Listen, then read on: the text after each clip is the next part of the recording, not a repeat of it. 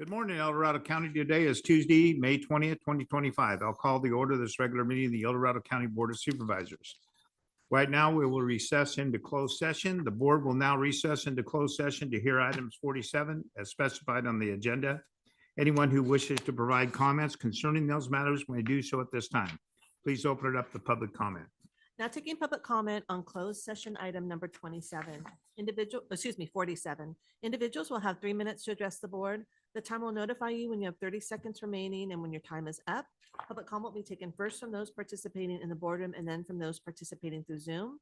For those participating by Zoom, please make sure you unmute yourself when called upon. If you're joining by phone, press *9 to indicate a desire to comment. If you're joining by Zoom, press the raise hand button. Please voluntarily state your name for the record. Seeing no public comment from the boardroom, now taking public comment from online participants. There's no public comment. All right, so we'll recess to closed session.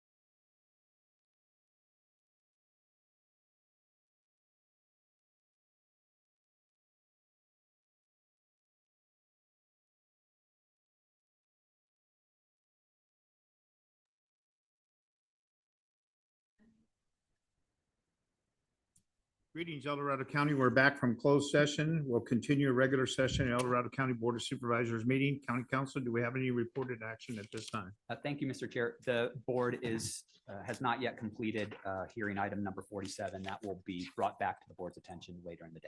All right. Leading us with the invocation this morning will be Pastor Chris Scott. Come on up, Chris.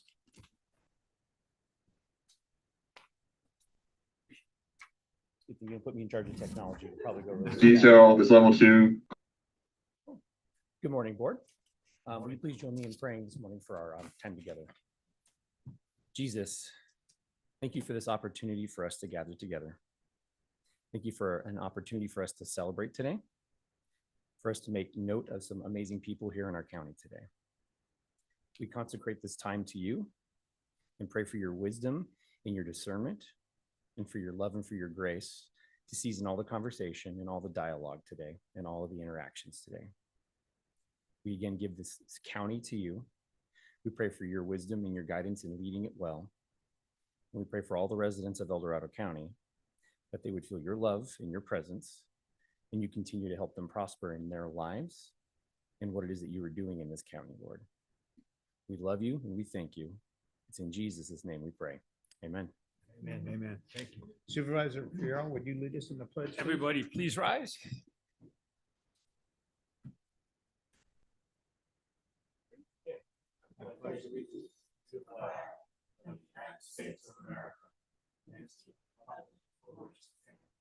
One nation, under God, indivisible.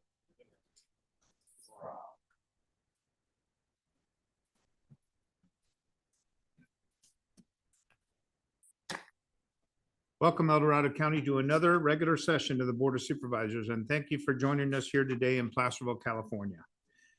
As a reminder, we limit public comment to 3 minutes to allow enough time for everyone to have their voices heard. We will now move the adoption of the agenda and approval of the consent calendar this time. Does any of the board have any comments or changes? District 1? Chair, I'd like to pull item 25. District 5? No changes. District 3? Yeah, Mr. Chair, I'd like to register a recusal on item 22 and item 31. Okay. District 4? And no changes, and I'm just curious if we're going to actually pull item 25, or does the board want to as a whole, or are we going to address that? I just think I would like an explanation why we're waiving $280,000, and I think the public would like that also, realizing that looking at the fee schedule that's been, I guess, ignored for years. I don't know if we can do anything about it, but I think we could get Director Lavelle to at least explain the circumstances surrounding this number. Okay. All right. Everybody all right with that? Okay. CEO? Yes, thank you, Chair. Staff are requesting that the board continue item 33 off calendar. And staff are also requesting a correction to item 6, that the agreement is with Nemesis EMS Consulting, whose CEO is Mark Roberts. The attachments are correct and reflect that. It's just the title. Yeah. Has that error. Yeah. And I have no changes either. I forgot to add that. So at this time, we would like to hear public comment and consent calendar at this time reserved for any comments. The consent calendar, as a reminder, the board will take open forum comments at 1 p.m.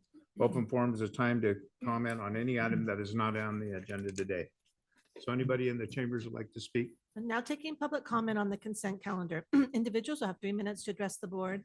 The time will notify you when you have 30 seconds remaining, and again, when your time is up. Public comment will be taken first from those participating in the boardroom and then from those participating through Zoom. For those participating by Zoom, please make sure you unmute yourself when called upon. If you're joining the meeting by phone, press *9 to indicate a desire to comment. If you're joining by Zoom, press the raise hand button. Please voluntarily state your name for the record. Chris Payne, Devon Springs. Item 28. First of all, I want to let you know, I agree with the intent of item 28. This has to do with the traffic impact fee deferral. So I agree with the concept. What I'm concerned about, and I really dug into this deeply, It was commented on at the Taxpayers Association yesterday, but only shortly. It wasn't a very long discussion.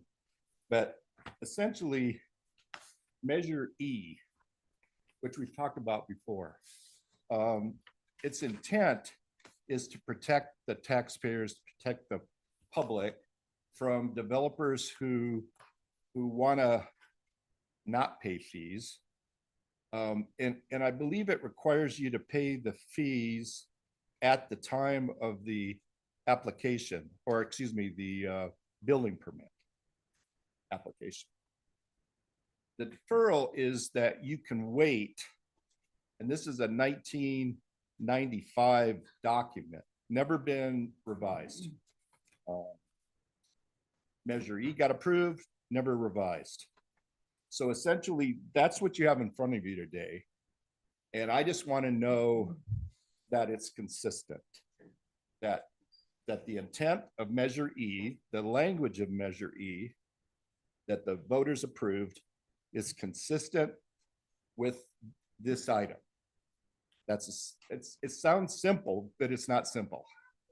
And that's what my comment is today. Thank you very much for the time. Thank you, Chris. Anybody else in the boardroom like to speak on consent?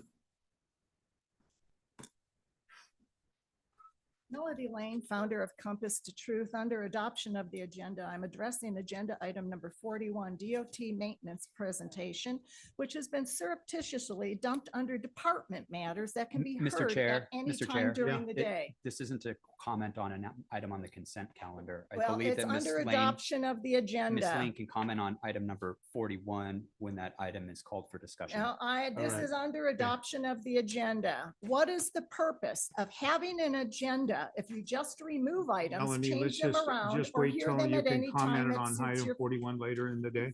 This is about the adoption of the agenda. This is the appropriate time and place Mr. according Chair, to the yeah. Brown Act. You called for comment on the consent calendar, as I've But previously it's indicated under to you. adoption of the agenda. The the Do Brown not Act- take public comment on adopting the agenda. The Yes, Brown you Act can. does not The- require it, and we It did not ask definitely for it. does. And if you No. will allow me to continue, Turn off I her will microphone, clarify please. Yeah, for you. please.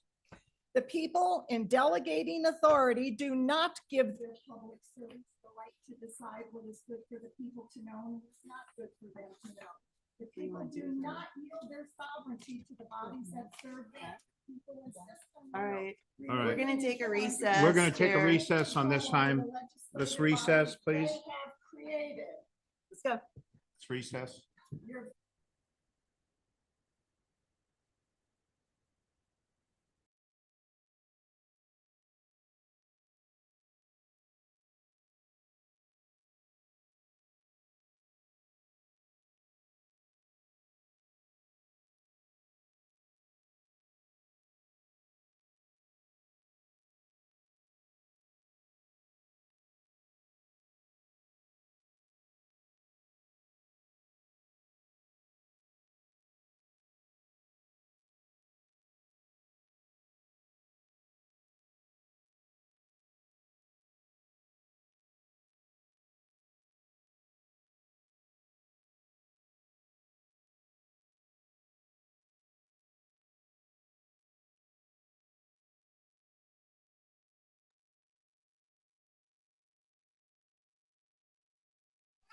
Sorry about that. Anybody else in the board chambers would like to speak? On the On consent.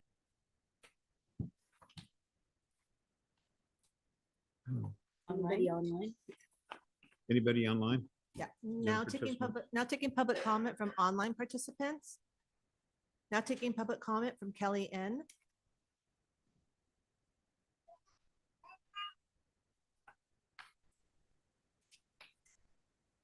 Good morning. That took a little while to pop up. Can everybody hear me okay? Yes, we can. Hey, thank you. This is the one agenda item. I'm talking about agenda item 22 that every year comes up and every year gives me triggers upon triggers. Most of you know my story, but the public, just for cross-reference, I am a parent of an adolescent addict who required extensive inpatient addiction treatment for 12 months. What I would really ask of you all is to ask yourself right now, of all of these agencies that we're looking at cumulatively millions of dollars, how much do you know about them? Have you been to them? Have you looked up their IRS 990? Have you looked up their Yelp reviews, their Indeed.com, their GuideStar? Well, I can tell you that I have, because I take this very seriously when it comes to people representing themselves as effective addiction treatment centers. Statistically speaking, the majority of these programs, and I'm going to highlight 3, are absolutely not effective, competent addiction centers. The first one that triggers me every year is the Shamaic Center that goes by Recovery in Action, which is actually a national umbrella. Perhaps you don't know, on their website, they admit that they are not, I'm reading from their website, a currently recognized certification from a regulatory body. That right there should be really terrifying to you. If you'd like to go on their website and actually read about what they believe is effective rehab and treatment, I think you would be shocked, especially if you know anything about competent, medically supervised, inpatient, and I emphasize inpatient. Addiction is impossible to recover from in these little circles, outreach, outpatient methodologies. The recovery rate is less than 20% long-term. Mountain High was an interesting one for me, because on their 990, they show almost 100,000 in revenue, to which almost all of it went to salaries and rent. So what was left? Lastly, I would say that with Summit View, I have a lot to say about that. I don't have enough time. I love that their salaries and benefit packages were over $9 million when their revenues was a little over $12 million. That would concern me greatly. I'm very against their methodology of how they work with children. They mention nothing about substance abuse and how they handle it on their website. So again, please research where we're giving our money. Thank you. Now taking public comment from 390.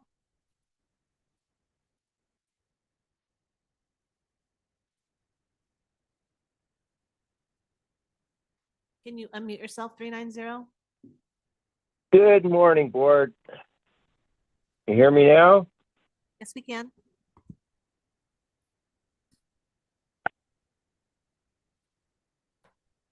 Please go ahead. Hello. Yes, we can hear you. Yes.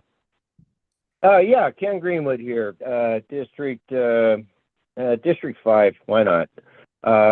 Anyway, I think Kelly brought up an interesting point about item number 22.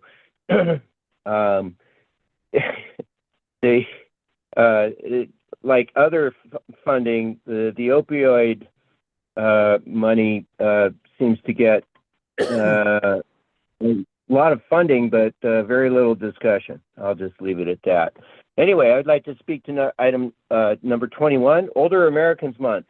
Well, shucks to you is, I'll be 70 in June, and I feel old. Even though, I still got to go, 25 days of skiing this year, even with a broken hip, and stuff like that. But I'm reading a lot of my friends' stuff, and we all got to agree that growing old sucks. So I think that should be part of the proclamation, if you will. And item number 25, yes. Do we really have $280,000 in fines? I think that's a question.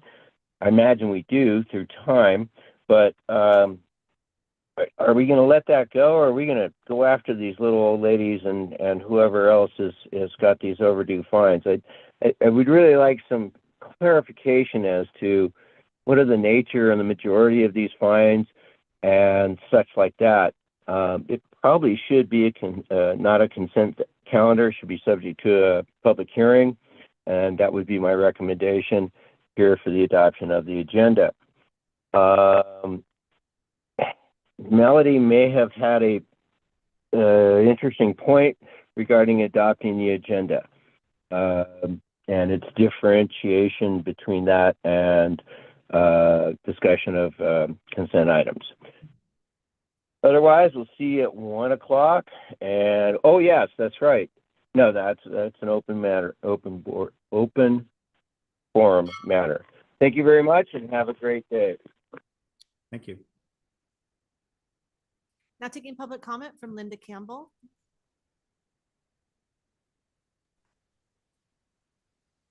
Hey everyone, Linda Campbell, El Dorado Hills. So the first I want to bring up on item 3, there's word going around that property taxes decreasing. However, based on the auditor controller report, it is in fact showing an increase. So if you're approving this today, then I recommend that you also make sure that your messaging is changed to property tax growth slowing from projections rather than decreasing, because it is not in fact decreasing. Also, I want to highlight on item 28 also, it's referring to a policy from 1995. However, voter approved Measure E was done in 2016, I believe. So it doesn't align with that, and I recommend voting no on the item and or pulling it, and also ensuring that your policies are updated to align with what the voters have approved. Thank you. Thank you. Now taking public comment from Ruth Michelson. Good morning. Thank you for taking my call. Yeah, Ruth Michelson, District 4. A couple comments, a couple questions. So on items 24, 37, 38, what those three have in common is the continuance of an emergency, that an emergency continues to exist.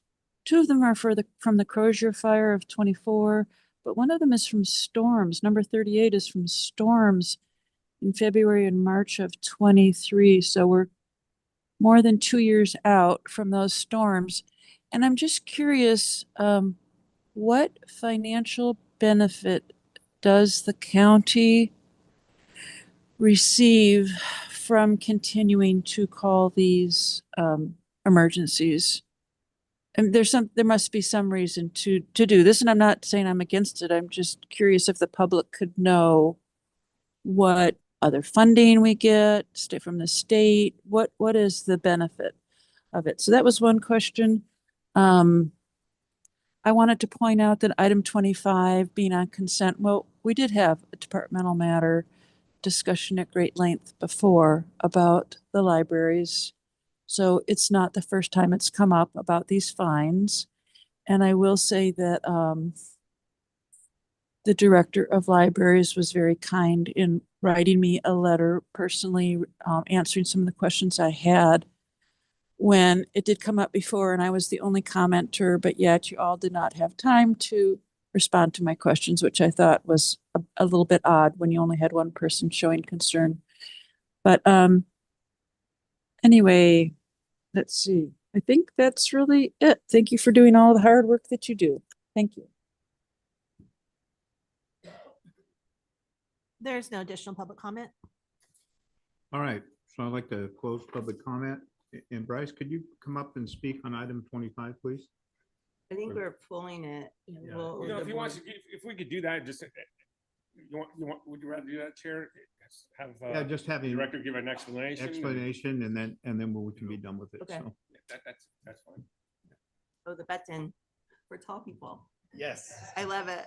Absolutely. Bryce Lavelle, Library Director. I have to say that I'm distracted by all these wonderful maps that youth made, bands from the Right? 70s, a map of Narnia, someone's farm, just fabulous maps. I know a lot of the youth are here today.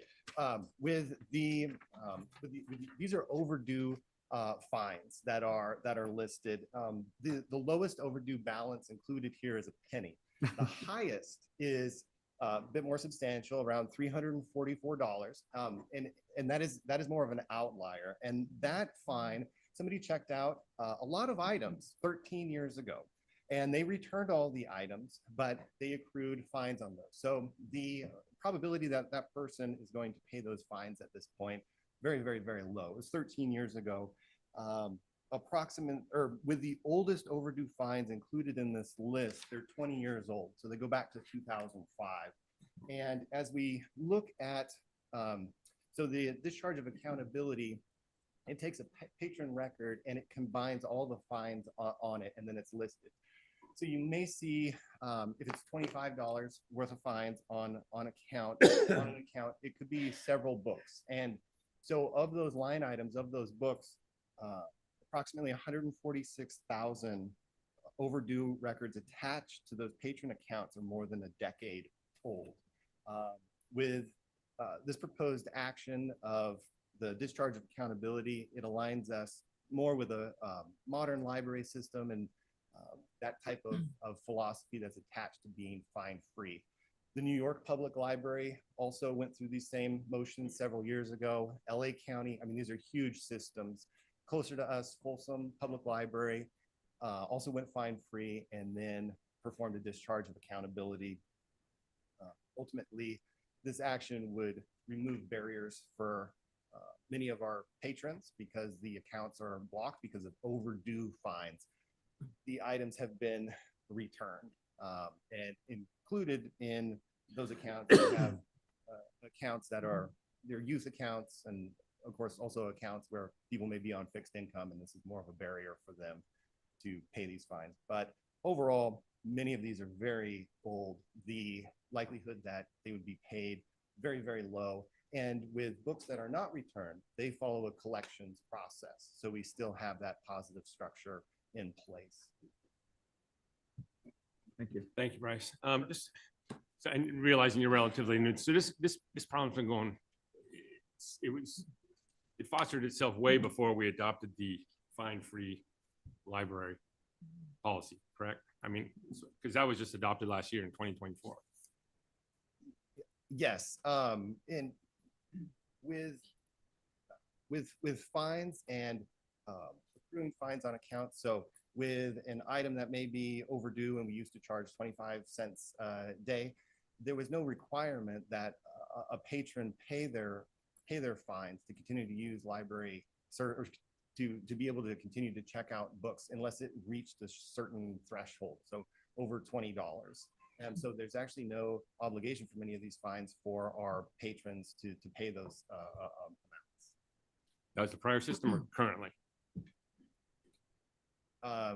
When we still have a cutoff. So if somebody were to check out a book and then they didn't return it, it would go into a billed status, and then it could end up in collections. There's certain checkpoints with that process, and most of our patrons are able to return, or they return the item. So would you clarify your question a little bit? No, so currently in 2025, since we've implemented that fine-free library, yeah.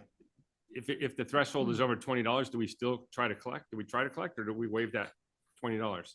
And I'm getting off topic a little bit because this is not what we're talking these are about. fabulous questions. I might suggest, and I think this could be a topic that's worthy of further discussion. It might be best to just pull the item and have a more robust discussion. I think that the idea with consent is to try to limit it to items that don't require discussion. No, and I or apologize. debate. I'm satisfied.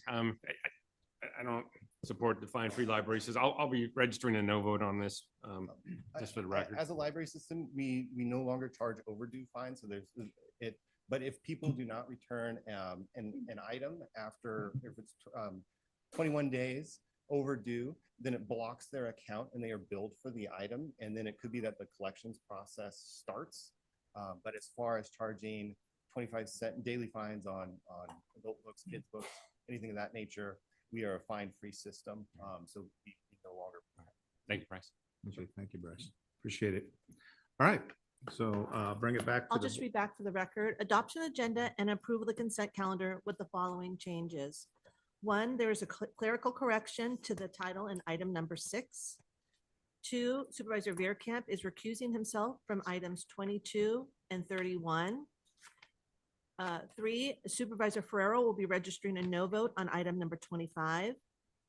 4, continue item 33 off calendar. And 5, continue item 44 to June 24th, 2025. I'm going to move for discussion. I do have one other question on the agenda. Sorry, guys. There's a lot on here. It's big. I'll second. agenda, just Oh. generally speaking. All right. Just, is there any concerns about Measure E? Do we need to look into that? No, the deferral that is the subject of the item is one that requires payment of interest. Had it not required payment of interest, excuse me, perhaps it could at least rub against kind of the spirit of Measure E, but since there's interest required, it is no different than if it were paid at the time of the building permit issue. Perfect, thank you. Okay, all right. So we got a second. We got a second? All those in favor by saying aye? Aye. All right. Motion passes 5-0. All right, at this time, the board would like to move on to our 9 o'clock AM time allocation, starting with the agenda item 42. Kim, will you please open the agenda item 42, please? Of course. Item number 42 comes from Health and Human Services Agency on behalf of the El Dorado County Commission on Aging, recommending the board, 1, present a certificate to each Senior of the Year nominee, and 2, announce a 2025 County of El Dorado Senior of the Year. All right.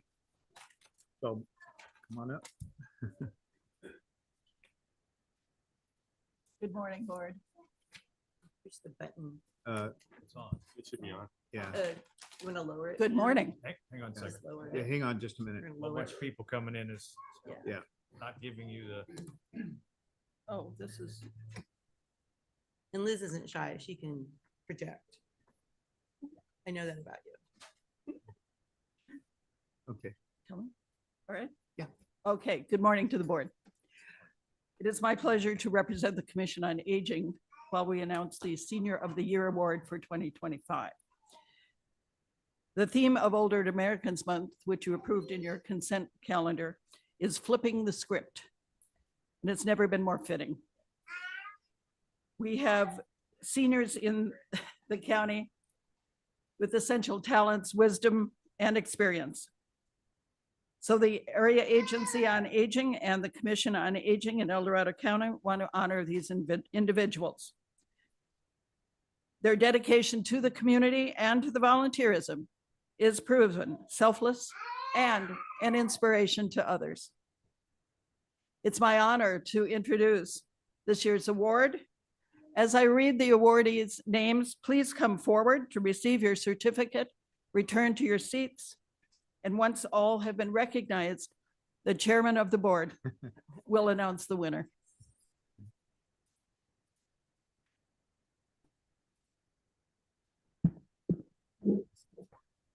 Yep. The first nominee is Marilyn Allen. Marilyn has lived in El Dorado County for 70 years and been volunteering with the animal shelter for the past 9 years. She works 9 hours a week, helping with various tasks, including cleaning kennels and filling in the gaps where staff needed. Turn around and face it. She's provided support during the Caldor and mosquito fires by a lending hand and 4,200 hours of shelter volunteerism. Congratulations, Marilyn.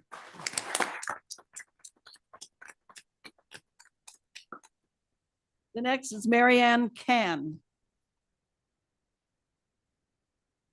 Marianne's been in the county for 10 years. Shortly after she moved here, she volunteered at the animal shelter.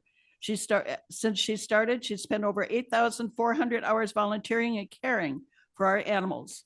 Some of her tasks include transporting them, building kennels, and helping other volunteers.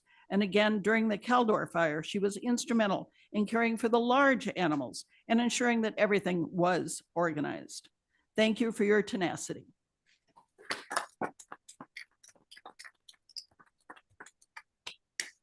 Wynema Conley. Wynema has been a resident of El Dorado County for 60 years. She's shown her dedication and compassion for more than 15 years volunteering in the senior nutrition program in Placerville. She's currently dedicates over 16 hours a week, welcoming seniors in and assisting clients, filling out their menus and guiding them to the appropriate services. Everyone around her feels supported and treated with respect. She's always willing to lend a hand. Wynema embodies the very essence of what it means to be a devoted volunteer and a compassionate neighbor.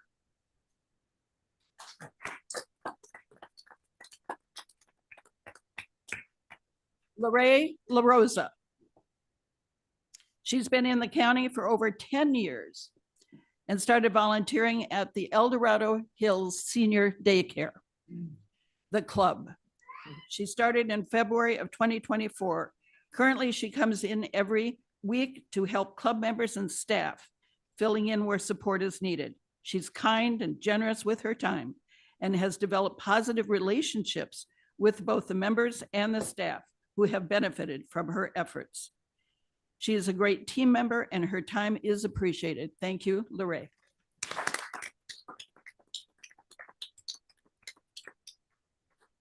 Ken and Chris Presba.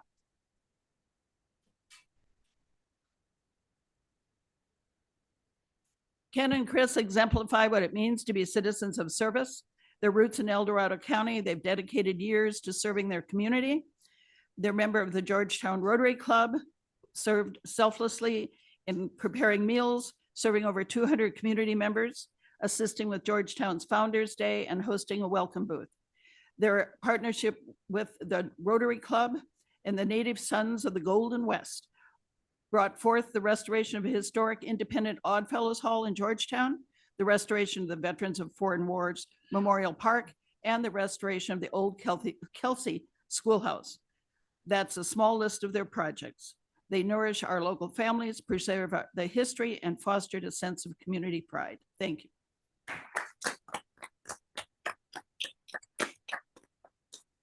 We also have two additional nominees who I understand are not able to be here with us today, Michael Reardon and Shannon Tolson.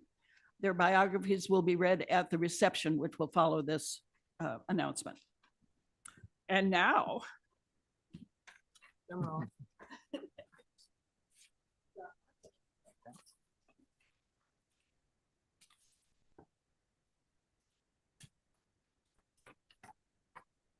2025 Senior of the Year Award is the winner is Ken and Chris Presba.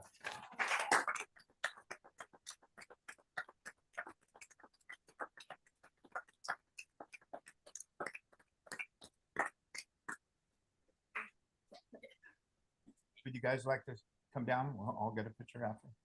I want one with Ken and Chris for sure. I know you do. So You guys do All your right. thing and then I want one. Yeah. Are we all going? Oh, the chair wants us all down there. Oh, the chair can have his way.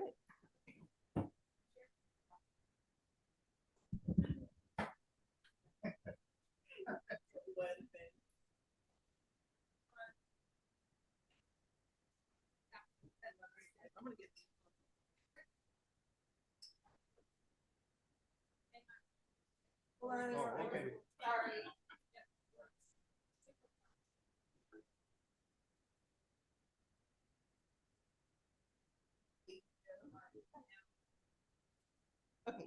Yeah.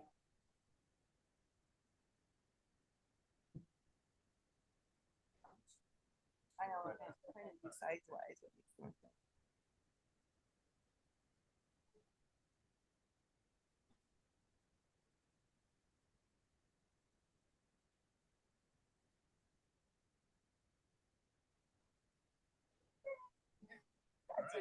Congratulations and thank you.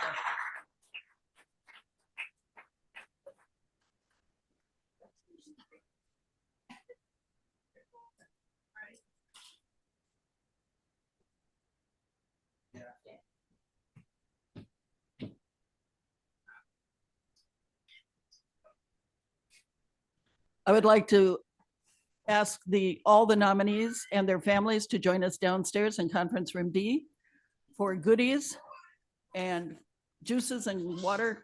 And it's too bad you have business to do. yeah, we got a business to And attend. Liz, thank you for taking the lead on this. We really appreciate it. You do such a good job. Thanks for the slot. Yes. So I'm going to bring it back to the board. Any other comments? or- Very well deserved. Congratulations to all, Yeah. especially the winners. Yeah. Thank you Colorado for County's the everyone winner. for all your Yeah. service. You're an inspiration to these young people. Thank you. Yes, you are. Yep. Public comment, George? All right. So I'd like to open it up to public comment. Now taking public comment specifically regarding item number 42. Individuals will have 3 minutes to address the board. The timer will notify you when you have 30 seconds remaining, again, when your time is up. Public comment will be taken first from those participating in the boardroom and then from those participating through Zoom. For those participating by Zoom, please make sure you unmute yourself when called upon. If you're joining the meeting by phone, press *9 to indicate a desire to comment. If you're joining by Zoom, press the raise hand button. Please voluntarily state your name for the record. Anybody in the chambers like to speak on item 42? Come on up. All right, let's go to Seeing no Zoom public comment participants. in the boardroom, now taking public comment from online participants. Now taking public comment from 390.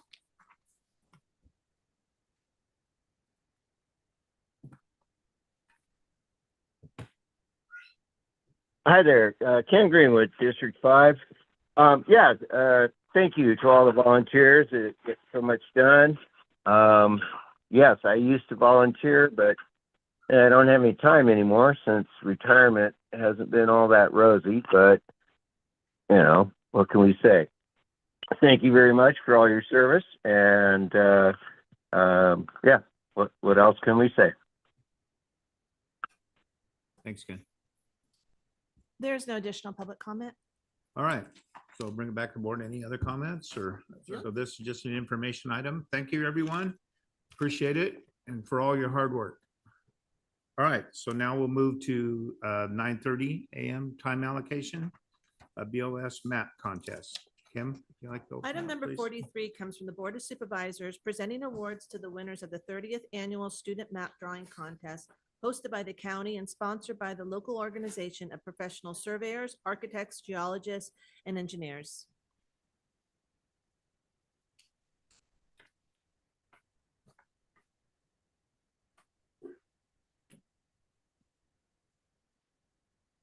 Good morning, board. Brian Fraser, your county surveyor. Sage map contest, and I'll have the representative from Sage come up and talk about. That's me. 'Cause, Okay.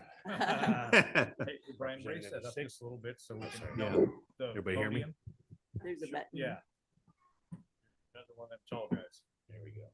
That way Oh, everybody fancy. can hear you better. Thank you. So. Morning, board. Set up for Justin, so pardon my.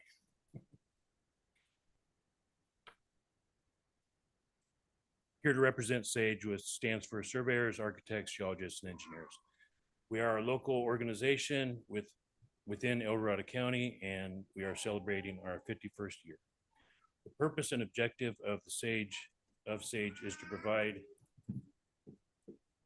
and share the technical expertise of our members with the community. In addition, we work with public agencies and community leaders regarding public interest as it relates to land surveying, architecture, geology, and engineering. Additionally, Sage provides a service to the youth of our community by sponsoring and hosting the annual student map contest.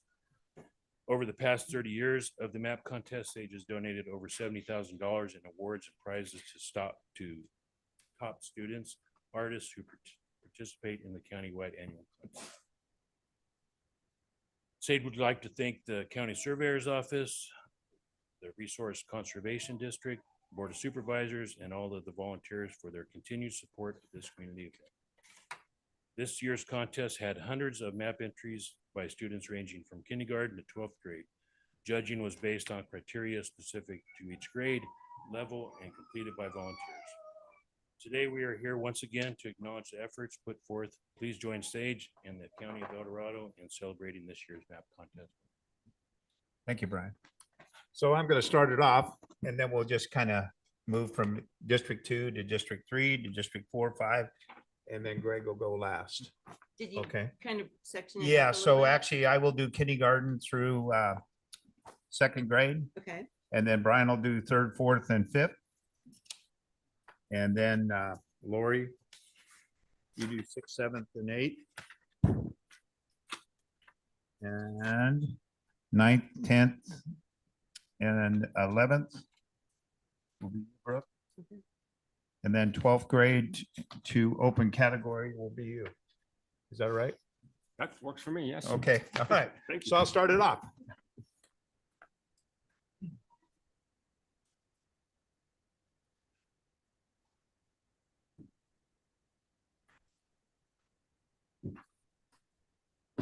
So kindergarten, we have Opal Grano. I think I pronounced that right. Camino Polytech, come on up.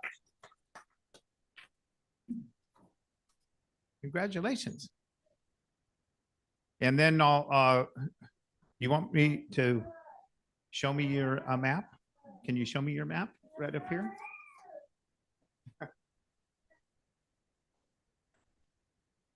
Wow, can you explain a little bit?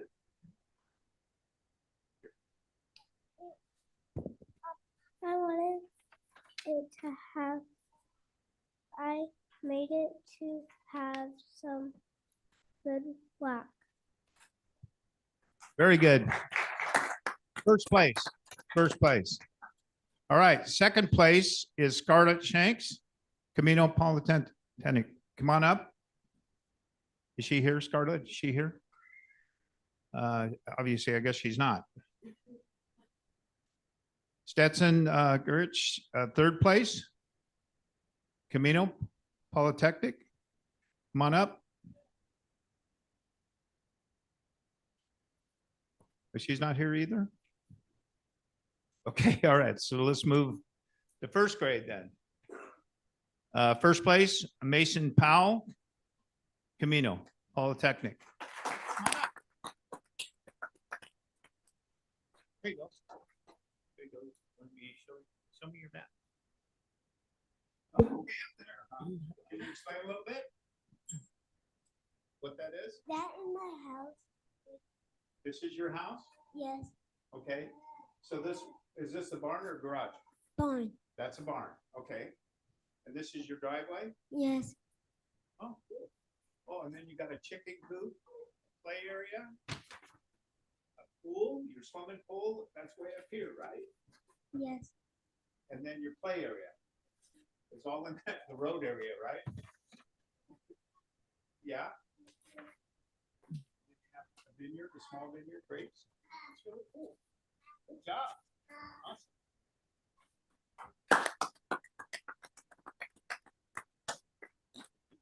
All right, so second place is Jack Daly, Sutter's Mill. Come on up, Jack.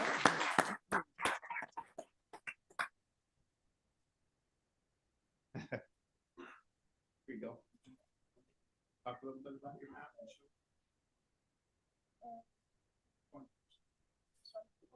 Can you explain a little bit here? So this is the library, Okay. office, kindergarten, laptop, grass, empty room, and Mackie. Got them all itemized and stuff. I see that. That's awesome. Right. Oh, this is Foursquare. Yeah. Ah, play that at grammar school when I was a kid. Congratulations.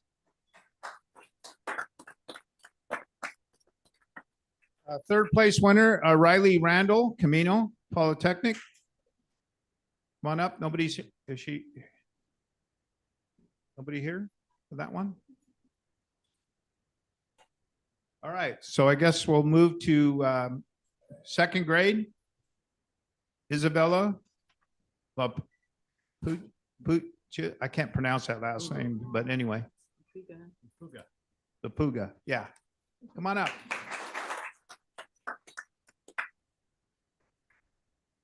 Come on up. Congratulations.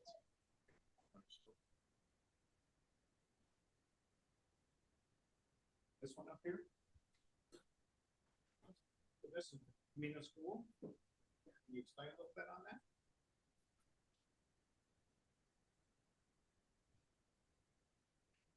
You got the office. Okay. And then you have your classroom. All right, so her classroom is in blue. This one here. Is your classroom here? This one? That's your classroom? Okay. Then you have the library, right? Purple, which is here. Is that the library? And then you have the cafeteria. That would be here then.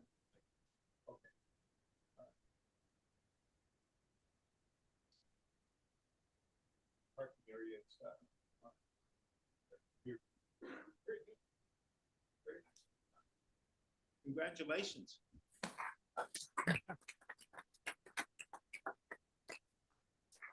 Bryson? Dubix? Dupsick. Anybody here on that? He's a second place winner? Nobody here? Okay, third place? Jocelyn Lopez? They here? Not here. All right. Okay, congratulations from kindergarten through second grade. Let's give them a hand. Would all the winners come up here and let's take a picture real quick of first through second, please? Our kindergarten through second grade, come on up.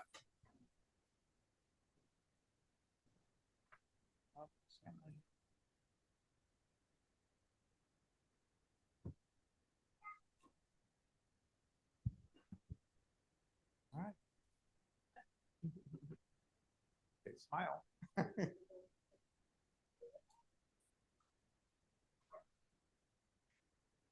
All right. Congratulations to all.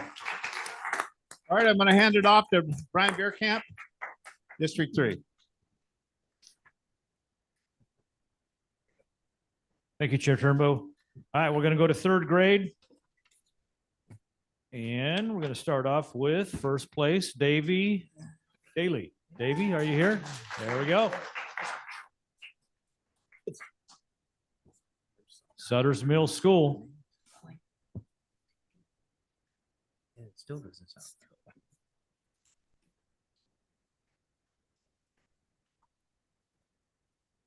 All right, you want to show us your map real quick?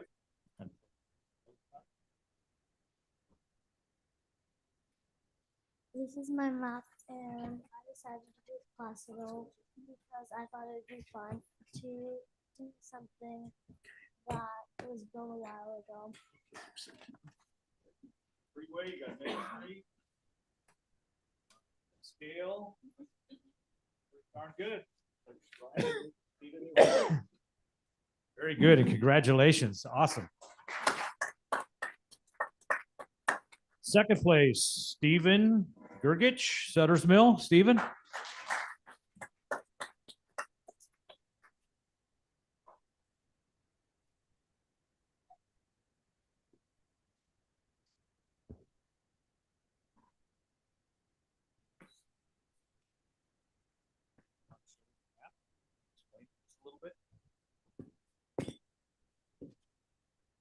This is my map.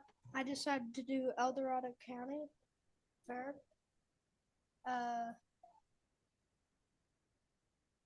Fairgrounds.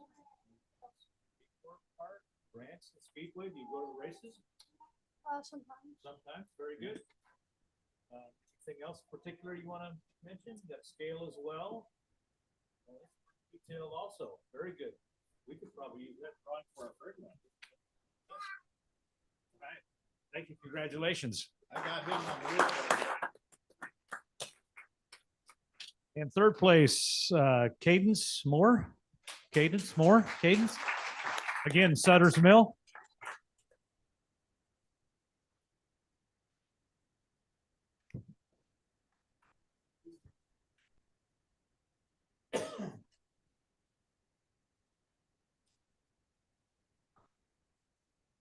All right, you want to show us your map and explain a little bit? My map is highest mountains of El Dorado County. I decided to do this because I like hiking and I like seeing beautiful sights of mountains. And all of these mountains are the highest and their elevations are very, very tall. Very tall. That's good Yes. explanation for me. Yeah, Fallen Leaf Lake, Lake Tahoe. Lake Tahoe Basin, the National Forest and Tahoe National Forest. Get a little bit over to Humboldt and Tioga, but that's okay. Very nice scale and everything. Beautiful. Very nice. Well colored as well. Congratulations.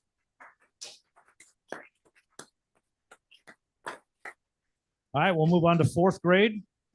We have from Camino Polytechnic, Alina Lupugu. Lupugu, did I butcher that? Probably, yeah. Congratulations, Alina, first place. Have a, she wants to take a picture.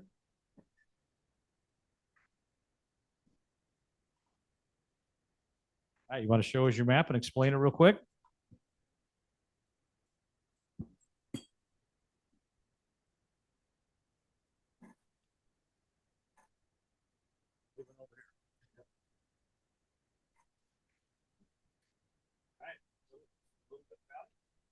This is the very good places like to visit.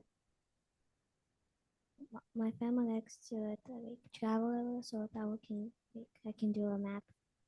California? Yeah. Yeah, that's good. very nice. Very detailed as well. And it looks like you highlighted some of the highlights that are in California. Very nice. Well done. Very neat as well. Congratulations.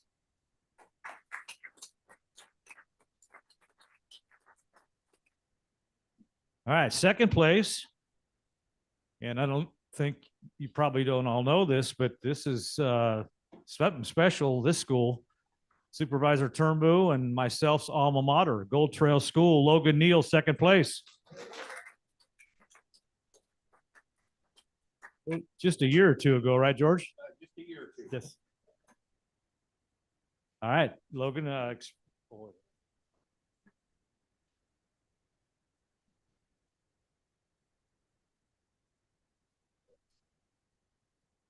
right, show us your map and explain, please.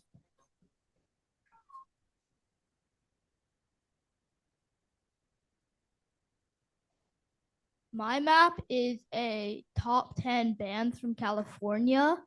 I started with like the bands I mostly know, like Green Day, Metallica, Red Hot Chili Peppers. And then I put their most famous song, and I colored in the different regions of California and where they're from.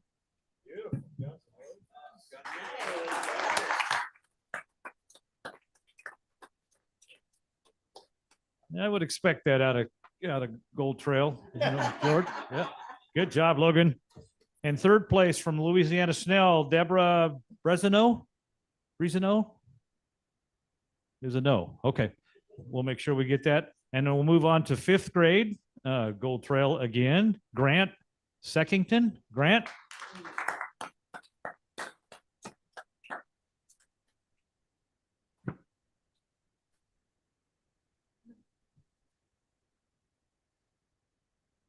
You want to show us your map and explain?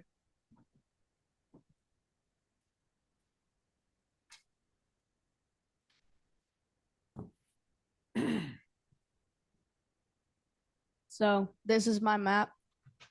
And I wanted to do this map just to see, I thought it would be interesting to learn each state's most popular fast food chain. And yours is? Like California's? Yeah. In-N-Out. Yeah, there you Good go. choice. There you go. They are moving out into some other states as well. That's pretty cool. Awesome. Very good. Good choice on In-N-Out. Yep.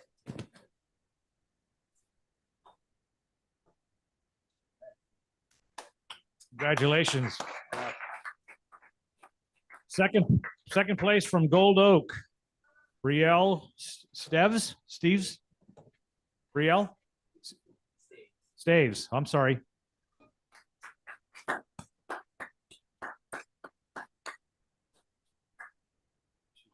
Picture here of you.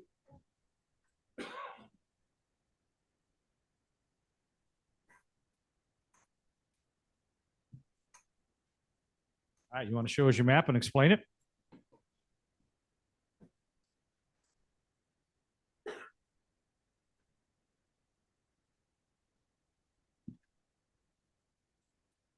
This one's my map. I decided to do US state flags because no one else in my class had done it yet. And I thought it would have been unique. And so I just like did facts on the sides, and I had a whole bunch of dots for the abbreviations, and I just colored in the states of the what then it has as flags. Very good. Very detailed, colorful. Very nice. Congratulations. What's nice about it as well, you notice there's just one flag per state. I'll leave that alone. And finally, from Gold Oak School, third place, Avery Thompson. Avery? Not here? Okay. Well, thank you very much. And we'll move on to sixth grade now. I think that's Lori, your turn. Oh, you know what? Can I have all the winners real quick? From those three grades? Yes. I guess that's it.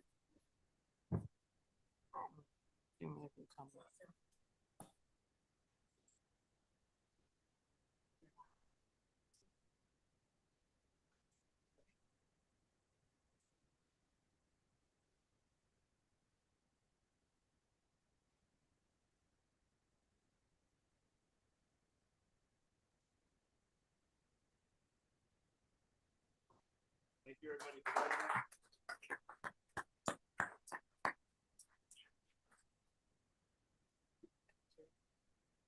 that. We're moving furniture. We'll just figure it out. Okay, so moving on to sixth grade.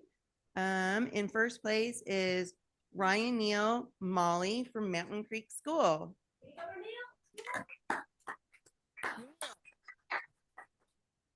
Awesome. And then you want to get a picture here, Shelley? Is that what you can do? Okay. We're just-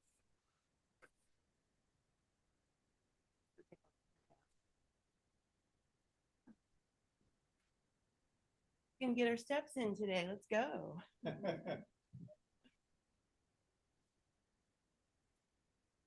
So Reneo, which is your map? Oh my gosh. Okay. Say again. It's the highest grossing movies in the Americas. And was there a particular reason you chose this? No, it just pops into my head. It just popped into your head. All right. What was your favorite thing when you were doing this research? What was your favorite thing that you found out? The Titanic was made in Canada mostly.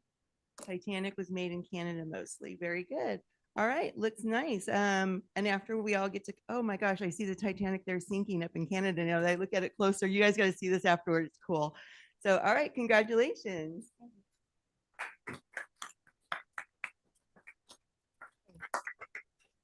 Thanks for moving the chairs, you guys.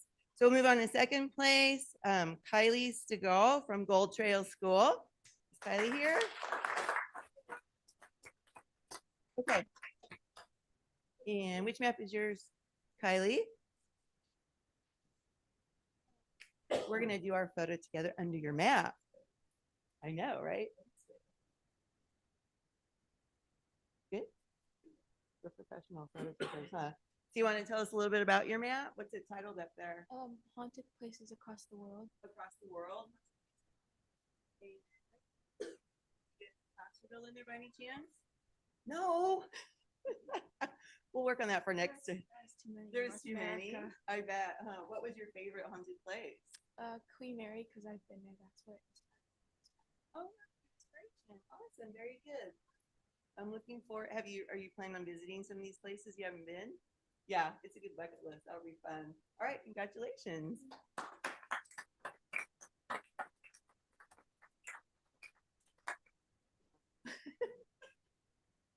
Okay. Aw, very nice.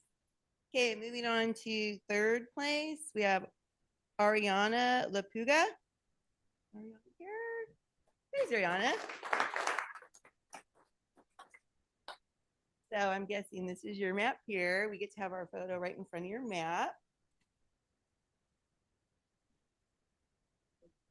Is that better? Okay, is that better? Awesome.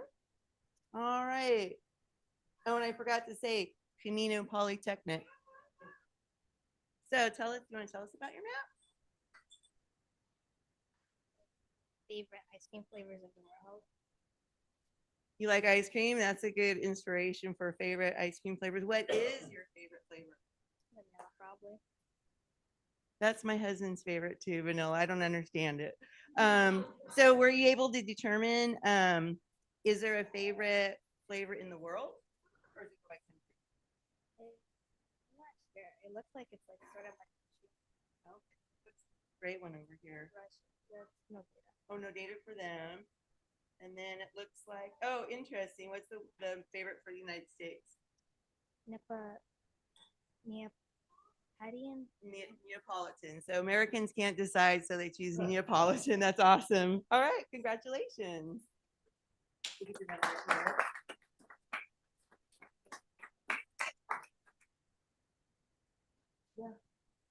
Okay, we'll move on to 7th grade. First place, we have Jacob Neal from Gold Trail School.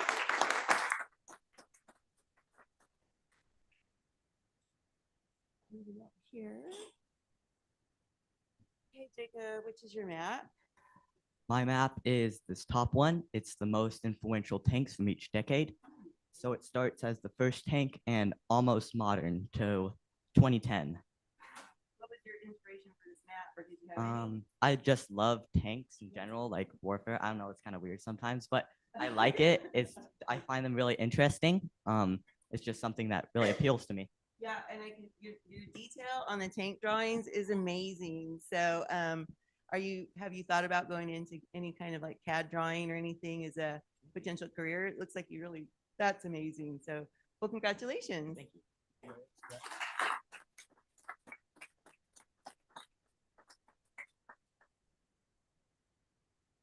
Okay, 2nd place, Hadley Chandler, also from Gold Trail School.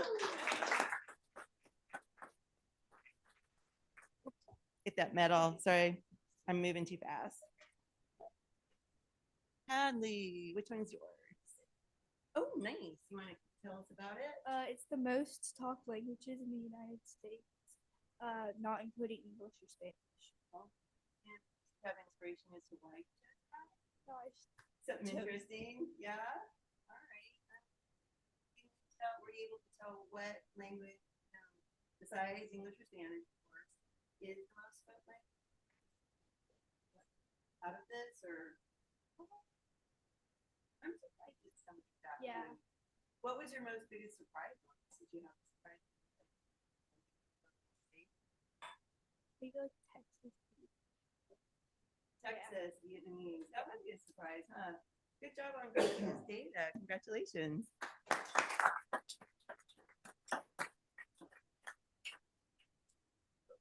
Like 10.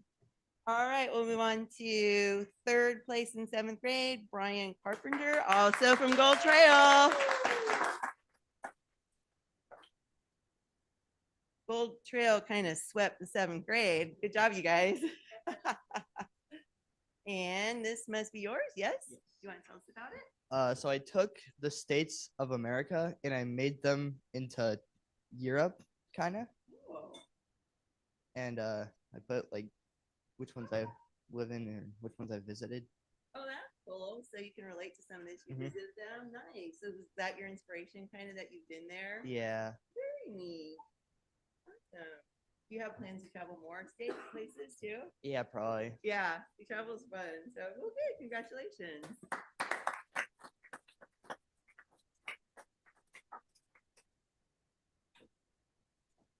All right, 8th grade, first place, Peyton Greiner from Mountain Creek School.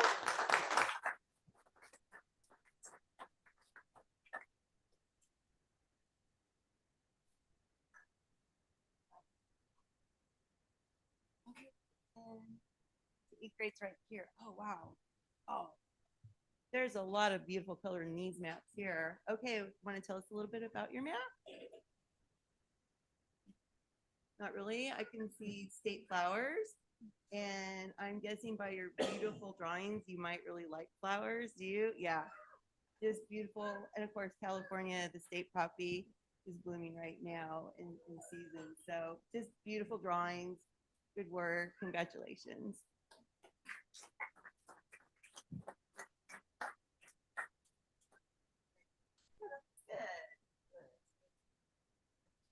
Shelly can make anyone look good in photos. She's a professional. Trust me. Yeah. All right, we'll move on to eighth grade second place. Jocelyn Jojo Hudson, also from Mountain Creek.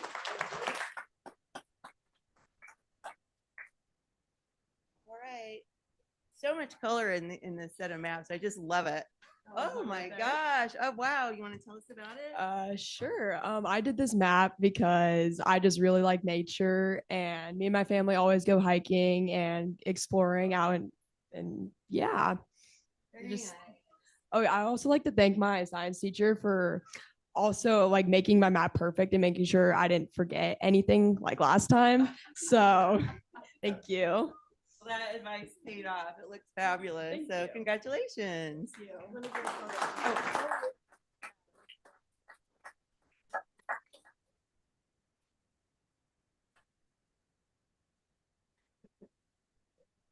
Okay, yeah, I did that. Sorry. Thank you, JoJo. Okay. Whoop, I keep doing that. It's like I forget they're taking more photos down there. Walk right in this photo. Eighth grade third place is Rev Mies, also from Mountain Creek. And again, another map with just lots of beautiful color. This set here is just lovely. So do you want to tell us about it? I remade every state animal in America onto the paper in their each respective states. Very nice. Did you have a favorite? No, not really. They were all equally fun to draw. Yeah. And just research in general. There's some states that don't have a Yeah, they state don't have animal. they don't have a set state animal, but they do have like state fish, state birds. Okay. But I didn't want to choose one, so I just put none. That because was they fair. don't Yeah. have state. Probably shouldn't do things for other states, huh? Yeah. Yeah. The white-tailed deer surprisingly was, I think, had over 10 states that was in, mainly along the East Coast. Oh, right. There you go. Mhm. Okay, very cool. Well, very nice. So Thank that you so much. Congratulations. Thank you.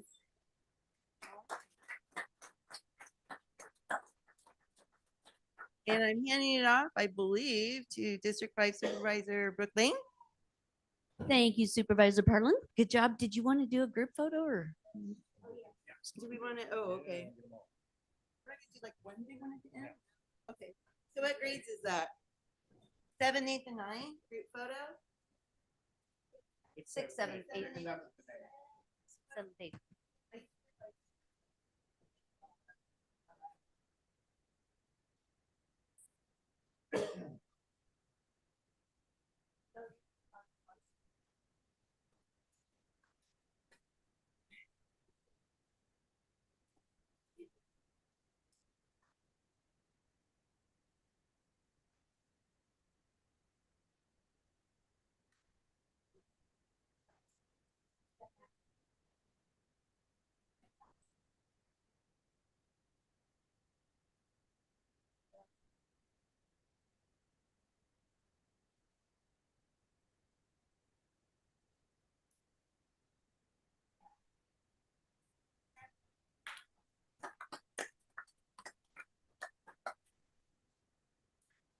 Okay, we're heading into the high school, and we've got ninth grade represented by Samia Takor from Oak Ridge High School, first place.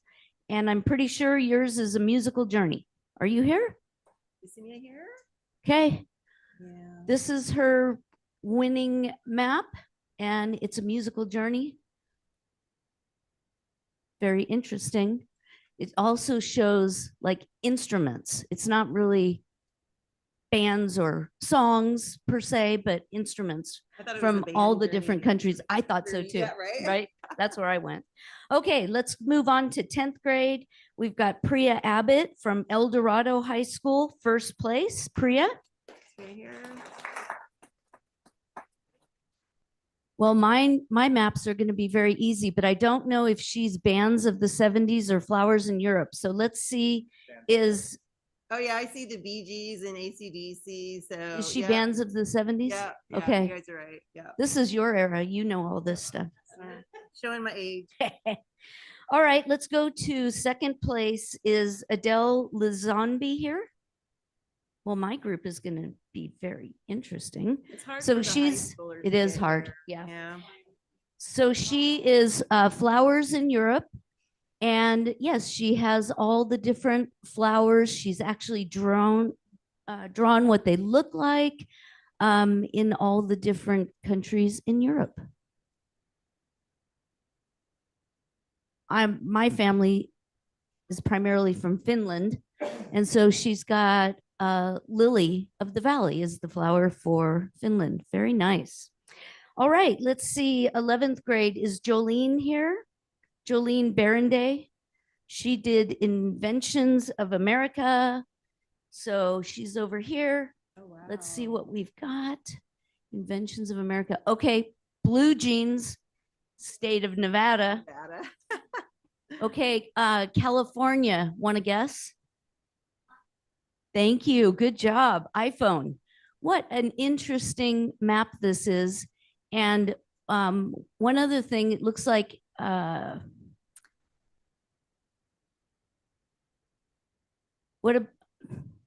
can't even tell what some of these are. Colorado.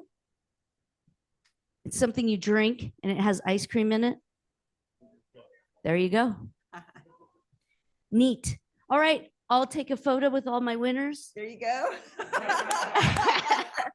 And I'd like to turn this over to Supervisor Ferrero. Thank you, Supervisor. Well, I have the honor of awarding the 12th grade first place to Ariana Takur from Oak Ridge High School. Not here, she's in finals week. Looks like she did a map on nuclear energy throughout the world. Very relevant today. I'll move on to the open category and start with the first place, Phoebe Hill, 9th grader out of the Cottonwood School.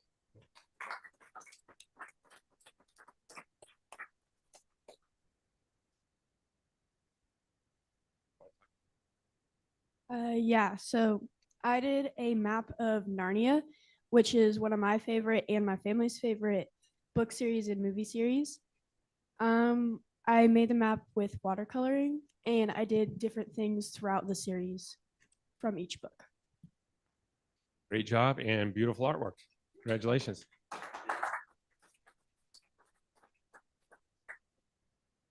All right, second place award to Mattis Layton, 3rd grade out of Northside School. No, not here. Okay. We have a tie for 3rd place. Wyatt Little, 7th grader out of Gold Trail School. Wyatt. And Wyatt Noriega, 3rd grader out of Northside School.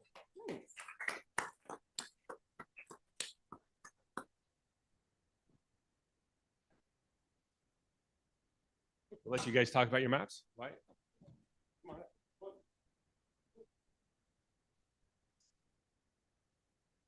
My map is about wars in Ukraine.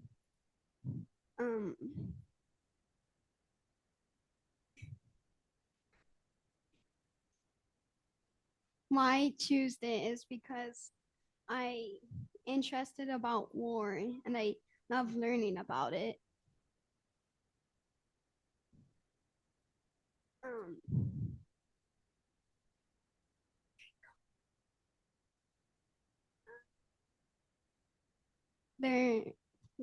There's a war happening in Zyper.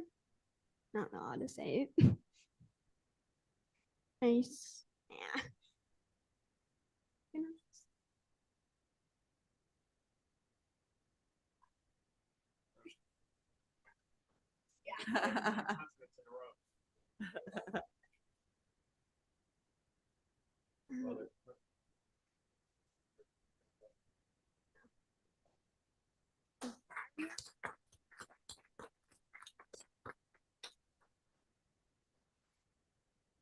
So my map is a land of make-believe, and basically what it is there's these 3 islands, and each one represents a different time era. So this one's destroyed. The people killed all the trees, and basically it's just industry everywhere. This one's like turning into that, but they're so good. And then these people, they're trying to take everything from them, but it's just like a map facing climate change and everything's trying to kill them. But it's fun and it's also fantastical. And we have some, if you read the destinations, they all mean stuff. They're all places that I made up with that are real. That is extremely creative. Great job. Your group photo or Phoebe? Want to come back up? Mattis wasn't here. I'm explaining it. What it means.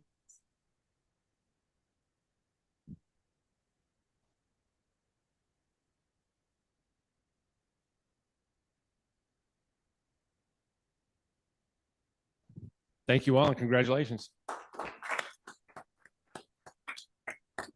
Chair. So Brian, you Chair? gonna announce the superstars or? Chair, Or you want me? excuse me, just because she made a special effort, we have one of the 11th grade winners Oh, who was cool. able to come after her finals. So, Yeah. do you want to come on up?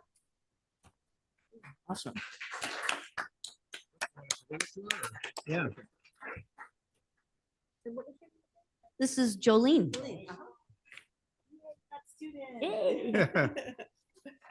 How were your finals? What finals did you have today? AP pre-calc. Oh, God. Never made it that far. Okay, well, let's talk about your map. We talked about it a little bit. We talked about California and Nevada, and we even talked about Colorado, but tell us more about your map and what is your favorite invention and what state? I mean, yeah, it's hard to say like which one's my favorite. Really, I just got like, or I wanted to do this map because in history we're learning about, you know, the inventions like on the East Coast and stuff. So I really just chose my favorites like from each state, and that's what I chose like as the state invention because, yeah, each state had some really interesting ones.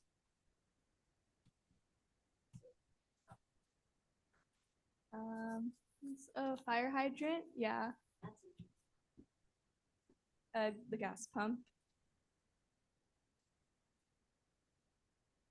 Kool-Aid, yeah, Nebraska.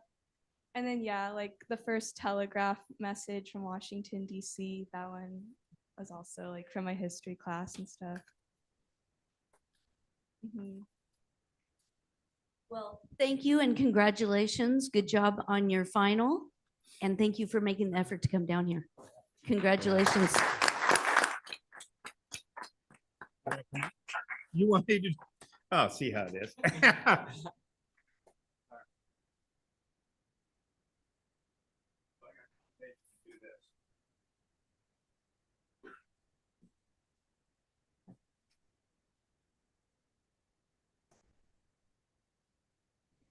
Exactly. All right, so it's the Superstar Awards. Riley Randall, come on up. Here? Not here? Isabella Lupo? Is she here? Come on up. Congratulations, stand right here. Wait right here, okay? And Aviana, let's see, Logan Neal. Come on up, Logan. Huh? Oh, there's two, okay. Aviana Lupo, there's another one too. Yeah, come on up.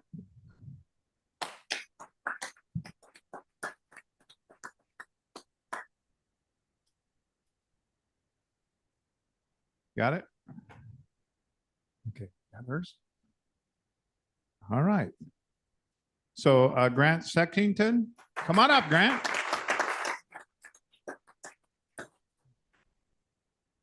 Arena Lupo again? Yeah. Yeah, another one. Come on up. There's three of them. Jacob Neal. Come on up, Jacob. Samurai Turka? Not here? Okay. Priya Abbott? Come on up. You're not here? You got it? Okay, there you go. Adele Lisenby, she here? And Wyatt Little, come on up. So they're superstars. Remember that, superstars. Yeah.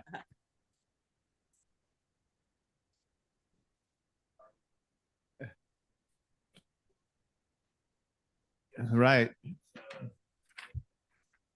Yeah.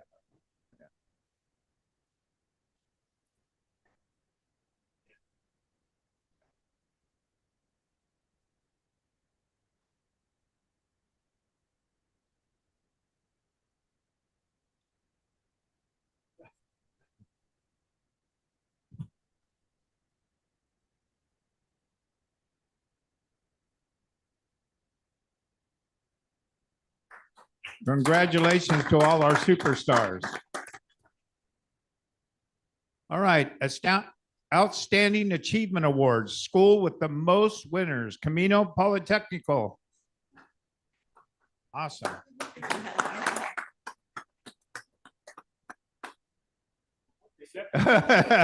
Yeah.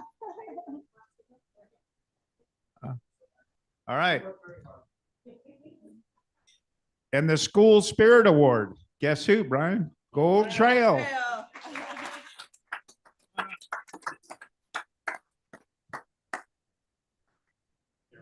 Congratulations. Yeah, congratulations. Great job, everyone. I want to thank all the young people here today and especially with their parents and stuff. But Brian, thank you for putting this on every year. It's a great thing. Okay. All right.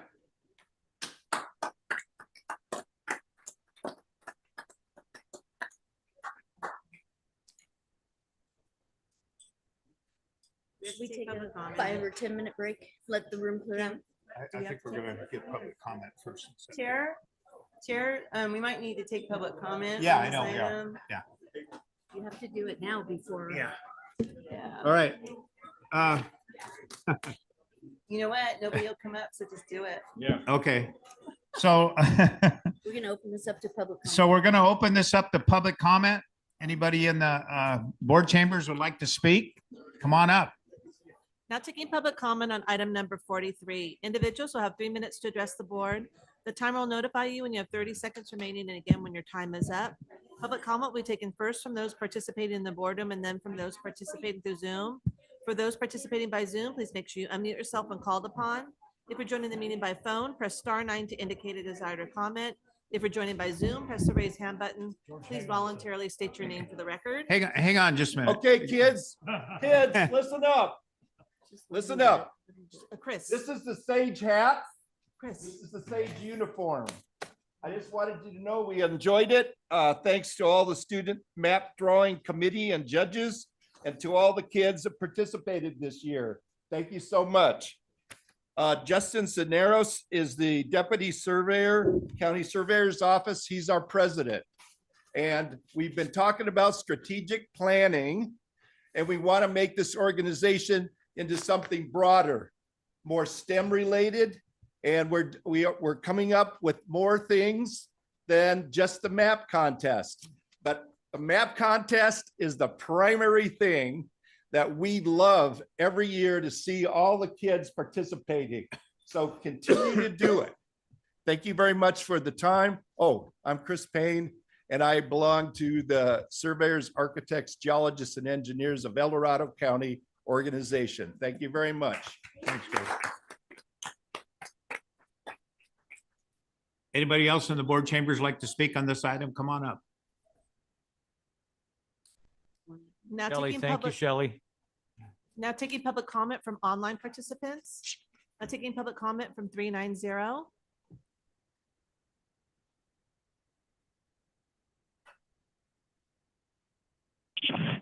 Ken Greenwood, District 5. And thank you to Sage for sponsoring this year after year after year. I remember it 30-something years ago, sitting there in an otherwise boring public hearing, yet another public hearing, representing the planning department and looking up and seeing these cool maps that the kids have done. Maps are so great. I don't think the kids have pull down maps of the world in their classrooms anymore, but I remember back in the day, and again, it was a long time ago now, that we had those maps. You could pull them down. They were huge. You could immerse yourself in them and go to faraway places. And, too bad, unfortunately, that we're all restricted to screens and stuff like that these days. So I don't think they're getting quite the same thing, but this is a good opportunity to think in bigger formats, if you will. So thank you again to Sage and all the kids that participated. Maps they're cool. Let's face it. Thank you very much. Thank you, Ken. Now taking public comment from iPhone. Oh, hi, good afternoon, Kelly Nalabaya. Happened to be in Safeway for a graduation, getting some flowers. What a great job, kids and supervisors. I just loved that each one of you spoke at their level of their age and gave them respect, and it was very refreshing. I do have a question. Is this type of thing ever opened? We have so many children whose parents are also taxpayers into our property tax through charters, homeschools, private schools. I would love to see every child in their educational journey participate in this amazing opportunity. And again, the kids did a great job. Thanks. There's no additional public comment. All right, so this was information only. It was a great event. Any other comments from the board? Anybody have any other comments? All right, so I'd like to take a 5-minute recess and then we can come back.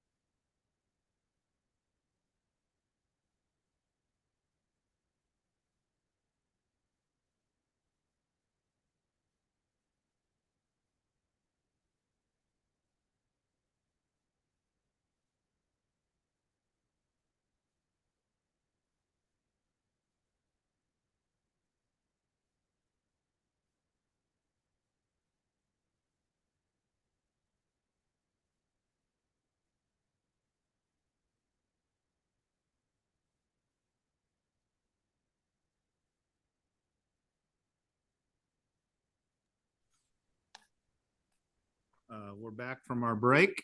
We'll move to item 39, department matter item, Mental Health Services Act update.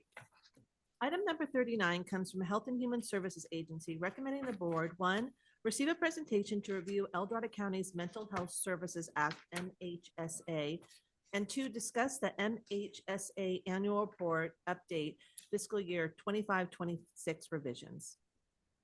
All right. Come on up. Good morning, supervisors. My name is Meredith Zanardi. I'm the Mental Health Services Act Coordinator for our Behavioral Health Division. Today's presentation gives an overview of our intended changes drafted in the Mental Health Services Act fiscal year 25-26 annual update to the 23 through 26 MHSA plan. As we go through the slides, I invite any supervisor questions specific to the information shown, and we'll also have an opportunity for additional questions at the end of the presentation.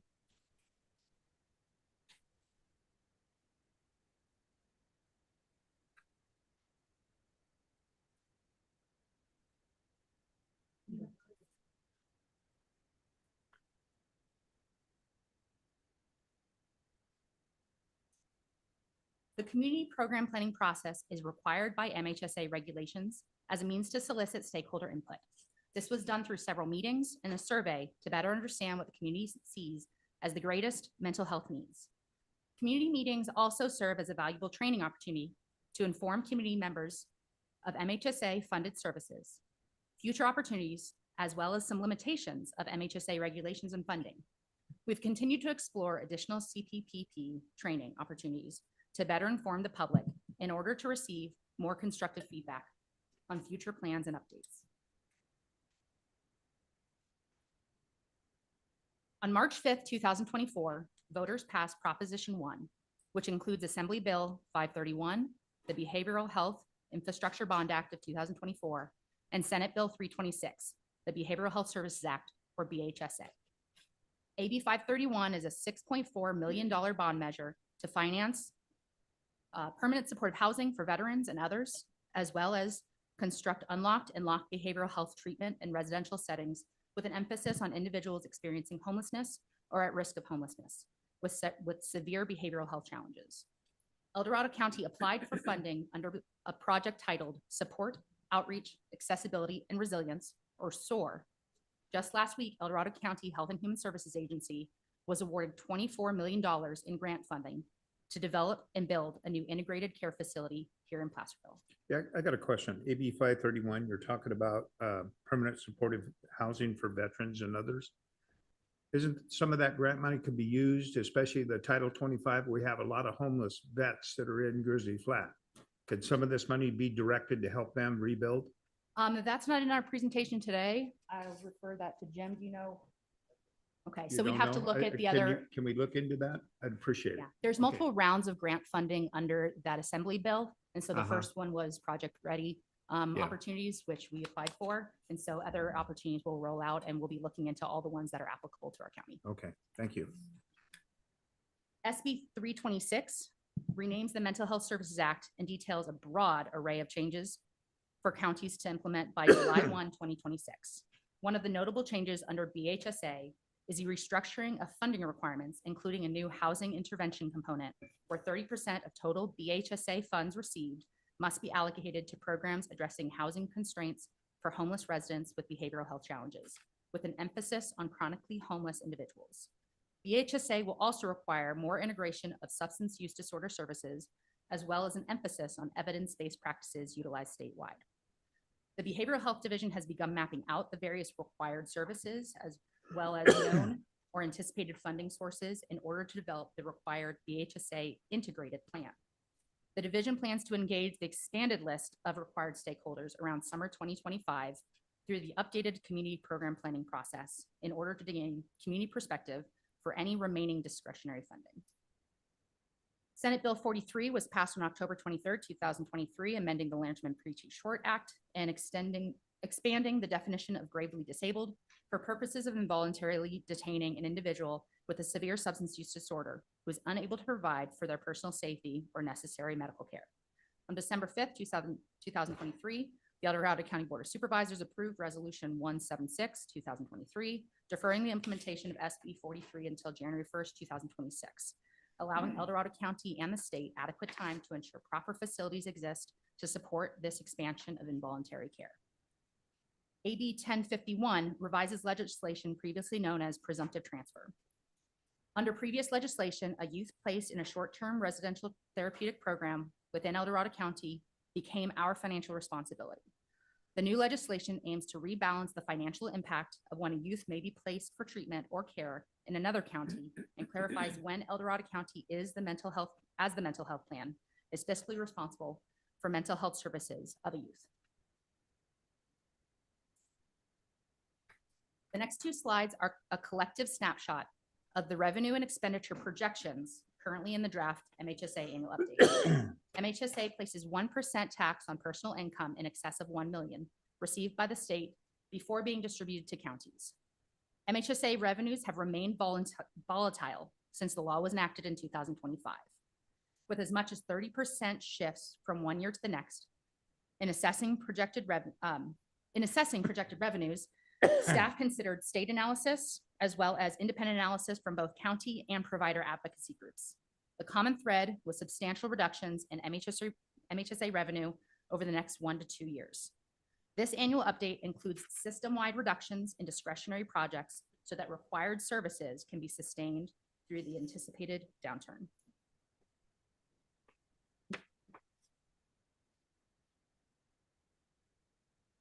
MHSA regulations requires that a project or service must be included in the plan or annual update in order to use MHSA funds.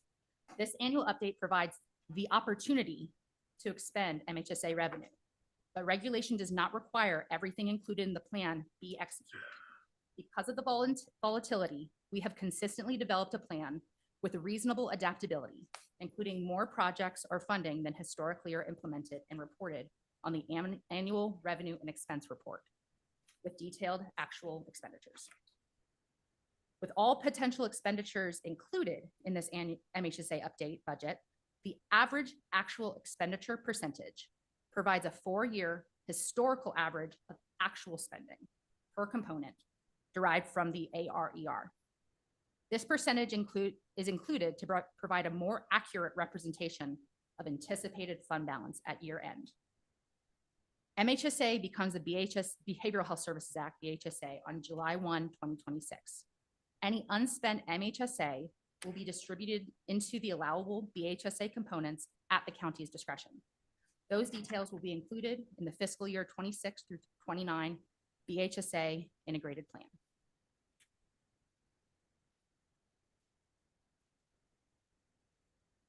MHSA is comprised of 5 funding components. The following slides give an overview of the changes proposed in each component. Community support services includes full service partnership programs, general system development programs, outreach and engagement programs, and permanent supportive housing projects. The proposed changes to this year's update are listed on the next 2 slides.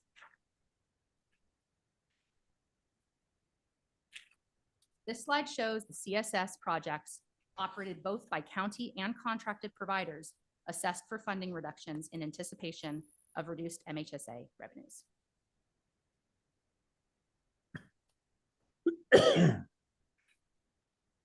Prevention and early intervention includes prevention programs, early intervention programs, stigma and discrimination reduction programs, outreach for increasing recognition of early signs of mental illness, access and linkage to treatment programs, and suicide prevention and stigma reduction programs. The proposed changes to this year's update are listed on the next 2 slides. This slide shows PEI projects operated by both county and contracted providers assessed for funding reductions in anticipation of reduced MHSA revenue. Although today's presentation is specific to our fiscal year 25-26 update, the BHSA 26 through 29 integrated plan is taken into consideration. Under the new regulations, as of July 1, 2026, all dedicated prevention programs, including suicide prevention, will be a function of the California Department of Public Health, with a 4% of Behavioral Health Services Act state revenue being distributed to CDPH for population-based prevention programs. The slice of the BHSA pie that will be required for early intervention projects is anticipated to be substantially less than what PEI has received under MHSA. With that in mind, we continue to consider alternate funding opportunities throughout the community to maximize what can be supported going forward. Under BHSA, projects will be required to maximize Medi-Cal and commercial insurance funding, with an emphasis on the use of evidence-based and community-defined practices. Fiscal year 25-26 will serve as a transition year as we develop new projects and contracts to continue serving our vulnerable populations within the constraints of BHSA. The county will not be pursuing any further innovation projects. This funding component ends on July 1st, 2026 with the implementation of BHSA, and unused funds will be detailed in the fiscal year 26 through 29 integrated plan. This includes approximately $4.5 million that will be used to ensure required services under BHSA can be adequately funded in advance of fiscal year 26 through 27 BHSA fund distributions.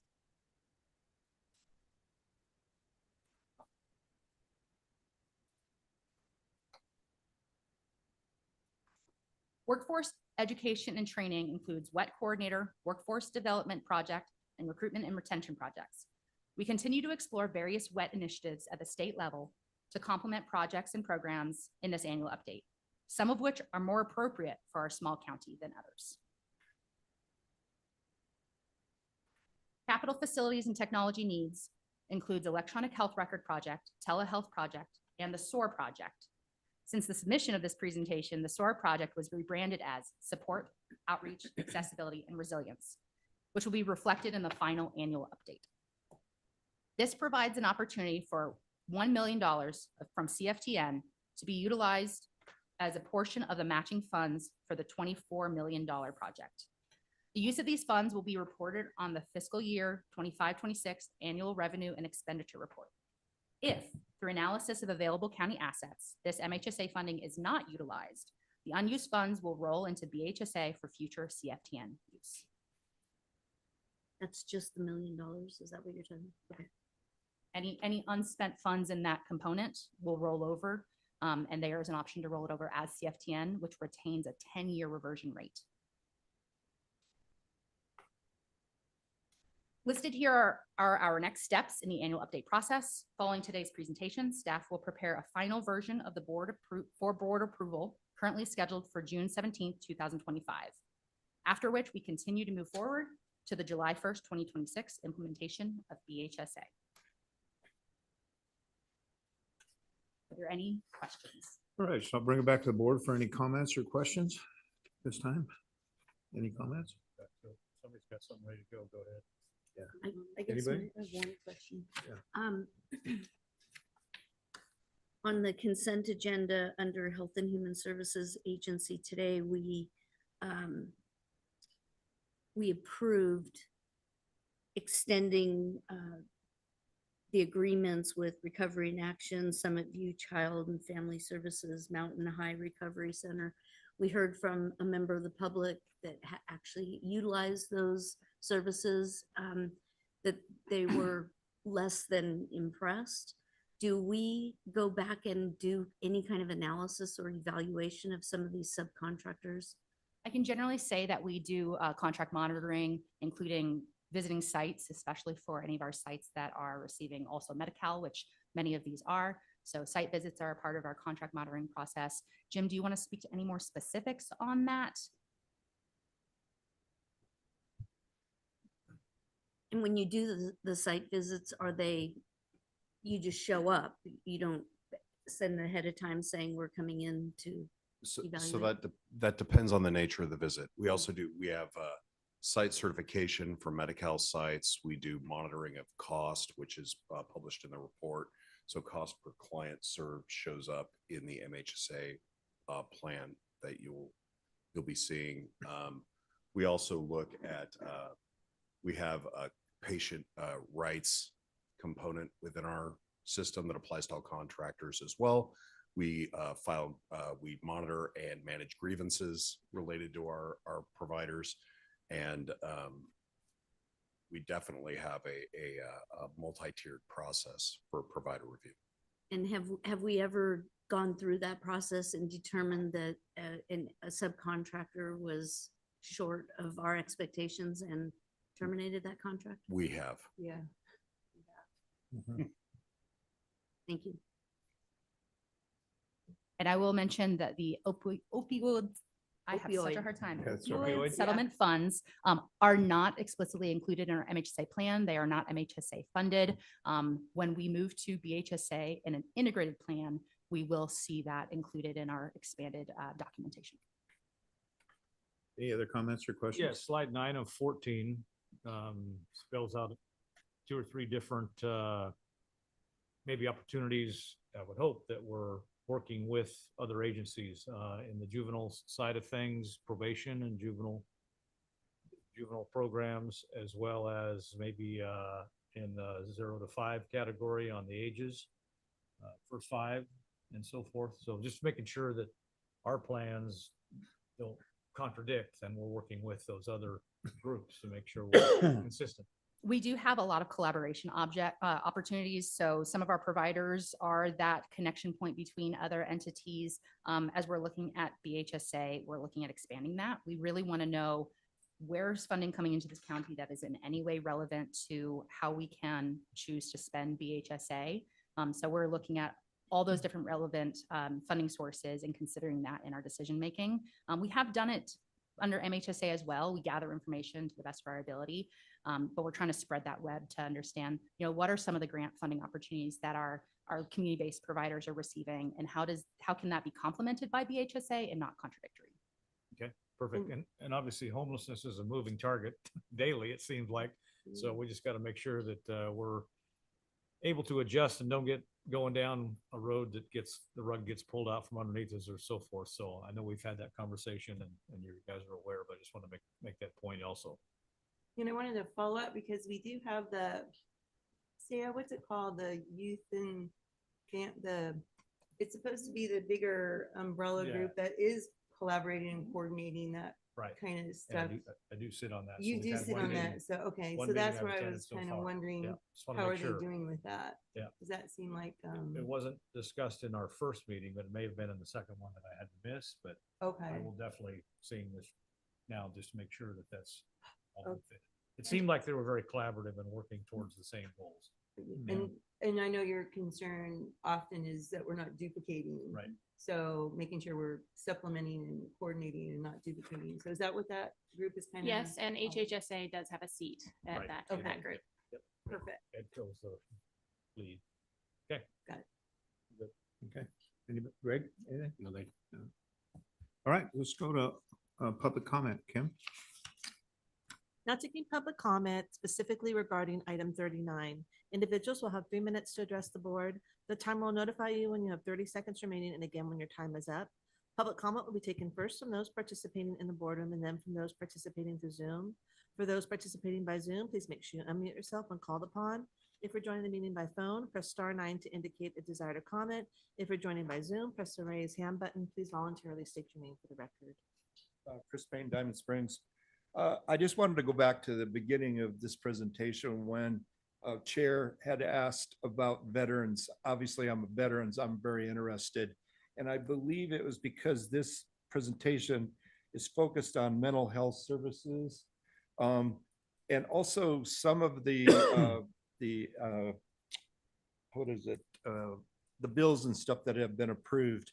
They're broader. They can be used in a broader sense. So I just wanted to make sure that I got that correct.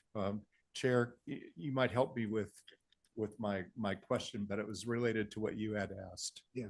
About Grizzly Flat. Yeah. Okay. Thanks, Chris. Anybody else in the chambers like to speak on this item? Come on up.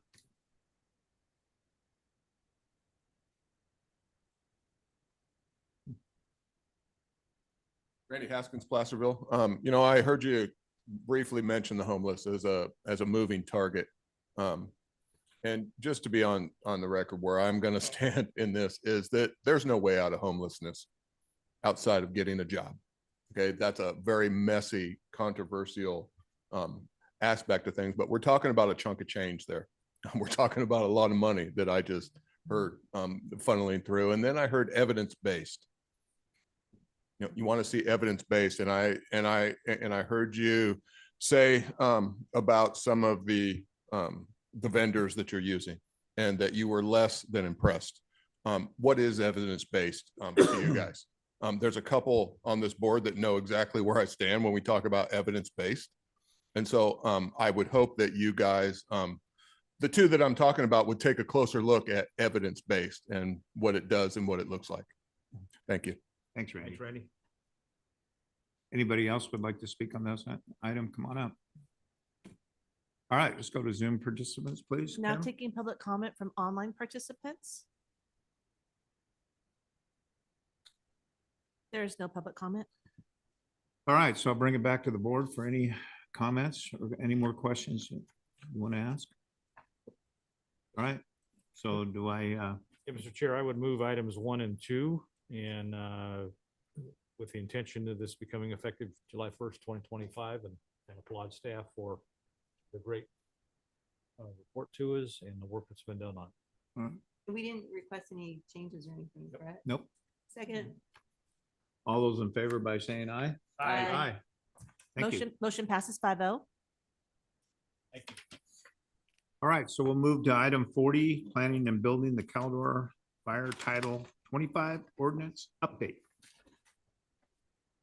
Item number 40 comes from Planning and Building Department recommending the board, 1, approve the introduction first reading of an ordinance amending regulations for limited density owner-built rural dwellings to include parcels in the Phillips Fire.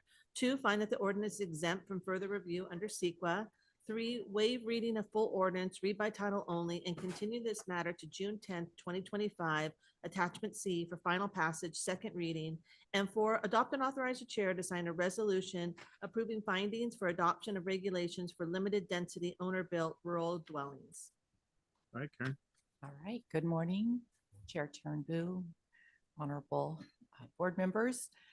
As Kim's bringing up the presentation, just kind of go over generally, as you know, we've had Title 25 in place for almost exactly a year for Grizzly Flats. And of course, as often is the case, things move a little slower than anticipated, but we're finally at a point where actually this Friday, having the groundbreaking on the first home that'll be built under Title 25 in Grizzly Flats.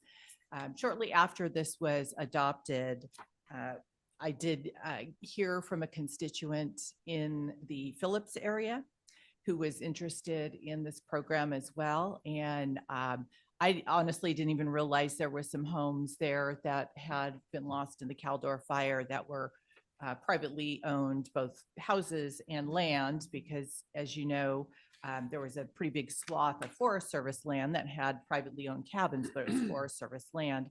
Those are being taken care of and being rebuilt in kind of a separate process, but not wanting to leave out our Phillips area back here today to add this area in. So we'll kind of show a little circle there in the middle. The brown is the Caldor fire burn scar, and then that red is the Phillips area, which is near Sierra Tahoe Ski Resort, right off of 50. And zooming in a little bit more, you can see there were residents there. Not all of them did burn in the fire, but there is a chunk that did.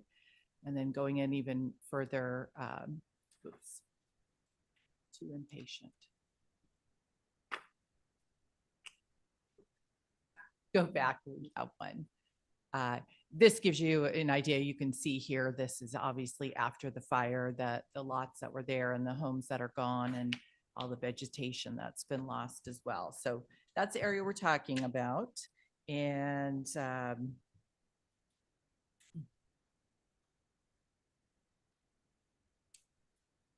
so again, we want to include the Phillips area.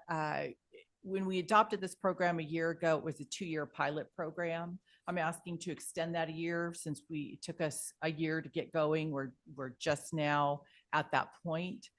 So rather than June 2026, extend it till June 2027. And then also too, there's been some question about mosquito fire and extending this. It was a pretty short list of folks that actually lost a home, even though it was a large fire scar. There weren't nearly as many homes as the Caldor fire. I went through that list. Some are already rebuilding.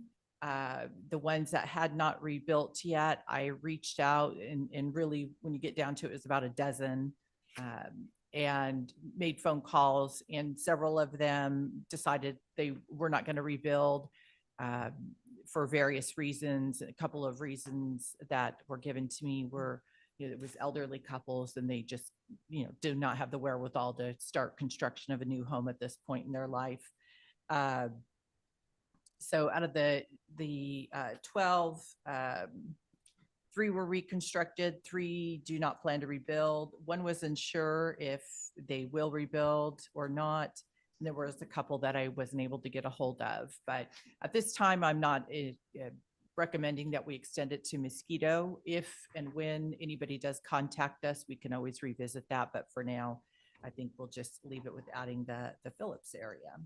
And Karen, thank you so much for following up on that information. I know we asked about it and everything, and just seeing it here with all that detail and stuff just makes me feel like we're doing the right thing by not extending it this time. And like you said, we could always revisit, but I really appreciate your legwork on it. Yeah, you bet. Yeah.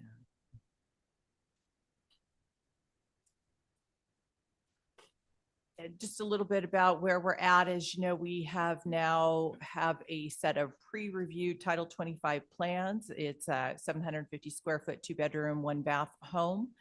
And the majority of folks in Grizzly Flats that wanted to rebuild under Title 25, we're actually waiting on this because this is a huge cost savings of not having to design their own structure. And so thank you to Peter Wolf, an architect who donated his time to putting these plans together. They are now ready to go for anybody who wants to use these.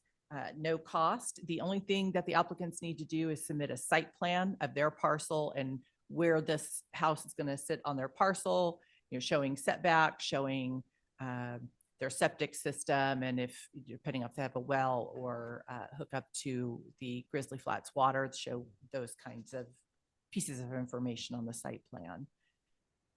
So about 3-4 weeks ago, Don Knight, chief building official, and I went up to Grizzly Flats and met with all the folks that are interested in using these plans.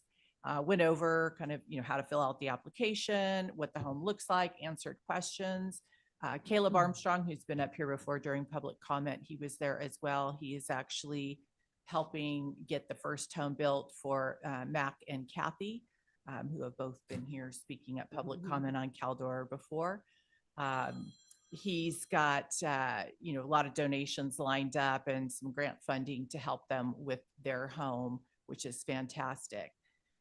So we are working with all these folks. Hopefully we'll get more applications in soon, as can be expected, since this is a new program, never done anything like this before. Questions are coming up as we go along, and we're trying to solve those as we move forward. And anybody who might be in Grizzly Flats and coming up with some of these challenges, I would encourage them to reach out, that we're here to help and, find our way around things. So questions have come up like, the survey markers, and, we need to see to show that you're meeting the setbacks, you need a survey marker to do that. Challenges with them, hiring a surveyor to go out there and find these markers. So I'm looking to see if there's some other way we can handle that. I believe most of the markers are still there, just a matter of finding them. But I think, some of them have been relocated. So we'll work through those issues. Also, as I've talked to folks in Grizzly Flats, I'm finding there are people who want to take advantage of this program, but maybe don't exactly qualify under our current guidelines. So things like they were living on the property, they lost their home, but it was another family member who actually owned the parcel. And they have every intent and want to rebuild there. But since it was another family member that owned the parcel, we're seeing if we can figure that out and maybe have that family member apply, even though this other folks are going to be living in there.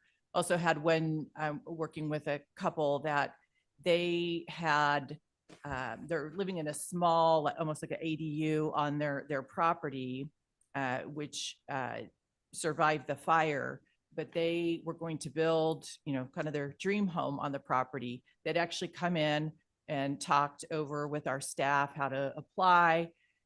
And they had their plans fully done. I've seen their full set of plans completed by the architect. They were just about to apply when the fire hit. So, they're struggling too. So I'm trying to, gather these stories and possibly, see ways we can help.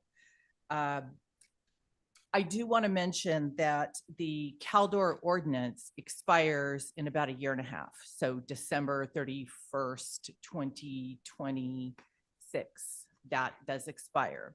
That would mean that the folks that are living out there in temporary RVs, those permits would expire. That goes away. Anybody who's under construction can continue to have the RV. We've always had that for any construction in the county. If you have pulled a permit, you can live in an RV while your home's being built. But it is really time to start thinking about that ordinance and what we want to do going forward. So I'm happy to take any feedback you have. One thought I had is just to do some research and find out exactly how many people have moved back or rebuilt in Grizzly, how many lots are still vacant, and make those phone calls like I did with Mosquito and ask, do you have plans to rebuild, and really find out what the situation is.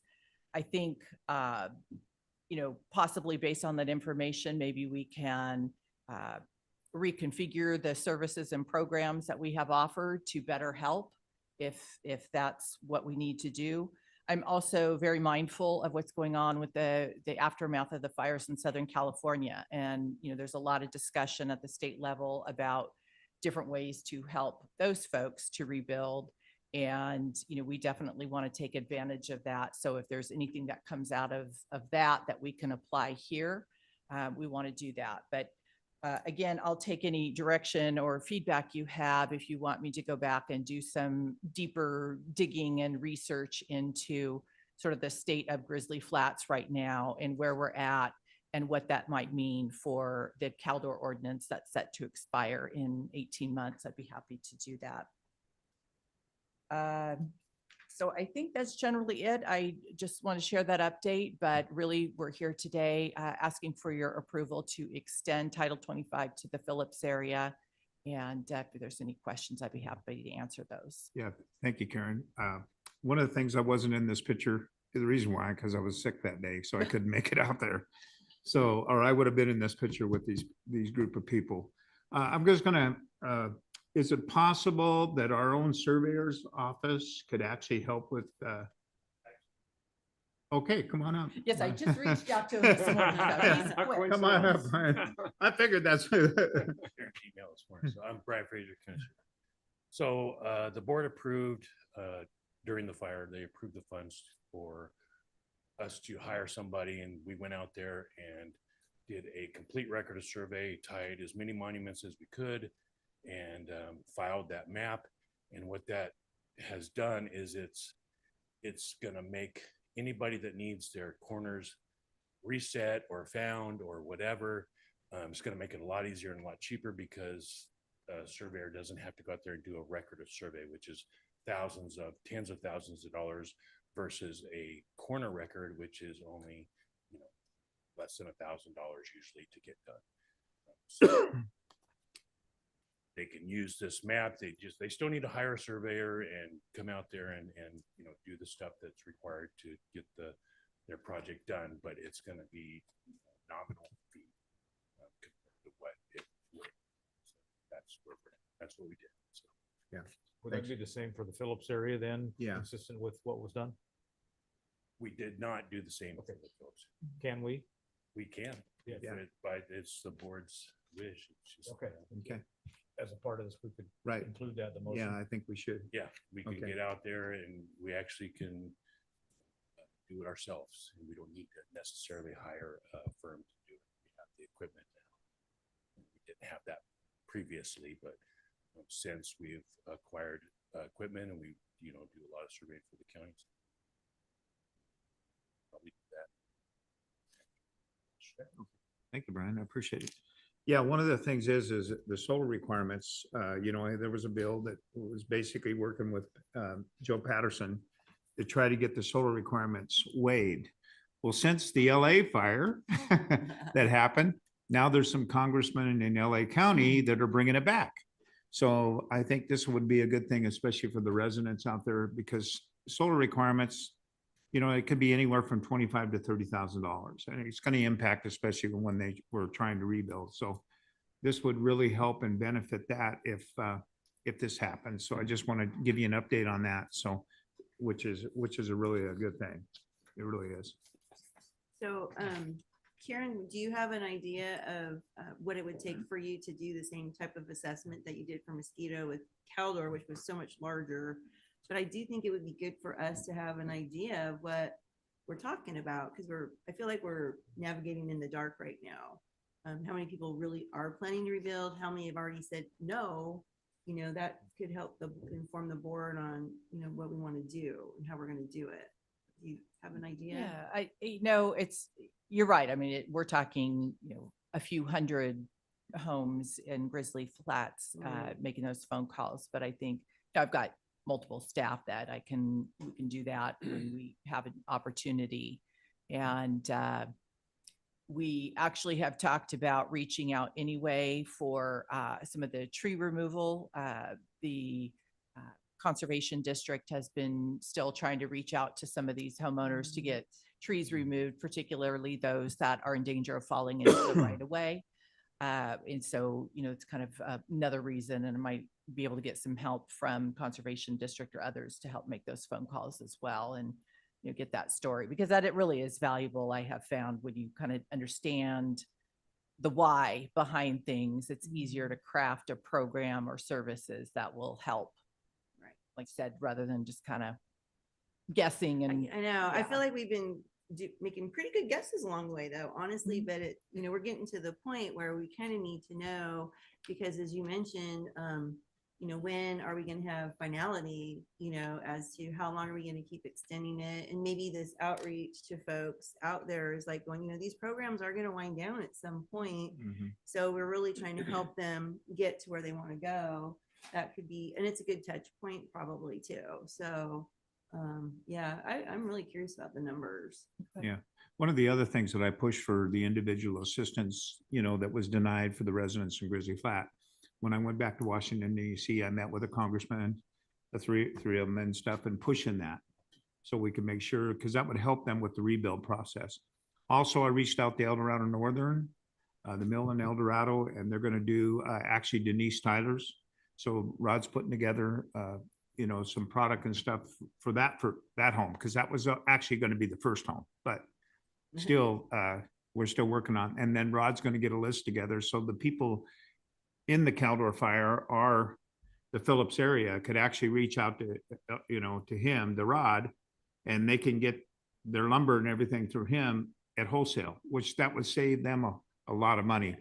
So anyway, this is a good thing. So everybody's coming together right now to try to solve the problem and work so we can get this done. So anyway.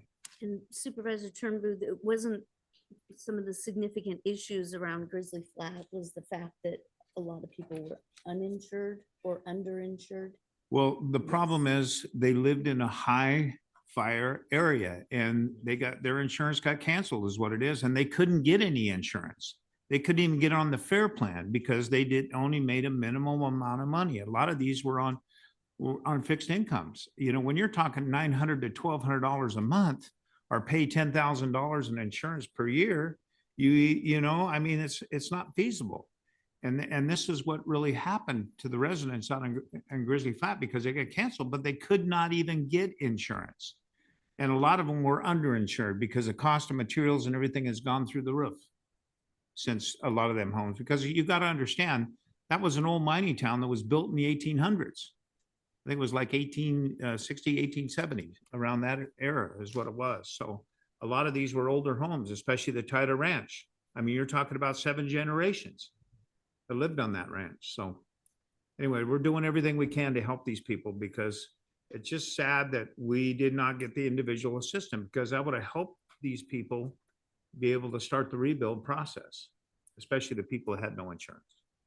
Well, and I want to thank Director Gardner for picking up on this, especially with the Phillips community and proposing to add them to the ordinance. That's great. One of the biggest problems that the Phillips community has are the roadways that have been destroyed, partly as a result of the fire, but partly as a result of huge semi trucks going up to Sierra Tahoe to help with the cleanup up there and really destroying their roads. So I've been talking to the Department of Transportation multiple times about when can we get up there and help with the roads, because a lot of the people that lost homes up there were insured and they are replacing their homes currently. So, but thank you to the person that reached out to you and said, hey, I'd like to take advantage of that. And then if we could, as part of the motion, direct the surveyor to provide a similar service to Phillips community as they did in Grizzly Flats, that would be great. Yeah, and there's been an issue with DOT with public service. They were supposed to actually, FEMA was to help, but they actually cut off the funding of the roads in Grizzly Flat. We sent the thing in and we never got a reimburse for that. So I'm still fighting over that too with our congressman to try to get that resolved. So This is refers then to the question that was asked this morning. Why do we keep these emergencies on the agenda? exactly, and that month was after one of the month after reasons month why. Or year after Yeah. year, was because we're still working to Yeah. solve some of these issues. And if you don't do that, you close the door on that possible reimbursement. So- Right. And I'm just curious, Supervisor Lane, is FEMA being engaged on any of that? Because that's, No. you know, the roads Nope. and the disaster. No, Mm. same issue. Tamarack, which is a community across the street, but is mostly Forest Service, they got brand new roads put in almost immediately. I mean, it's been a couple of years since their roadways have been completely fixed, and that is difficult for the community of Phillips to see and not And who get paid for same that? That was the support. Forest Service Forest put that in. Service, yeah. Yeah. Yeah. That's rough. Yeah. Yeah. So anyway, and thank you, Karen, for all that. And I want to thank Wendell. He's here today, Wendell Ward. And he brought this to my attention, the Phillips area, which I had no idea was impacted. So thanks for meeting with, Karen. He met with Karen and I, and he explained the situation, but he'll get up and speak on public comment. So thank you, Karen, very much. All right. So any more questions from the board before I open it up to public comment? All right, so I'll open it up to public comment. Kim? We're now taking public comments specifically regarding item number 40. Individuals will have 3 minutes to address the board. The time will notify you when you have 30 seconds remaining, and again when your time is up. Public comment will be taken first from those participating in the boardroom and then from those participating through Zoom. For those participating by Zoom, please make sure you unmute yourself when called upon. If you're joining the meeting by phone, press *9 to indicate a desire to comment. If you're joining by Zoom, press the raise hand button. Please voluntarily state your name for the record. Come on up, Wendell.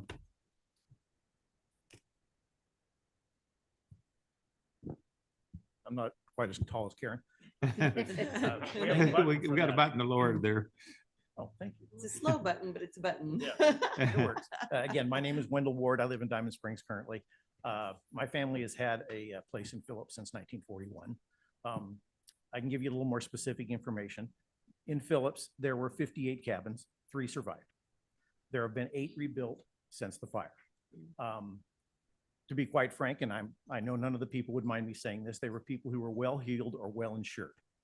We're into the second phase now. People, what I'll call regular folks, who work for a living and don't have a ton of money. Most of the places in Phillips were, my family's place, built in 1941, was about mid-range. There were cabins and homes there that are much older. Over the years, as technology has progressed, our society has progressed, it has become possible for more and more people to live there virtually full-time. When I was a young man, it would have been impossible. We had no water in the winter. We have our own municipal water system now. You can do that. We ended up with a fair number of people who were there. No, I'm sorry, I overstated. We ended up with a number of people that are there, such as myself, that were there full-time. And it's just heaven to me. Again, we're into the second phase now. And it is impossible in this day and age to read a newspaper or see a news broadcast to not hear something about the housing problem. My father was a builder here in the county all of his life after he returned from World War II. I thought I knew something about building. The process I'm going through now is of utter shock to me. I didn't know I was that stupid. Anything that you people can do to help simplify this project, like the ordinance as proposed, is of help. Housing has often been referred to as the American dream. Before anybody has dinner tonight, there will be 12 more laws passed to make it harder and more difficult to build a home.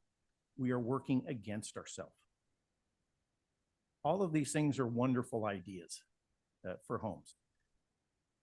My family's place survived 81 years. It wasn't much, but it survived. I paid an engineer to calculate how much stronger the new place would be than the old place.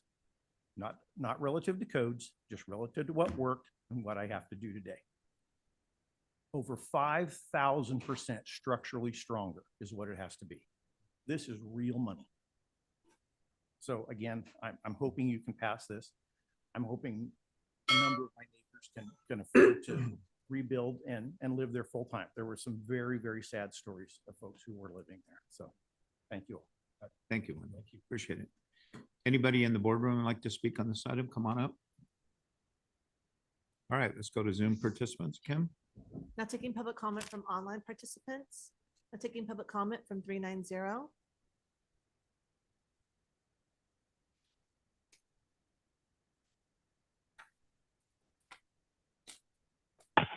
Good afternoon. Oh, almost. Good morning, board. This is Ken Greenwood, District 5. Very informative update. Didn't know that only 3 survived. I am familiar, a friend of mine has a cabin down by Tamarack on the north side, and her water system was extremely messed up by all this, and she's been having a lot of issues on that. I will pass some of this information on to her.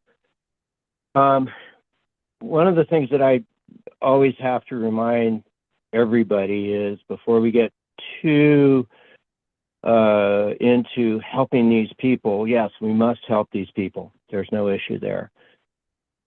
To what extent? I recall the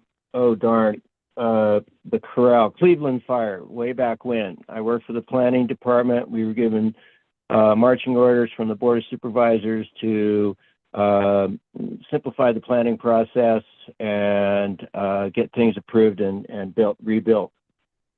Now I look at the cabins just above Whitehall or in the Whitehall area there.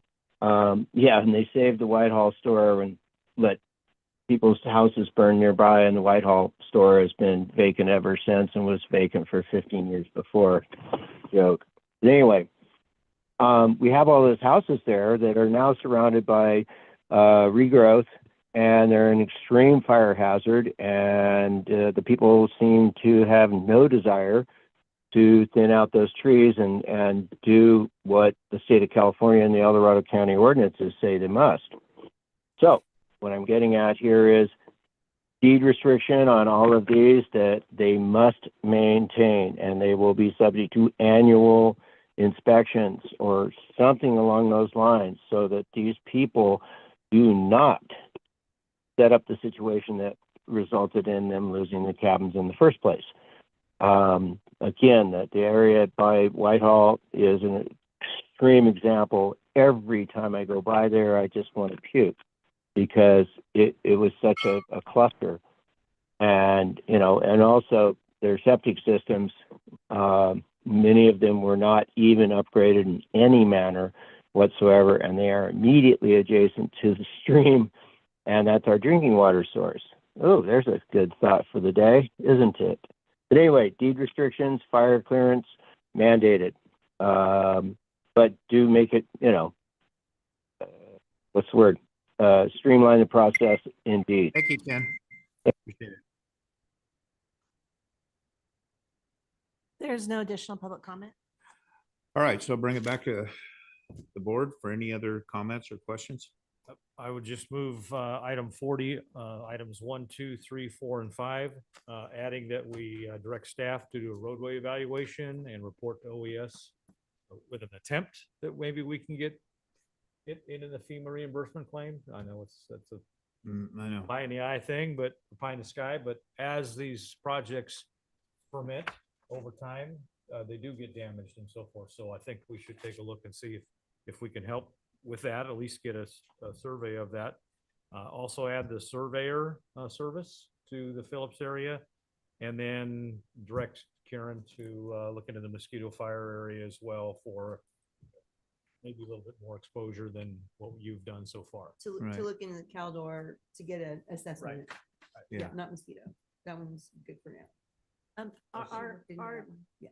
chief administrative officer has suggested something that maybe will encompass everything that you're directing. It says direct staff from the Department of Planning and Building and the surveyor's office to work with the chief administrative office to return to the board with a proposal and a cost estimate for conducting a survey in the Phillips area for board consideration. Right. That only addresses one. So that Yes, might it be doesn't right. All of it. Yeah. So we could add that on to the tail end of approving the first reading, the CEQA document, and moving to the second reading. Absolutely. Okay. Okay. All right, that's your motion. There's a second? Well, I'll second it then. Just so Well, I have clarification, so with what I just read in, does that encompass Yes. everything? And then so that will be number 5, and then it'll come back to the board on June 10th for the second reading. Yeah. Is that correct? Okay, Correct. Thank you. Yep. okay. All right, all those in favor by saying aye? Aye. Motion passes 5-0. Okay. All right, so we'll move to item 41, DOT road maintenance projects funded by SBI. SB1. SB1. Okay, not I. Item One. number 41 comes from the Department of Transportation, recommending the board, 1, receive and file a presentation on transportation road maintenance projects. like And an item 2, to me. adopt and authorize the chair to sign a resolution adopting a list of projects funded by fiscal year 25-26 by Senate Bill 1. Good morning, Board. Brian Mullins, Deputy Director of Maintenance and Operations.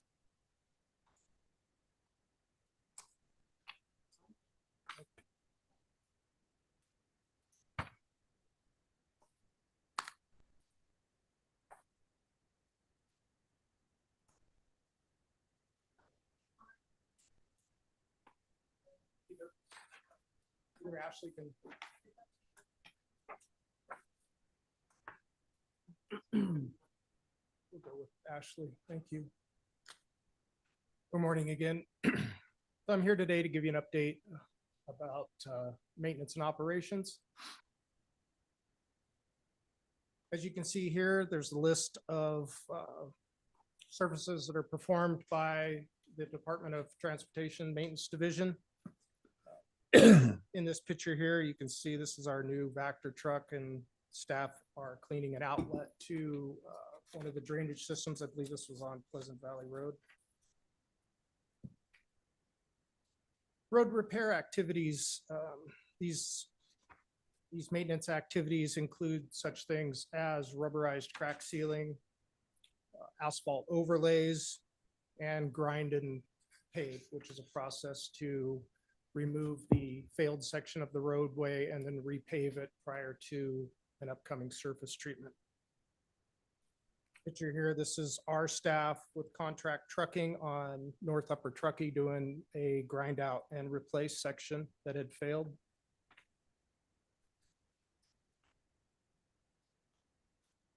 Surface treatment applications, we have a lot of tools in the toolbox.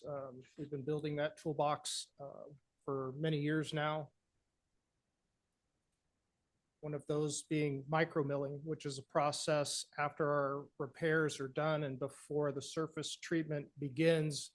There is a truck that is equipped with a LiDAR system that reads the road, and then that information is fed into the asphalt grinder, and then it will take the highs and lows, improving rideability. We have before and after reports. We're seeing anywhere from 40-60% plus improvement in the rideability. We also have micro sealing, We have type 1, type 2 that we use to go over maybe an aging asphalt overlays or surface treatments that are 7, 8, 10 years old that we're starting to oxidize, and that's where we would use that process. We also, since 2018, we introduced rubberized Cape Seal process, which is a rubberized emulsion with a coated asphalt chip embeds in.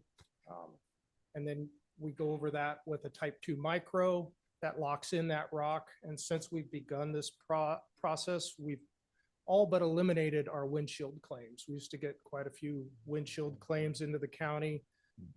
This process has almost eliminated that process. It locks that rock in. It's not tracked into driveways, houses, cars. So it's been very successful. We also have asphalt overlays that we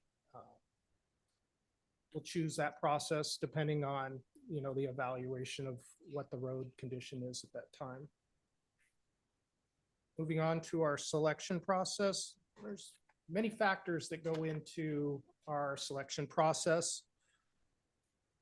Some of those will include funding source and how much money is available in that funding source, whether it be SB1, Tribe, General Fund, Measure S in the Tahoe region. We also look at identifying projects in all 5 districts. We consider the PCI, we consider ADT, and we estimate we look at what is going to be the best surface treatment for that road. Are we on a major arterial? Are we in a subdivision? We'll look at that type of road system category to establish what process we're going to go with. Ideally, we're looking at 80% going to our roads that are in fair condition, with approximately 20% going to either a failed section of roadway or a smaller road that's going to cost quite a bit of money to reconstruct. That's where that 20% will go to. This current project selection process has allowed us to increase our PCI from a 64 in 2018 to currently, as of the end of 24, we're at 69. Benchmark for agencies is 70. We're shooting for 70 or above. Obviously, we got just a little bit more to go to hit that 70 mark, but that's been a goal for many years. We're getting close, but once we hit that, we'll continue to improve that, I believe.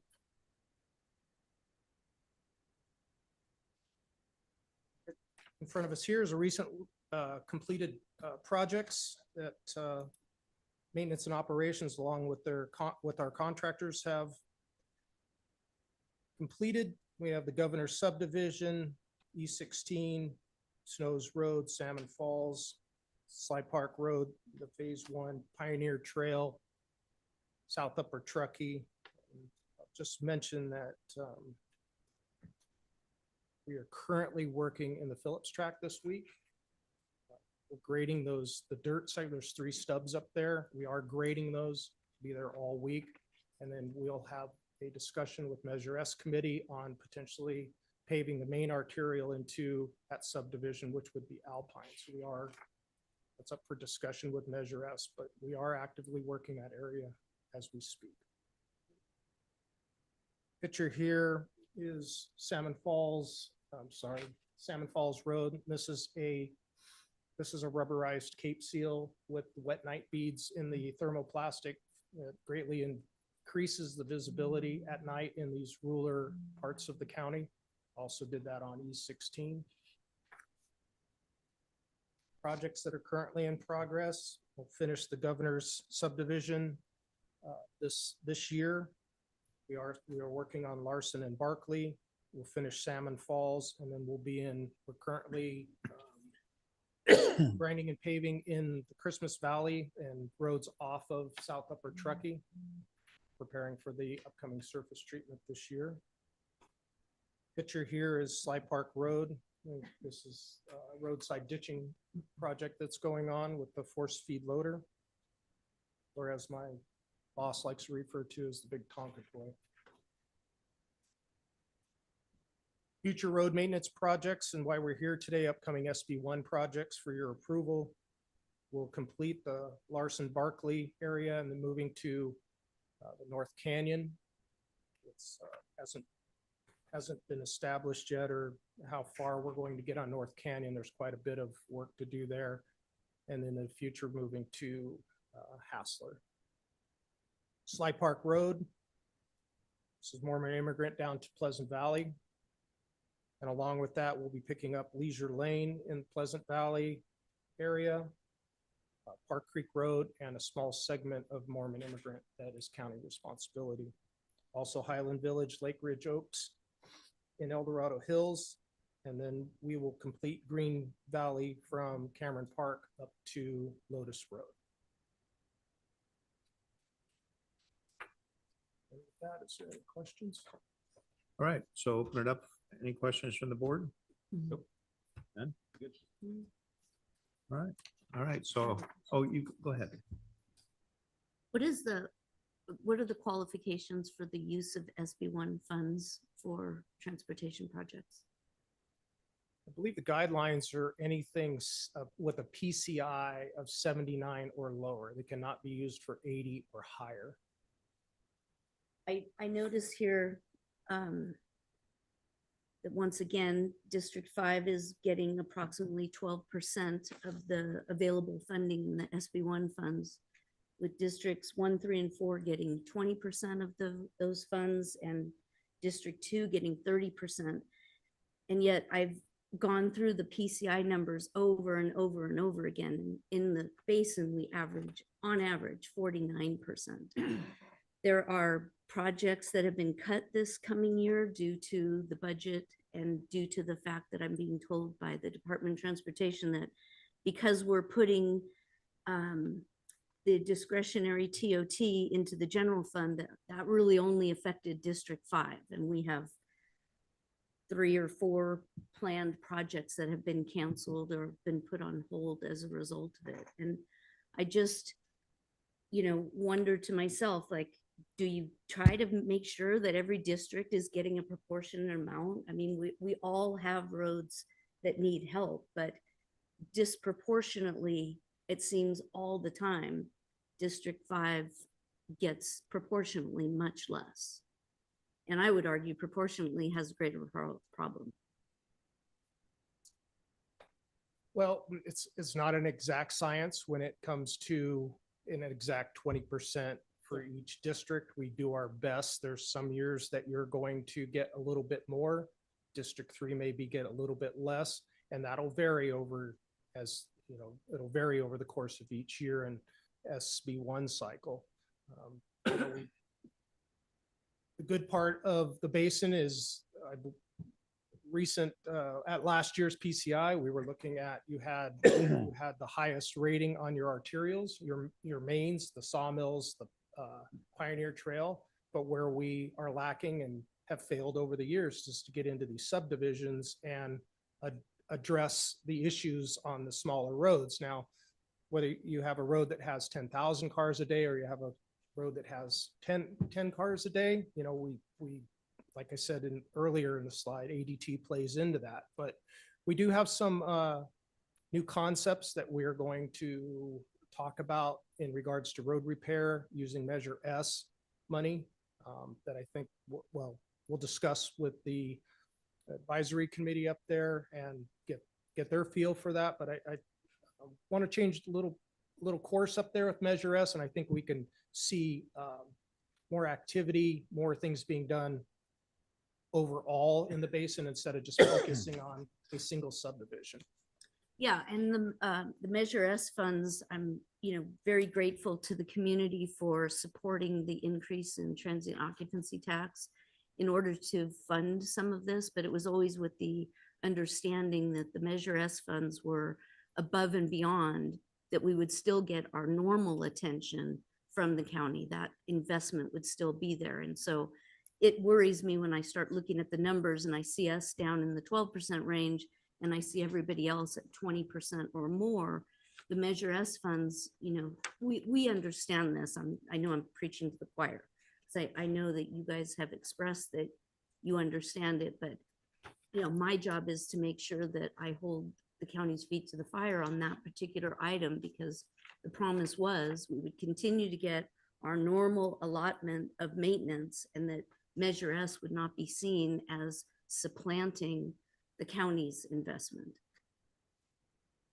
Understood. Yeah, and I totally agree, because when we put it on the ballot measure, we made sure that that language was very clear. So I guess what I'm wondering too is, as you said, Brian, that from year to year, the districts fluctuate who gets more, because you're looking at, a road and all that. Is there a way that you could compile something to show like the last 5 years, then the last 10 years, to show, is it really being fairly evenly distributed, so that, because a single year snapshot is not, going to be reflective of that, because again, you're looking at a road segment, and one year you're looking at, Salmon Falls is really long and needs a lot of work. And so could you guys put something together that's more cumulative to show us, whether or not everyone feels that they are getting their fair share? And I know that's hard, but here comes Raphael. Yay, I triggered him. Well, but I would I think the fair share has to take in ADT, because you've Well, got, that's my you've point, got the is, like, to impact show it. also. that Yes. Warrants. I'd be Yes. happy to come back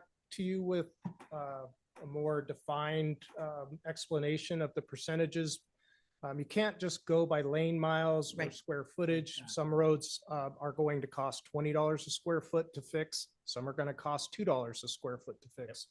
There's a lot of variations in there, but I'm happy to look into it and make sure that we are doing our best to spread that out over the 5 districts. So you are getting your 20% plus Yeah, on a give or take, year-to-year depending on the basis. year, makes Be happy sense, to but look into yeah. that. And I think that's totally appropriate, and what we're just looking for is that, and I get it, I think we all get it, there's a lot of data that goes into a segment of road. And I appreciate that you formalized it, and we did it a few years ago. I remember that question about the 80% on a fair road, and then the 20%, because I think for a while there, it felt like it was just darts on a dartboard, but the 80-20 is really clear. And I remember when we formalized that more, you explained it so well that, we want to keep the fair roads in fair condition so they don't become bad roads. And then that 20% will just start plugging away at those that have really gotten bad. And so, yeah, maybe a little more data on it wouldn't hurt, so we can all see it easier. Be happy to look into that.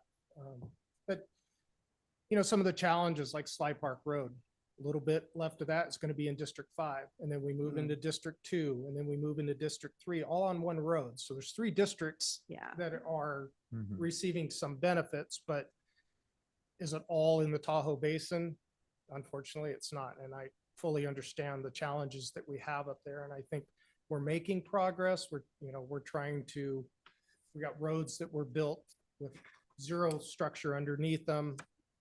That it's surprising they've last so long, and that we've able to at least keep them up so people can get to and from work. And but definitely, it's a high priority up there. We understand the challenges up there, and we're working diligently behind the scenes to make progress. Morning, Board. Rafael Martinez, Director of Transportation for El Dorado County. And Brian has been asked this question before at the Measure S committee meetings. And so we've had that data with us prepared. We didn't bring it with us here today, but I can assure you, my staff sent me over the slide that we presented to the Measure S committee, and that the number of lane miles that we have up in the basin is 153. That we have in West Shore is 930. Per staff, we have 9 mile staff, 9 miles per road staff in the basin, as opposed to 22 miles per staff here on the west slope. So we do have a more dedicated staff to that area for that specific reason, to make sure that we are staying on top of any failures that occur on the road. Furthermore, we do have, and Ashley can also give a discussion on this as well at a next presentation. 25% of our road fund budget goes specifically to the basin, as opposed to the 75% that goes. So it is distributed. Actually, although there are 5 districts, 25% of it does go up into the basin. And so it, like Brian said, we'd be glad to show the numbers in terms of the fiscal aspect of it, the maintenance aspect, as well as the road aspect of it, in terms of making sure that there is no supplanting and that we are appropriately allocating the staff, the maintenance, and the resources into District 5 accordingly. And you know, that just makes me think too, that maybe the district bounties aren't the best way to Well, yeah. see, right? Stand by, Because let me complicate this even further. Uh-oh, Where do let the your SB temp one go for funds it. come from? gas tax. That's gas tax. What type of vehicle do people drive? If they're driving electric vehicles, wherever they are, Yeah. we're getting nothing. Nothing. So we can It's really really complicated. overanalyze this. Yeah. I think you guys are doing a great job in trying to use as many factors as you can, but they'll throw that one in, and then all day you'll be analyzing. So let's get the work done, what you're doing, and let's not, I think we get into splitting hairs. Another thing that's complicating things as we get farther to the east, there's a lot of people living in Nevada. Look at the license plates, driving in our roads, and we're getting nothing out of those either. So there's a whole lot of factors going into this, and I think you guys are doing a great job. Can we always refine it? Sure, but then you're going to spend forever, like I said, overanalyzing it. Let's get the work done. Yeah. I just think that maybe, again, the supervisor boundaries aren't the best way to look at it because, well, look at how big District 4 and 5 are, how remote those are, you know, the ADT. So maybe there's a different way SB1 for us funds to look at generated. that it all together. But yeah, I'd be interested in see that data that you I'm showed not the trying to be measures. critical of the basin, but how many Yeah. people get their fuel in Nevada? Well, I know a lot of people here go to Nevada to get their fuel because it's $1.50 a gallon cheaper potentially. So anyway, like I said, if we get crazy about it, we won't get anything done. And I think you're doing a good job, and it's good that we attempt to represent our areas as best we can, but there's just so many complicating factors that make it difficult. It's true. Greg, you got anything? I don't, thank you guys. All right. So I'll open it up to public comment. Now taking public comment specifically regarding item 41. Individuals will have 3 minutes to address the board. The timer will notify you when you have 30 seconds remaining, and again, when your time is up. Public comment will be taken first from those participating in the boardroom and then from those participating through Zoom. For those participating by Zoom, please make sure you unmute yourself when called upon. If you're joining the meeting by phone, press *9 to indicate a desire to comment. If you're joining by Zoom, press the raise hand button. Please voluntarily state your name for the record. Melody Lane, founder of Compass to Truth, DOT Director Rafael Martinez has established a reputation for dishonesty. People who aren't truthful are called liars, and Rafael's dishonesty is grounds for dismissal as stipulated in this notarized affidavit. The statement that Rafael made about the non-existent DOT policy not to talk to constituents is a prime example. Such a statement was clear testimony to his abysmal failure to understand local, state, and federal law and his duties thereunder, and to the fact that Rafael acted in collusion with the corrupt EDC public officers to ignore and cover up their criminal, unconstitutional actions against me. Transparency and accountability play important roles in the county budgeting process. Presently, EDC has a budget deficit between $15 and $20 million. Rafael was cognizant of my grand jury complaint in the previous PRA request pertaining to the Mount Murphy Bridge and other DOT malfeasance, especially the obviously defective chip seal applied to the road last year. For example, I requested an explanation as to why the Mount Murphy Bridge CIP jumped from the initial $12 million to $39 million. I also inquired about the disparity pertaining to the grant funds expended prior to fiscal year 2023, but I never received a reply. Rafael was reminded that if he was unwilling to provide the information, then Auditor Joe Harn should be willing and able to assist in accounting for the grants and expenditures. However, Rafael and Joe Harn, as well as Lori Parlin, refused to reply to any of my inquiries as required by law.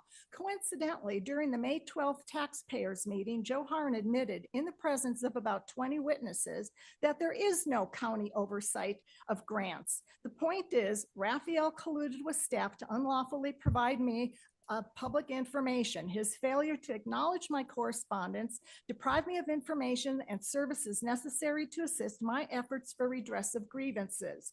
These are all lawful actions on my part that fall under the protections of the First Amendment. Thus, George Turnbull, Lori Parlin, Tiffany Schmidt, and David Livingston are also complicit and liable for the harm they have inflicted upon me and my constitutionally secured rights by their failure to take remedial action against Raphael.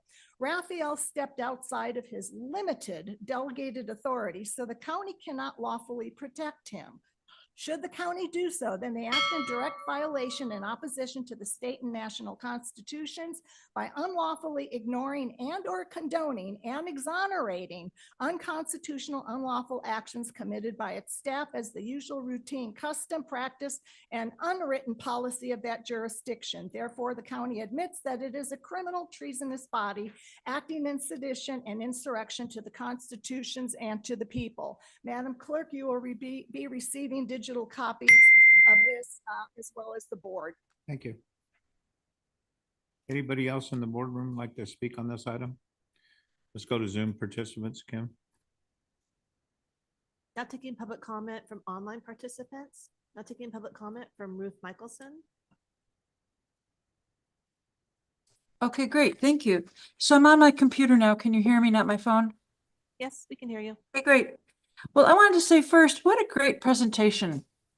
I thought that was so well done, so understandable, and I'm really glad to hear about the new technologies that the county is using to improve the maintenance of the roads. That's all very heartening, and thank you for that. And thank you for clearing, making such a clear presentation. And, you know, I hadn't thought about what Supervisor Lane said about the division of the money. And I know some of you had said, oh, you know, you can study it to death. But I think that's sort of minimizing what the issue is. And being a Michigander, living there my first 24 years of life, I know what snow does to roads firsthand. It tears up roads when people have chains on, et cetera, et cetera. So yeah, Pollock Pines and Tahoe deserve to have more money because the wear and tear on their roads. And I do agree with Supervisor Parlin, maybe looking over 5 or 10 years of how monies have been allocated. But I think that's a very good point, and I think it's worthy of being studied a bit more and not just brushed aside. Thank you. Thank you, Ruth. Not taking public comment from 390.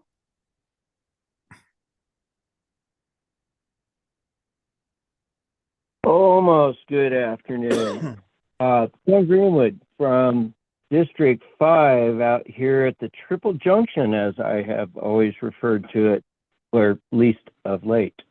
Thank you for the recognition that Sly Park Road is in fact located at Sly Park in Pleasant Valley, if you will.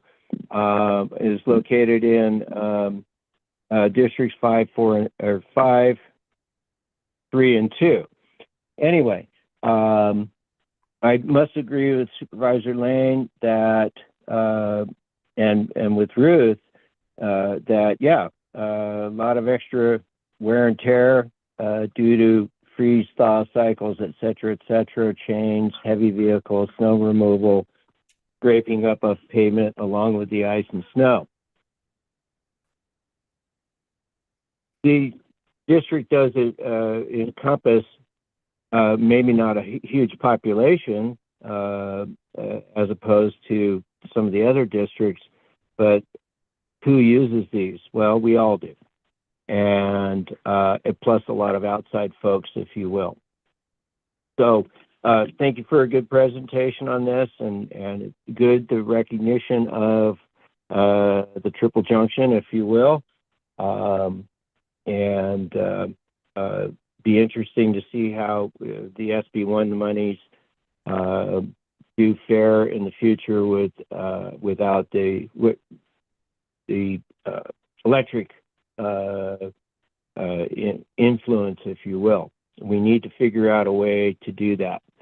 But tracking everybody's mileage is a bit of a overbearing government sort of thing. Who knows? Thank you very much.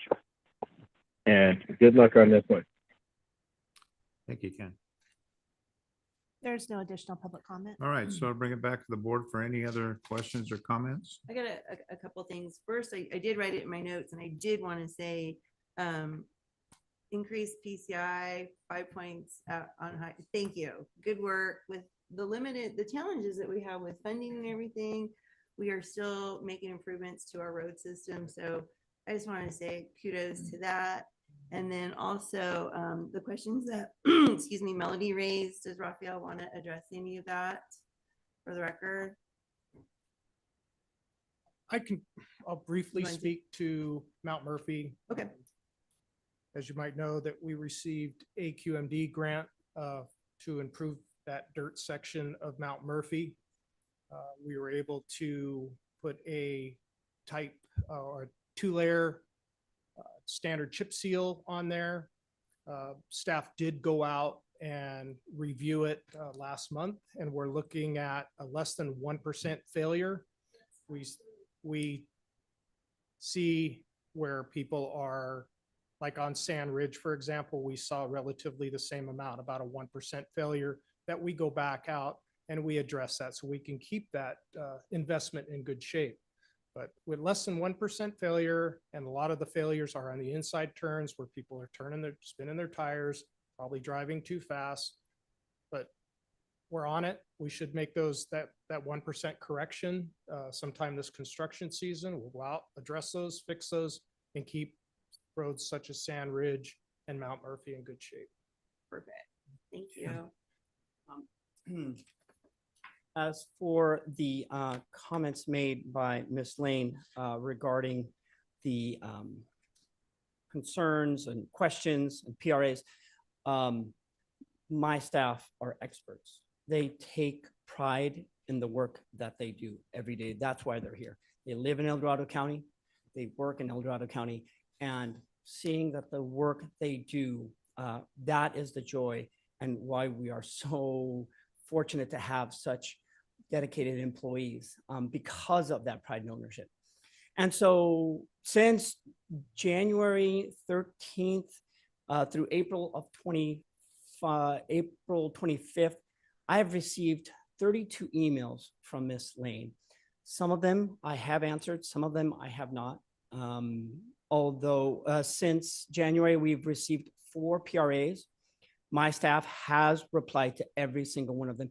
And if you are to go into the county's PRA system and look up the PRA, you'll see the request made by the citizen or the resident, and then the response by DOT. Now, some of the information we don't have, but everything that we do have in terms of documentation regarding the grants, regarding the work that is done, has been provided to Ms. Lane. If there is information that she is requesting that she hasn't received, it's because we don't have it, or it's not understandable as to what she is requesting. Sometimes there are times where she asks the same question over and over again, and we just submit the same response again. But I can assure you that every email that we have had information that she requested, we've given it to her, or PRAs that have been brought to the PRA system have been responded to. Okay. Thanks, Raphael. Appreciate it.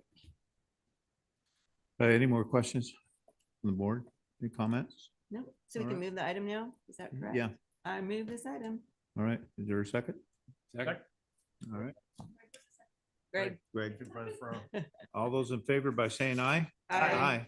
Motion passes 5-0. All right, so we're going to go ahead and break for lunch. We'll be back at 1 o'clock. Lunch.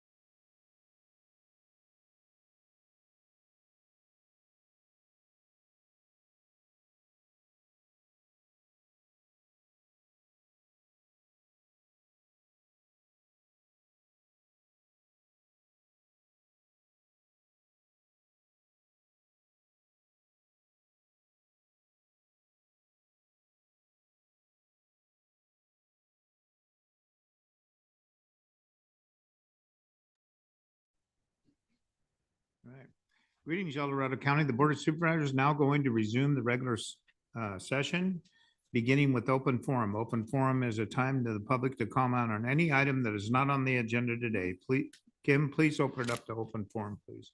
Now taking public comments specifically regarding open forum. Individuals will have 3 minutes to address the board. The timer will notify you when you have 30 seconds remaining and again when your time is up.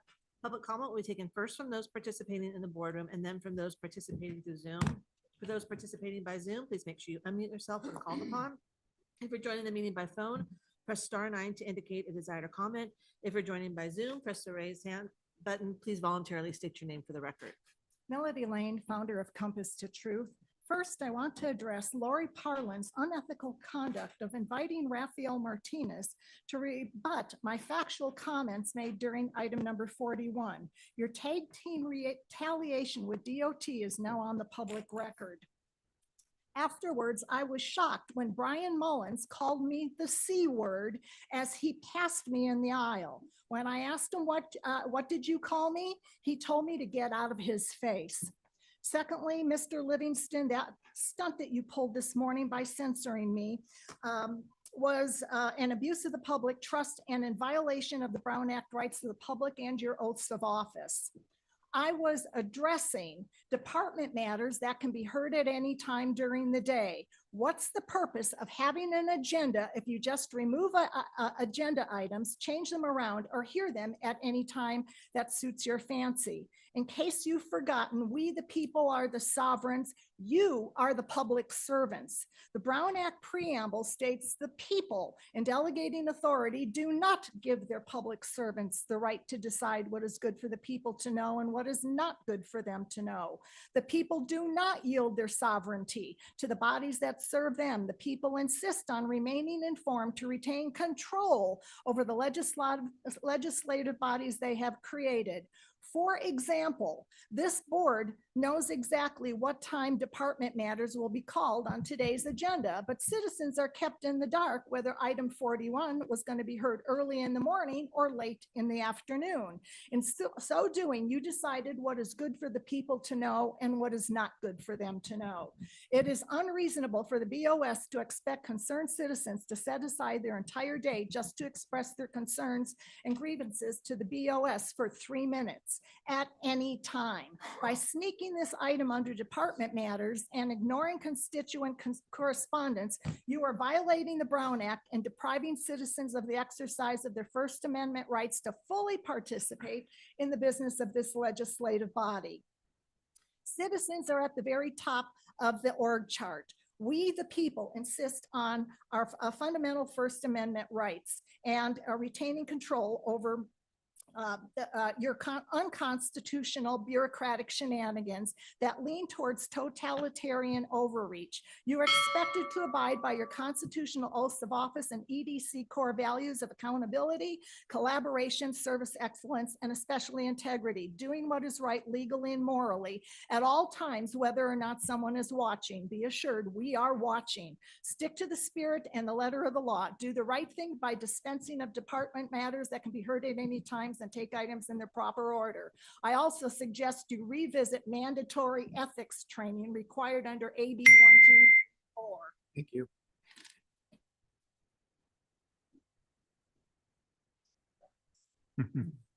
Linda Colombo, District 2. I was here last week. You weren't. So we missed you. Yeah. Good, I'm glad. So if I redo things, you'll know why. I'm going to start at the end of the bus with the kids because I think that's where we were. Look out the window, Mary, the other teacher said. I don't think we're going to make it. Together, she and Mary prayed aloud. Mary wondered whether the school district might later fire her for this public show of faith. Perhaps she thought they would understand that this was a special circumstance. The teachers in the bus with the kids prayed. Please, they pleaded, let the smoke kill us first. Scary. Chapter 10. A fierce gust of wind shook Sean Norman's SUV and sent waves of fire sheeting across Wagstaff Road. The CAL FIRE captain peered through his windshield. Don't try to put that house out, he yelled at the other firefighters. See if people are in there and then get them out. Now, as he drove further into Paradise, the wind pounded and pulled at Norman's SUV as if trying to lure it off the pavement. A few houses had caught fire. People were pouring out of them. They ran, leaving the cars behind without electricity. They couldn't remember how to open their garage doors manually. Norman saw an older woman crawling on her hands and knees and ran to her, pulling the woman to her feet and helped her back into his SUV. The California Department of Forestry was founded in 1905. Its mission was to safeguard and manage the state's timberland. Before long, it was also providing emergency services, contracting with local communities as a way of subsidizing its existence. Urban development was still spreading unchecked. 189 communities, including Paradise, were listed in CAL FIRE's very high fire hazard zones. Flames threatened Yosemite National Park, torching mansions in Malibu and rippling along the outskirts of Redding. Norman, the CAL FIRE captain, steered around the corner only to run into more fire. He backed up and got lodged on a planter box, his SUV butting up against the front door of the house. Suddenly, a wooden PG&E distribution pole denting his hood with massive bang. The elder woman in his backseat gasped. He was beyond offering comfort. He decided to gun over the power line, which was supposed to be de-energized, but then the line arced. Still live, Norm cursed. His vehicle was pounded with rocks, picket fence debris. His mapping system was updating too slowly. Norman wasn't familiar with this part of town, and he wasn't sure where to turn. He ended up on Oak Way. He hadn't even known the street existed. The Skyway was at the Skyway, the woman was deposited in the parking lot of Walgreens where firefighters had jimmied open the store's door. The fire is right behind me, Norman told the firefighters. Put people inside Walgreens, otherwise they're going to die in their cars. The decision whether to evacuate was deeply personal, with people often misjudging the danger they were in, especially when they lacked good information. Thank you very much, and I'll see you next week. Appreciate Maybe. it. No meeting next Not- week. No meeting Linda, next too. week. Oh, I'm glad I said that. Yeah. Good. 'cause You would have been here by yourself again. Yeah. I'll be home with my Arkansas family. Thank Yeah, you. okay.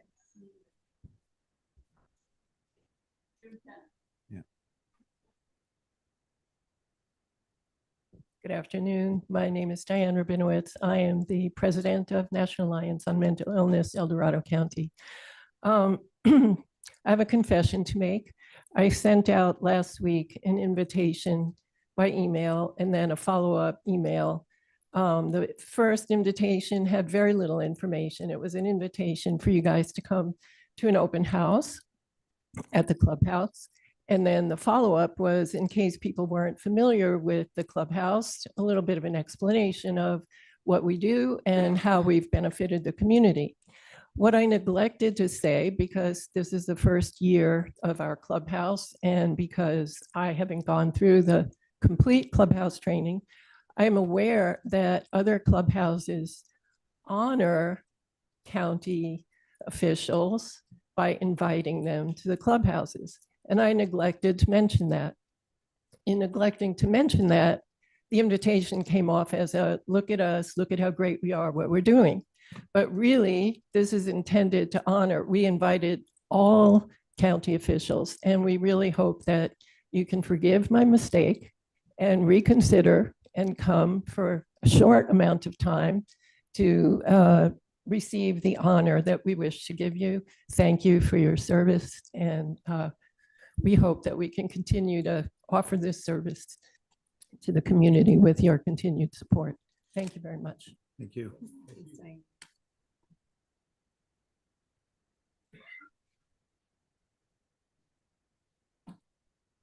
Good afternoon, Chair Turnbow and supervisors. My name is Jake Trumbull. I am here representing Pioneer Community Energy to provide a brief update on exciting programs we are offering customers in our service area. As a reminder, Pioneer supplies the electricity indicated as generation on customer bills, but gas, transmission, and distribution services still come from PG&E.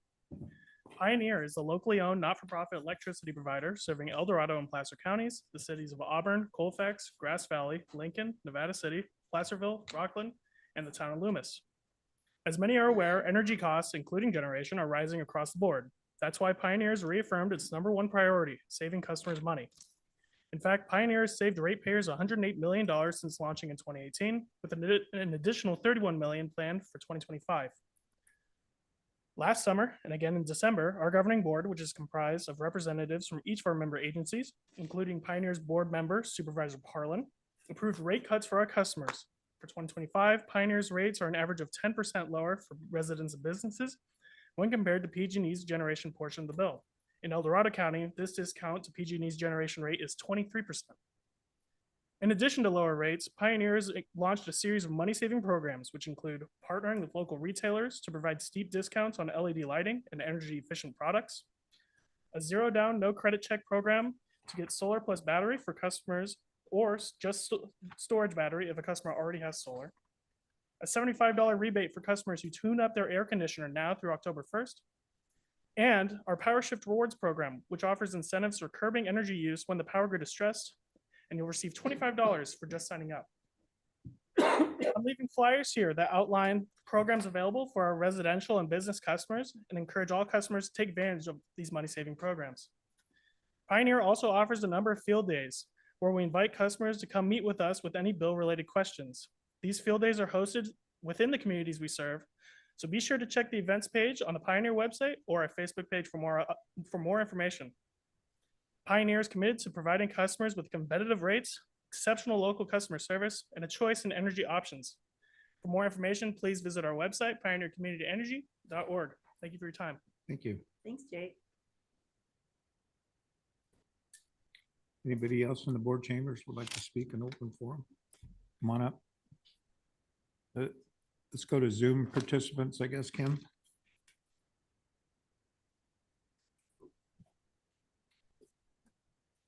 Not taking public comment from, excuse me, online participants. Not taking public comment from Kelly N.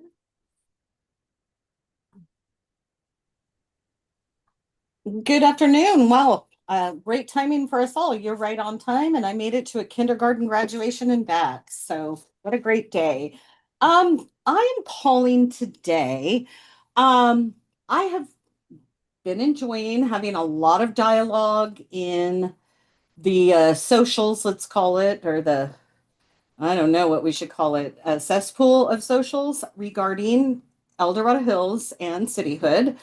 I'm probably considered the protagonist because I like to look at all sides. I like to clarify questions. But one of the things that I notice from the general public, not the 7 people who are funded by we don't know who, could be George Soros for all we know, is there's this sentiment that you don't represent El Dorado Hills. And it boggles me to some extent because we know that 3 of you have constituents in El Dorado Hills. So part of it is, how are we going to break that stigma that El Dorado Hills is underrepresented? And please, I'm not making a criticism, or probably don't yell at me, Lori.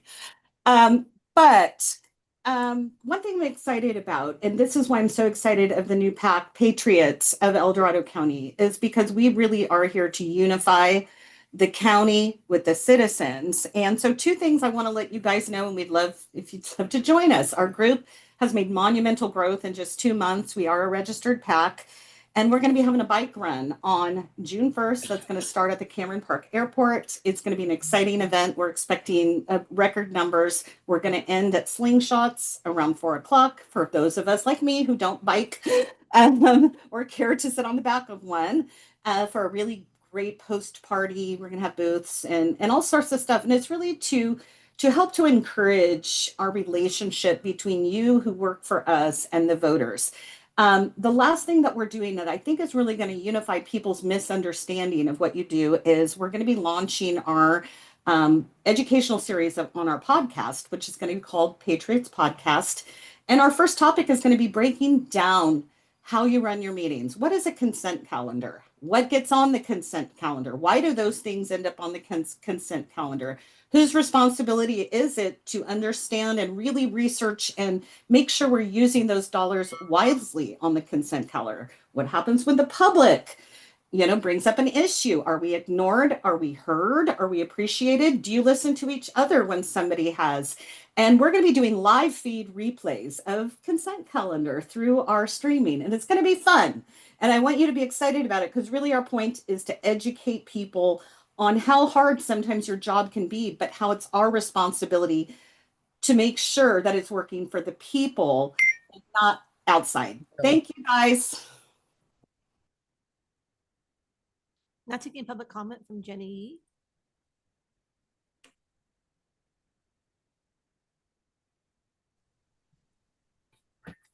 For me, Jenny?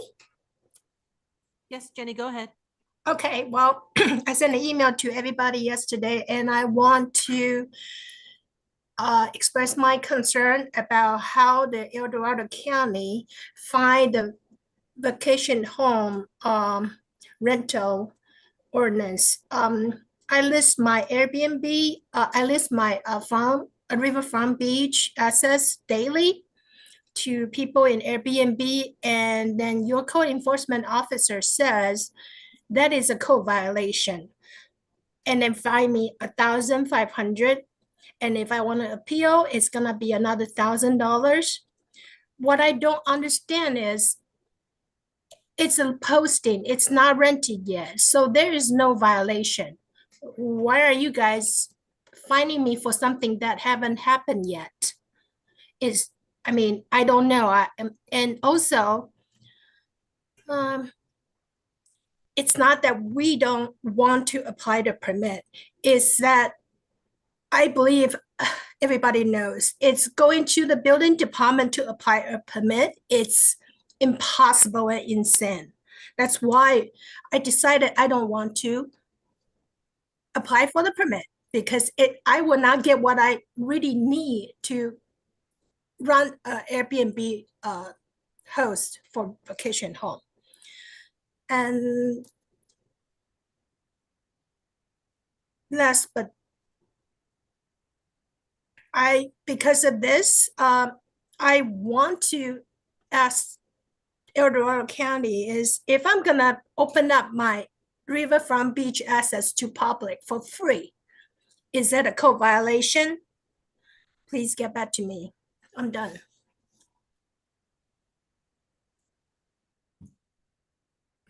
Now taking public comment from 390.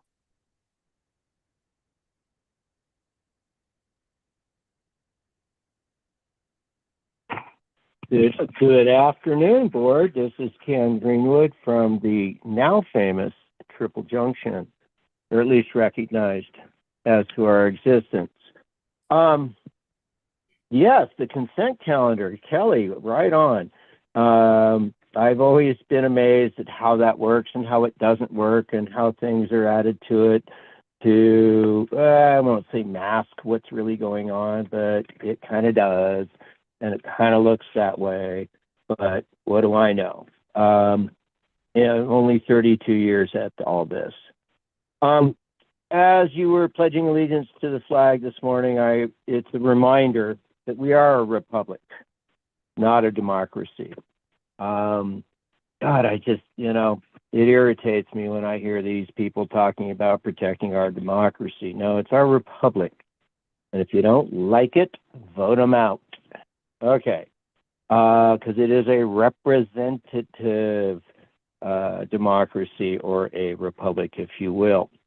Anyway, additionally, I've complained before, and here we are again. Legislar does not have a reference to the agenda item on it. So when I go to the meeting agenda PDF and I hit a particular item that is clearly marked as to its nature, or not nature, but number on the printed blue sheet, if you will, agenda. When it carries over to Legistar, there is no reference back to item 21. And that's as clear as I hope I can make it. It needs to be fixed because I have to go back and forth and back and forth and back and forth. And I imagine there's plenty of other people out there that get very confused and angered about this because it is so simple to fix. Item 3, notice notice for planning projects and everything else for that matter.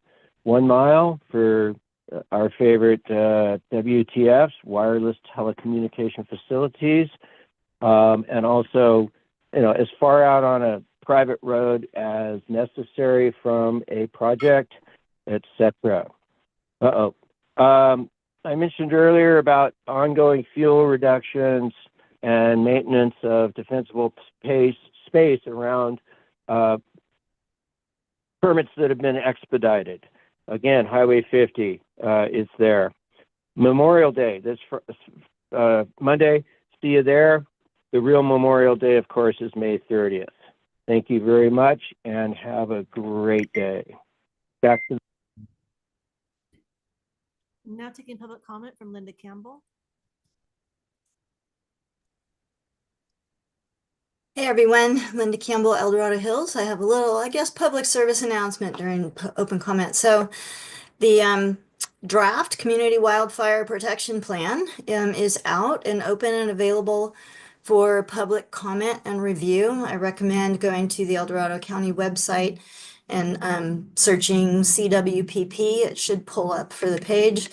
There's 2 actual public workshop meetings planned.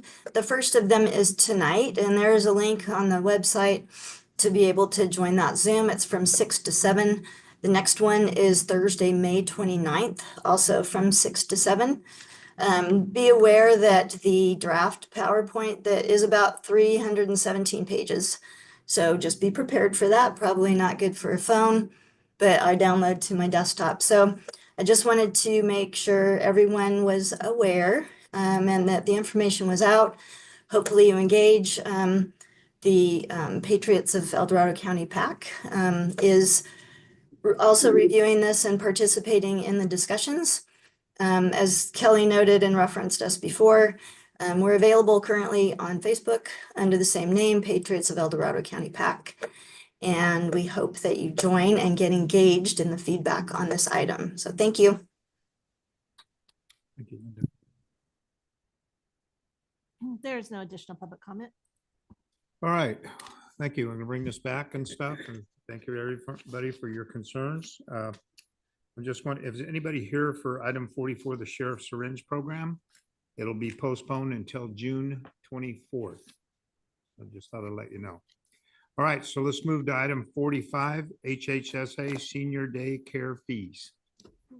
Item 45 is a hearing from Health and Human Services Agency recommending the board adopt and authorize the chair to sign a resolution replacing and superseding resolution 148-2016 to adopt senior day care fees effective July 1st, 2025. Supervisor Turnbull, can you please open the hearing?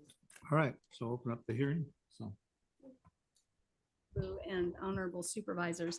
My name is Lynette Engelhardt Stodd. I'm HHSA's Deputy Director for Community Services. HHSA is recommending the board adopt and authorize the chair to sign Resolution 62-2025, which replaces and supersedes Resolution 148-2016. This would adopt a new senior day care fee schedule. And it would go into effect July 1st. The fees have not been updated since 2016. Wow. HHSA presented to the board the study from MGT we presented on March 4th, which outlined different options for increasing the fees and looking at the fee structure. And then additional board discussions took place around the fees and their financial impact on April 8th, as well as April 22nd. The senior day care program is funded primarily with general fund dollars, and it's supplemented currently by the fees that we recover for member services. As I mentioned, these fees have not been updated since 2016. That's why we commissioned the study to look at the fee structure and get a sense of where we should go with it. Approval of this resolution will implement a new senior daycare fee structure that aims to achieve a 97% cost recovery from the fees. This will help HHSA meet our budget objectives, as well as, we're hoping, ensure the long-term financial stability and sustainability of senior daycare services that the county provides. The new fee structure is included in Exhibit A. It's a 3-year implementation. And then going into effect July 1st, and then fiscal year 26-27, it would also include, in addition to the increases, a CPI adjustment, which we had talked about back in March. And so those numbers are before you, and we're hoping that you will approve this increase. All right, I'll bring it back to the board. Any comments or discussion right now? All right, so we'll just open it up to public comment. Okay. Now taking public comment specifically regarding item 45. Individuals will have 3 minutes to address the board. The timer will notify you when you have 30 seconds remaining, and again when your time is up. Public comment will be taken first from those participating in the boardroom and then from those participating through Zoom. For those participating by Zoom, please make sure you unmute yourself when called upon. If you're joining the meeting by phone, press *9 to indicate the desire to comment. If you're joining by Zoom, press the raise hand button. Please voluntarily state your name for the record. Would anybody in the board chambers like to speak on this particular item? Come on up. Seeing no public comment from the boardroom, now taking public comment from online participants. Now taking public comment from 390.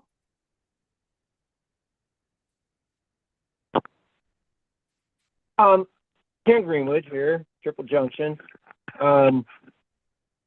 I participated in some of the programs that are part of this, and oh my, I haven't had a chance to really review this much, but as a senior and actually on a fixed income and still having to work, but it keeps me young, so I do it and pays the bills. This is just more money. And, you know, I mean, I hate socialism, but gee whiz. Those of us have been around long enough to remember all the things we remember could use a break. Raising fees for stuff is always a great way to bust a budget. So it's up to you. Thank you very much. There's no additional public comment. All right, so I'll go ahead and close the public hearing, bring it back to the board. Any comments or discussion? Anything? Just one quick question. Is there any type of reimbursement available for the participants through Medicare or health insurance or anything like that typically? Thank you, my assistant. This is a social model, daycare model. It's not a medical model. And so while some members may have long-term care insurance and could then submit for reimbursements, they pay us directly. We don't, we're not able to submit to insurance companies. So long-term care might help for reimbursements. And then as well as we have heard from some of the members, participants, that if their family members have through their employer, their healthcare, a healthcare flexible spending account, they could then submit to the flexible spending account to get reimbursements. But because it's a social model, it doesn't qualify for medical reimbursement. We are looking into other ways to help offset some of the costs. We're looking at grants. We're constantly kind of looking for other things that we can recommend to members to help them with the costs. Okay. Any other comments? Mr. Chair, I would move that we authorize you to sign resolution 062-2025. Is there a second? I'll second. All those in favor by saying aye? Aye. All right. Motion passes 5-0. So I was going to ask County Council, can we resume the closed session on item 47 at this time, or do you want to move forward with? I think you would want to complete your open session agenda. Okay. All right. All right. So we'll move to item 46, DOT adopt 2025 TIF program annual schedule update. Item 46 comes from the Department of Transportation recommending the board consider the following pertaining to the revision of the major update of the traffic impact fee program and the capital improvement program, and consider the following. One, receive the Justice El Dorado County 2045 Housing and Employment Projections Memorandum. Two, receive information on revisions to the list of roadway deficiency projects resulting from approved growth rates, adjusted growth allocations, and corresponding revisions to the travel demand model. Three, direct staff to adjust the residential and non-residential offset percentages to the proposed traffic impact fees using the proposed scenario 2. And 4, direct staff to return to the board on June 10th, 2025 with the appropriate resolution for adoption of the revised TIF update and to incorporate the changes to the CIP. Okay. Wonderful. Thank you very much, Kim. Good afternoon, Chair, Board of Supervisors, Rafael Martinez, Director of Transportation for El Dorado County. Here with you today to revisit some of the analysis that was done with the major update last year, December 2024. So as you all know, we have a very robust capital improvements program and a financial instrument that accompanies that CIP and complements it is the traffic impact fee. That is a fee that is imposed on new development to essentially mitigate the impacts of traffic due to its project. So in order to make sure that a department is accountable and truly taking the appropriate fees for the impacts, the Department of Transportation has to come up with a major update every 5 years, as well as an annual update once a year to present an array of numbers, analysis, data to the board. And this is an analysis and a report that has thousands of data markers, hundreds of calculations, an overwhelming model that is all incorporated into it, along with discretionary decisions by the board to go through multiple workshops presented to the board. And after a 1.5-year process, made a decision in terms of the direction, the analysis, and the assumptions made by staff and the board to move forward with the appropriate TIF. Last year, we did all that. After a 1.5 years, we gave that information to the board. And then shortly thereafter, we rolled into our annual update, when in doing so, staff, along with our consultant, we discovered a discrepancy. And that's what we're here today. I am accompanied by county staff, Zach Oates and Adam Bain, as well as our consultant, Chris Gregerson, to basically go over some of that analysis and some of the discrepancies and what next steps and or decisions and or discretionary options we need to take in order to move forward and to allocate a TIF for our program. So with that said, I'm going to hand it over to Zach Oates. Great. Thank you, Rafael.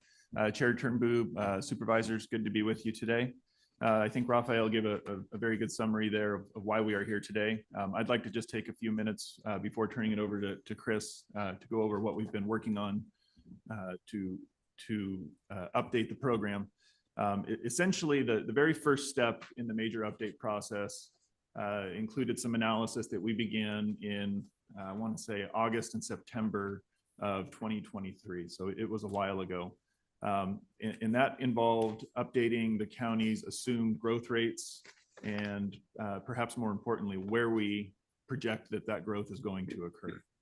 And in that step of the analysis, that's where we discovered the discrepancy. Essentially, what happened in updating our baseline numbers from our 2018 baseline to the 2023 baseline, we take a look at the prior baseline number, how many available units we have to develop where we can charge a fee. We subtract out the number of units that were constructed using building permit data. And then we add back in the number of projects that have, or units or parcels that have been approved via new parcel maps, zoning changes, general plan amendments, those sorts of things. the error occurred where instead of adding those new units back in, they were further subtracted back out. And so what resulted was a baseline of available capacity to develop that was significantly lower, particularly in the El Dorado Hills community region, than what it should have been. So again, the next domino to fall was allocating the growth. And what resulted was the El Dorado Hills community region building out sooner with fewer units than what we actually anticipate happening. And that resulted in us reallocating some of that overflow growth further up the hill into Cameron Park, Shingle Springs, into Zone B of the TIF program. So since identifying that error, we've been working with our consultant to correct it. And at this point, I might hand it over to Chris from Kimley Horn, who can talk about the steps that we've been taking to address that discrepancy. And Kim, if I could ask you to pull up our presentation, please. Thank you.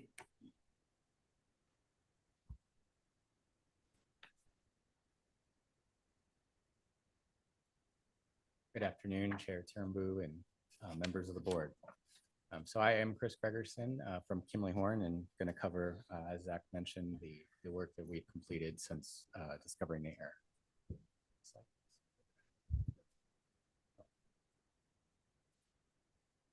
All right. So we're just going to cover the updated land use distribution, the updated deficiency analysis that resulted from that, land use, the fair share, and then turn it back over to Zach to cover some of the offsets. So just as an overview, to start this, we updated the base year that remained the same from 2018 to 2023. The future year from 2040 to 2045. The 2045 is what we'll focus on today. And then just as a reminder, the totals were based on the 0.62 growth rate approved by the board, which previously for the 2020 major update was 0.7 for residential and 0.67 for non-residential, and overall lower households and jobs compared to 2040. So the totals didn't change, just where it was allocated. So this slide shows the new development capacity that was calculated for single family and multifamily units in the first table, and then the second table covers what the difference was. So as you can see there in bold in the El Dorado Hills community region, there was a large increase in the single family capacity. Multifamily changed slightly, but not significantly.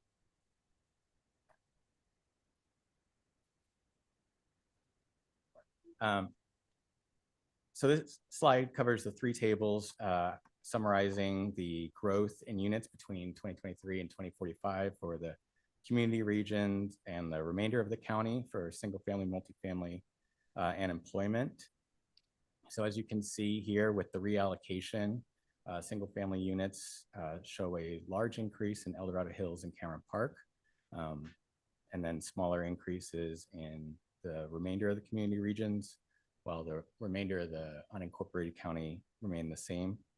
Multifamily, El Dorado Hills and the remainder of the county remained unchanged. Cameron Park sees the largest growth, where previously Shingle Springs had the largest growth. And then with respect to the employment, the growth trend follows roughly the single family, where the largest growth is in El Dorado Hills and Cameron Park. So the next three slides show visually where that growth is, starting with the single family unit growth. So what you see in orange are the community region boundaries outlined. So you can see in Cameron Park and El Dorado Hills, we see the largest growth shown with the blue shading, where there's very less growth outside in the remainder of the county. So with respect to the multifamily growth is located along major roadways such as US 50 and Cameron Park Drive.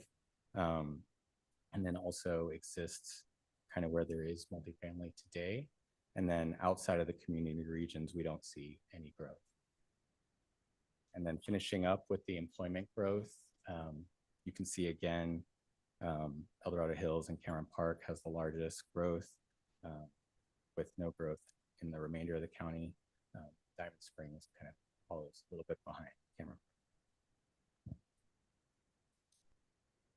So with that growth reallocation, we redid the deficiency analysis. So just as a quick reminder, deficiencies are determined within the community regions if a facility exceeds level of service E, and then outside of the community regions, that's lowered down to level of service D.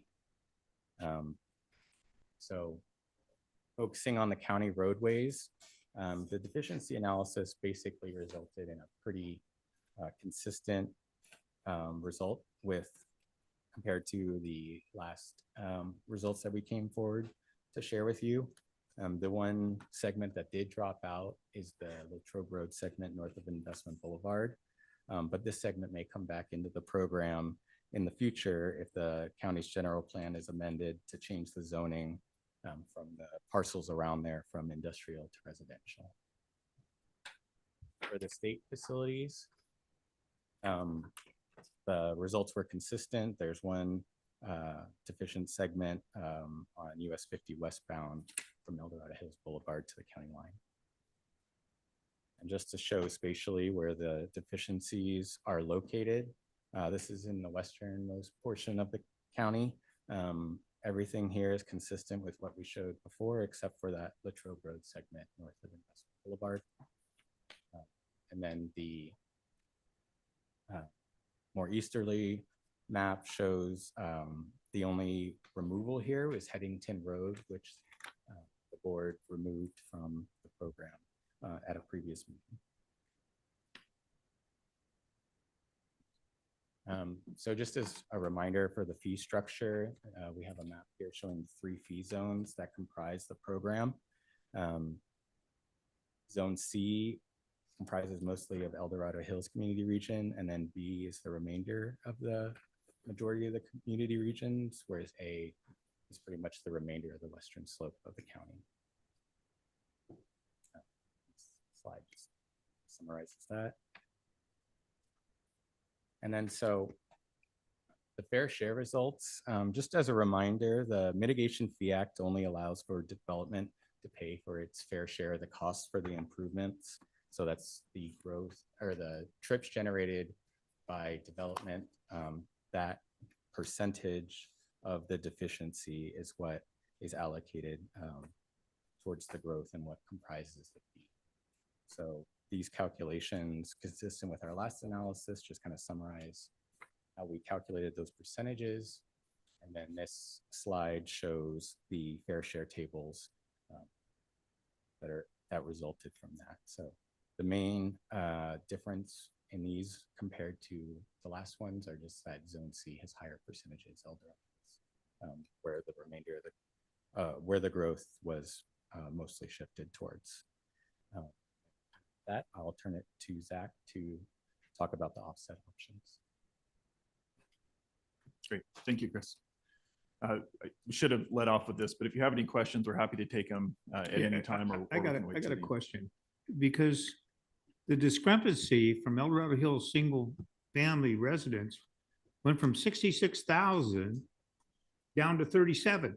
How can anybody make that kind of mistake? Does anybody check their work before they bring this forward? It just amazes me. So that especially was, when you're paying a consultant to do this. so that was a TIF, the actual TIF fee. The discrepancy, where the discrepancy came in was in the actual allocation of the parcels that was in the zone that then proceeded to propagate into what the TIF fee was going to be. And so, as I stated earlier, the data that is incorporated into the calculations, as well as the abundance of data and the model, we are talking about thousands, if not hundreds of thousands of data points that need to be inputted. And it just so happens that this was one in where the plus should have been a minus, or I think the minus should have been a plus.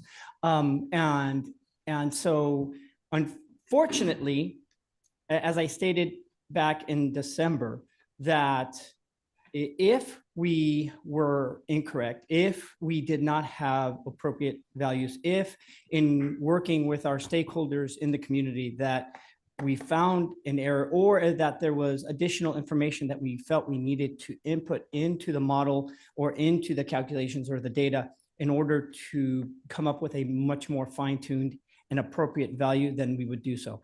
The system has its checks and balances incorporated into it. Now, is it perfect? No, no program is, and no human is. And that's why we have consultants and staff that check each other, and our program in itself, it checks itself every year to make sure that we are catching these. Fortunately, we did catch this within 3 months of it, and we are back here before the board to make sure that we do get it right. And when we did discover it, we immediately reached out to stakeholders as well as our consultants to make sure that, yes, these numbers we're going to get now triple check, quadruple checked, to make sure that at this point moving forward, as well as for future updates, that we are going to have a value that is going to make sense. Now, I can tell you that we did have some major shattering factors or variables that were incorporated into last year's major update that did attribute to what could possibly be a justified increase to that magnitude. And that was the fact that we decreased the amount of grant funding that we are getting from the state and from the state and from the feds. In years past, Zach, how much were we calculating in terms of grant funding from previous years? So I believe the last major update that was approved in 2020 assumed somewhere around $70 million in grant funding. And as part of the 2024 major update, we decreased that down to 57 million, I believe. Yeah. So there was a decrease in the grant funding that we were receiving. And that was a factor that collectively made sense in terms of, okay, well, then if we are receiving less funding from the state and from the feds, it would then attribute in a higher TIF fee. And so then that was, now if we had no changes, similar to what we did in 2020, and then we would have seen an increase, that would have been a more blaring red flag as to, okay, something's wrong here. But because we did have that variable that changed, as well as some other variables having to do with the offsets, those all contributed to the increases more or less making sense. But like I said, our system has its checks and balances. We were able to catch it within a less than a half a year's time, and we were able to collaborate with the consultant working forward to make sure that not only we get it right this time, but for future annual updates and major updates, this doesn't happen again. Well, the only thing I think on this, it's only as good as the person that feeds this information to get the results, right? Sure, exactly. So, Similar to a lot of the computers that are used to analyze vehicles nowadays. If the operator doesn't punches in the wrong button or doesn't know how to input the correct value into the computer to analyze the car, yeah, you're not going to get the right value back. So yes, we are now making sure that we triple check those button pushes and the cells and the analysis to make sure that future and I hear projects what come you're back right. talking about. The scan tool that I use, especially diagnose vehicles, the scan tool is not a solve all. It's not. It's not. Yeah, you're so right. So that's why I'm just saying, you feed this information in that, and you should be double checking or triple checking, because this is kind of, I couldn't believe the difference. We will definitely be doing that for future analysis. All right. Okay. Anybody else? Move on to the. Well, we still have some other decisions we have to make. So just so you know, we're not done. I know. I got a question. Yeah. Go ahead. Go ahead. Okay. First of all, good job catching the air, Zach. Appreciate that. So on slide 5, the growth projections, those are the actual projected number of residents to be added to region, right? Not the number of residents, the number of dwelling units, the number of Okay. homes. Okay, yeah, okay, that's, yeah, okay, sorry. Sure. So how accurate are those? I mean, like, just take El Dorado Hills, for instance. You're saying 3468 projected or addition in the next 20 years. But we have, I mean, two massive developments being proposed. That's Sure. over 8,000. I mean, there's 11,000 homes being Certainly proposed right now. How does this work? Certainly. That's a great question. So the way this works in concert with our travel demand model, we are looking in terms of the current general plan, the current zoning densities and land use designations.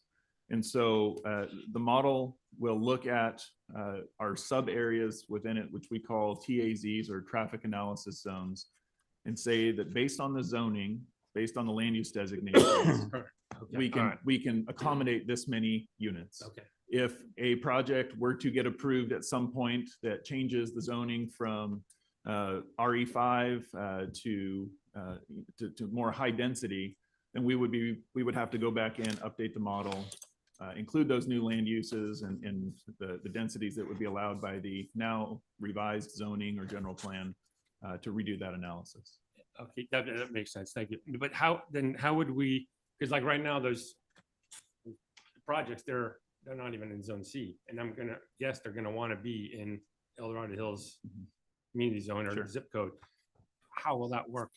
Sure. Can we put them in zone C if they get approved, or how does this work? Certainly. So I believe if those types of projects were to get approved, that would trigger the need for us to take another look at some sort of major update to the TIF program. And at that point, we could take board direction to do that analysis and present it to the board for you to make that decision on whether or not we want to look at changing the boundaries of the current TIF zones. Also, one other point along those lines, and Supervisor Parlin has brought this up before, is if in the event that a project then trips the need for more infrastructure, it would be solely on that project's responsibility to then pay for the entirety of that. So I know a lot of times the public asks, well, wait a minute, we should just incorporate it now so that they can be paying into it. Just the opposite. If it's because of their volumes and their traffic that it then pushes us over the threshold, it is their responsibility for the entirety, not just a portion, but the entirety of that project. Okay, one more while I got you. Yeah. So, because, I was going to ask later about taking Bass Lake Road should be included and your removal of Latrobe. But those roads are based on the current zoning. Correct. Okay, all right, okay, thank you. Anybody else got questions? Yeah. Brooke, go ahead.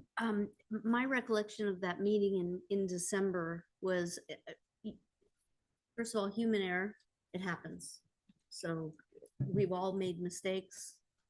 Okay. What is interesting to me, and there's something I just think we need to think about when you say you're going to triple check and do other things to put into play to make sure we don't make a mistake like this. The building association was here that day and they were saying something's wrong. Something's wrong with this number. Give us 30 days. Let us dig in. We haven't had time. It was over Thanksgiving. There were a lot of good reasons why they were asking for just give us some time. And we didn't do that. And so I also think that part of the remedy here is to make sure that we're not doing these in silos, but that we are having the public have an opportunity to look at this too, especially industry people who they understand these numbers probably better than any of us sitting up here. So I would want to, implore that we not make that mistake on top of the mistake, because then we really could have caught it before it maybe even got implemented. Maybe. Can I piggyback on that though? Because we actually, and I remember this very clearly. Well, number one, I questioned the data all along. So there's that. Every step of the way, I know I asked the question, Raphael, if we put this off for 30 days, is the data going to change? And you said, absolutely not. You've gone through and checked it. So at that time, they'd gone through it several times that error just wasn't found at that time, I don't think another 30 days would have done any good, because now here we are with the next update and they found it. Well, and my So- point is the industry was asking for 30 days so that Correct. they could review data that they hadn't had a chance to look at. I get So that. maybe fresh Yeah. eyes would have caught it. It's Yes. just, if we're going to look back and say what we wish we could have done differently or better, I just want that to be part of the equation because that was an opportunity. we 100% correct. And I truly believe that everything happens for a reason. Yeah. And this is the little silver lining around this whole thing, is that since December 3rd, we've had a much more collaborative partnership with the stakeholders in this county, which many of them are in this room right now. And we've had to date since December, approximately 5 meetings specifically talking about, no, 6, and with different sets of stakeholders. Not only to say, okay, what is going on and what is the data, what is that we need to look into, but also moving forward, how are we going to collaborate with each other so that this information is out there and is readily available so that we can have another set of eyes. I do have to say, as a traffic engineer, even I get glossy-eyed when I look at this data. So it is something complex, but they too have their specialists and their professionals and their consultants that if, yes, we want to partner and collaborate and make sure that we're all on the same page, that we are going to be doing that moving forward. And I, as well as my staff, have committed to them in person and in writing that that is going to be part of our policy from here on out. And again, it was Zach that found there. Yes, it was Zach. Kudos. But I think a more fundamental question though at this point is, because we had said all along, we said, we're going to go ahead and approve it. If we find anything, yes, error, the door is open, and that we would revisit it. So I guess what I want to know is how many permits were processed with the incorrect, here's that. And what are we doing to remedy that? Because we said we would. We committed to that all along. And we are committed to that. Yeah. So that's a great question. I have to credit Lindsay Tallman in our office. She ran this report over me as I was running out the door to come up here. To date, since February 1st, when the fee schedule went into effect, and this is through yesterday, we've issued 49 permits. Okay. We have many, many more that have submitted their applications. They just have not paid their fees and pulled the permits to date. Okay. So of those 49, 46 are residential permits for homes, and 3 are for non-residential commercial type uses. And so based on whatever we approved today, those will be corrected or refunded? Correct. We'll or- be issuing a refund for the difference between the fees that were paid and what the new fee schedule that we bring to you on June 10th. will be. Okay. Well, So I appreciate we that. can't tell you 'cause- exactly what the refunds Yeah. will be until we get there. Exactly. No. But we do plan on including a list of permits that have been issued with fees paid as part of that item. And then the applications are in the works right now. We'll just be like, we'll hold off on them until we have the new fees. Is that right? If folks want to come in and still pull their permits, Oh, they are okay. welcome to do so. Unfortunately, they'll have to pay the fees that are currently in effect. Right. But we are tracking all of those so that they will be issued their refund once the new fee schedules are in effect. Okay. Anybody else? Any I'd comments? just add in, I think that's why it's so important to attempt. And I know there was a big attempt to get it right the first time. I know there was a lot of conversation about, are you sure? Are you sure? And It was. I know I saw you, I was here, you working to make the number work, because I think you too were amazed by the number, but with the gas tax and other variables coming in, and then obviously the low amount of development that you use is to divide that in.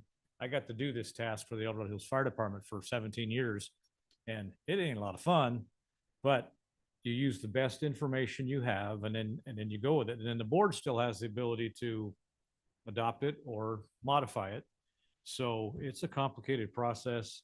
And I think it is a great lesson learned, but I would like to make sure that we as you just referred to, it's policy now that we utilize our experts as well to help us develop this. El Dorado County is pretty unique compared to other counties as far as Measure E, Measure Y, and other complicating factors. And all of those things add into the complexity of this fee. So as many eyes as we can, as long as it's not an emergency, I was always taught, use your discretionary time well. Anyway, that's it for me at this point. Anybody else, any comments this time? All All right, go ahead. Great. Zach. We'll continue on here. So Raphael mentioned briefly the subject of grant funding in the program. And so before I dive into our 3 scenarios for the offsets here, just wanted to provide a little background and a refresher on what we use the grant funding for in the fee program. The first item is what we call covering the cost of external trips. And those are vehicle trips that both start and end outside of the unincorporated West Slope. So City of Folsom, somebody driving into downtown Placerville, they're using Highway 50 or they're using county roads to get where they need to go, but it's not any new development within the unincorporated areas of El Dorado County that are attracting them. So worsening the level of service, we need to cover those costs. So we used our grant funding for that. Another is our affordable housing offset program. And that essentially says that over the 20-year lifespan of the TIF program, we're going to allocate $1 million a year or $20 million total to go towards covering the cost of traffic impact fees for eligible affordable housing projects. And there's a whole process in which they have to go through to apply for that and to be approved. The third is our fee offsets here. And this has historically been used by multiple prior boards as a way to bring the fees down in the more rural areas of the county so that folks aren't necessarily paying their full share, but it's not that we're not collecting those fees, they're backfilled by this grant funding that we receive. So we put together, we had this discussion with the board last October, I believe, and presented a few different scenarios and how that would affect the different fee amounts. And so I've tried to model a similar scenarios here. So scenario 1, which you see up there on the screen, that utilizes the same offset percentages for residential and non-residential uses in the 3 TIF zones that the current fee schedule does, that the board approved last October. Scenario 2 is what is going to be staff's recommendation. It resets the percentages. It again focuses on applying more significant offsets to the non-residential uses in all 3 fee zones, as well as bringing down the cost of residential fees in Zone A. And if you remember back to one of the earlier slides, Zone A is kind of the outer, more rural areas off of the Highway 50 corridor. The result of scenario 2 is that fees are significantly lower than where they are today. They are more in line with where they were before the current fee schedule went into effect. They are slightly higher in some cases, but that's to serve as almost our annual inflationary adjustment. It's definitely a more fiscally conservative option that leaves a little more of our grant funding in reserves for any future project cost increases or inflationary adjustments that we do as part of the annual update. And then scenario 3 is just a little more aggressive in terms of applying more grant funding to the offsets to bring the fees down even more, in most cases to a level that was even lower than they were in July of 24, prior to the major update being adopted. So Kim, if we could go to the next slide, please. So again, this is showing the actual offset percentages. And this is just for the residential uses. Again, scenario 1, the blue column there, is based on the current offsets. So you can see that the way to think of it is, if somebody coming in and to pull a building permit to build a single family home in Zone A, if their fee was $1, under scenario 1, they're only paying 45 cents. The grant funding covers the other 55 cents of their fee. Zones B and C do not receive any offsets. With the reallocation of growth, those fees came down significantly just by correcting that discrepancy. Next slide, please, Kim. This is getting into the non-residential offsets. And as you can see, the offsets for scenario 3, the green bars, are 5% higher across all 3 of the zones for the non-residential offsets. So again, applying slightly more grant funding to bring the fees down to a level that they were more around 2022, 2023 timeline. All right, Kim, next slide. So now we're getting into the actual dollar amounts. And unfortunately, the current fees in Zone C make it a little more difficult to see the differences between some of these scenarios. But it does give you an idea of the order of magnitude in which the fees are going to decrease. The purple bars are our recommended scenario. And you can see the dark blue bar on the left, on the far left of each of the zones, was kind of the threshold for which we were trying to match up with. That's what the fees were prior to the current fee schedule going into effect. Next slide, Kim.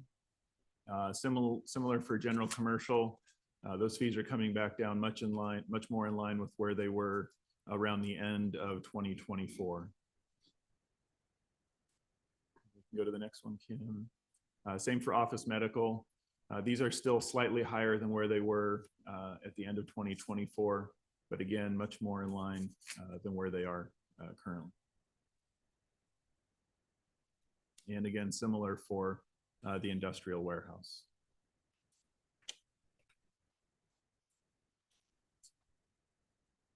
So with all of that, I'm sure there will be more questions. These are what the department is recommending for the board to consider. Receiving the updates to the growth projections and allocations, information on the deficiency analysis. Staff is recommending that we move forward with scenario 2 for the offsets to the fee program. And based on board direction, we're planning to return on Tuesday, June 10th for adoption of the new update here. And with that, we would be happy to answer any more questions that you might have. All right, bring it back to the board. Any more questions, comments at this time? Yeah. Go ahead, Laura. So, well, just a comment. I just really appreciate that. We always talk about it and sometimes it's hard to do, but find a mistake, own it, bring it back, move on. So thank you for that. It's made it really easy to take a look at this.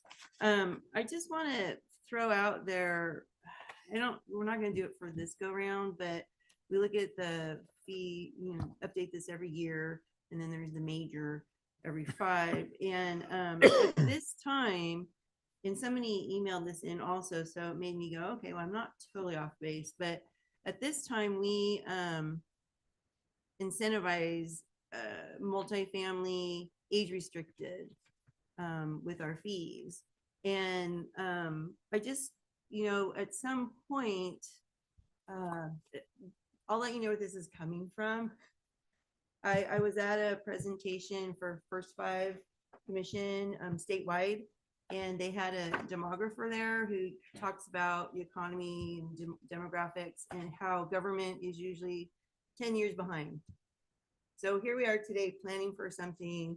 We're 10 years behind in our thinking. And he was pointing out that the demographics of the state is going to be changing a lot in the next 10, 20 years.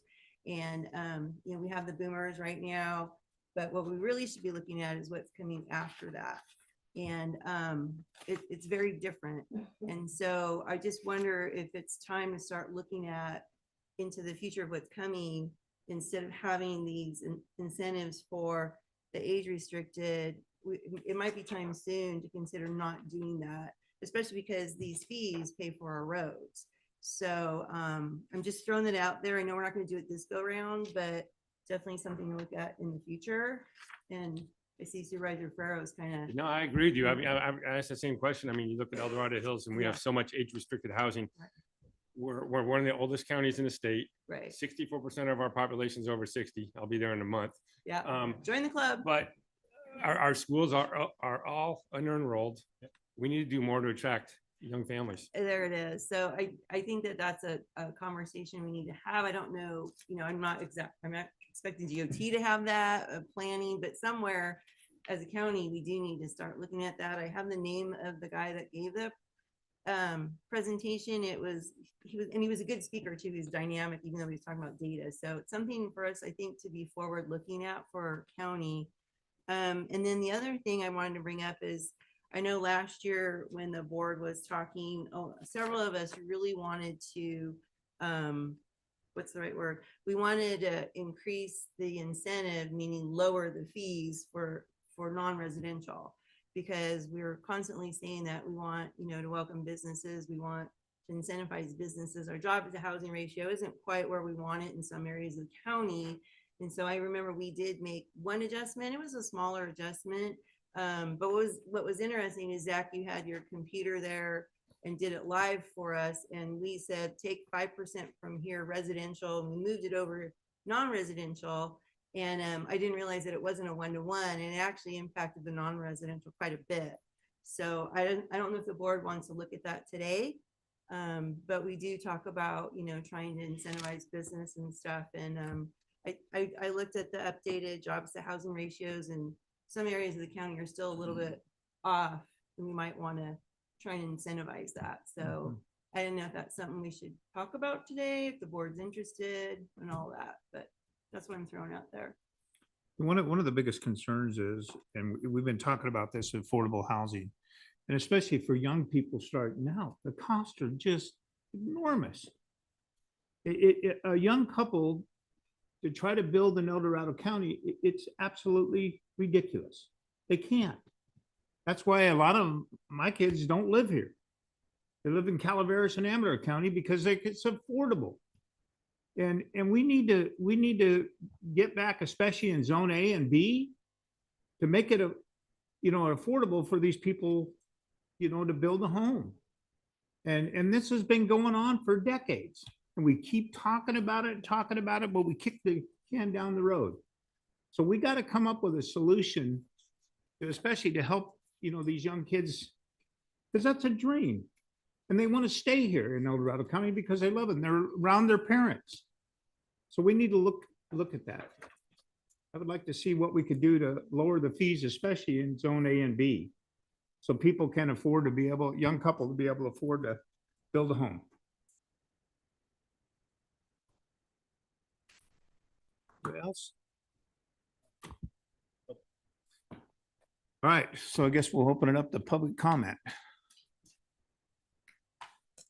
We are now taking public comments specifically regarding item 46. Individuals will have 3 minutes to address the board. The timer will notify you when you have 30 seconds remaining, and again when your time is up. Public comment will be taken first from those participating in the boardroom and then from those participating through Zoom. For those participating by Zoom, please make sure you unmute yourself when called upon. If you're joining the meeting by phone, press *9 to indicate a desire to comment. If you're joining by Zoom, press the raise hand button. Please voluntarily state your name for the record. Good afternoon, Mr. Chair, members of the board, and the whole team. Spent a lot of time with these guys lately. First and foremost, I just want to commend the students that have decorated your chambers temporarily with these fantastic maps. I've been particularly staring at the festival one behind Supervisor Bierkamp for a while. Vance Gerard with the North State Building Industry Association, representing more than 500 members in the home building community. Yes, we have been engaged heavily on this issue since it came up last year. And as Raphael mentioned, the process that has been undergoing since that time has involved a lot of meeting with us, meeting with other stakeholders involved in this. And we're grateful that the error has been identified. We're grateful that it's been brought back to you for correction. Obviously, this makes a significant difference in the ability to build homes in El Dorado County. All that being said, I don't want to view this as the finish line. I provided your staff with an updated analysis based on their updated analysis, and it does still list several issues to work out, particularly around outstanding items for capital improvements and allocation of funds. So in general, there's probably about 6 items that we still need to meet with them on regularly and try to figure out, and we have some time to do that we'd like to get it done as soon as we can. And I know that they'll be there to do just that.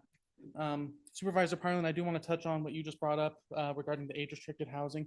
I wouldn't look at the lower fees as an incentive to build age-restricted housing, but more as the nexus will show that age-restricted housing has a smaller impact than a standard single-family or multifamily home, and that's why they receive a smaller fee. I'd also look at it as building communities that seniors and empty nesters who already live here can move into and live more manageably, opening up existing homes for younger families and folks that want to live in the areas they grew up in. So another way to look at that we're happy to meet with you on as well and discuss going forward. Thank you. Thank you. Come on up, Sue.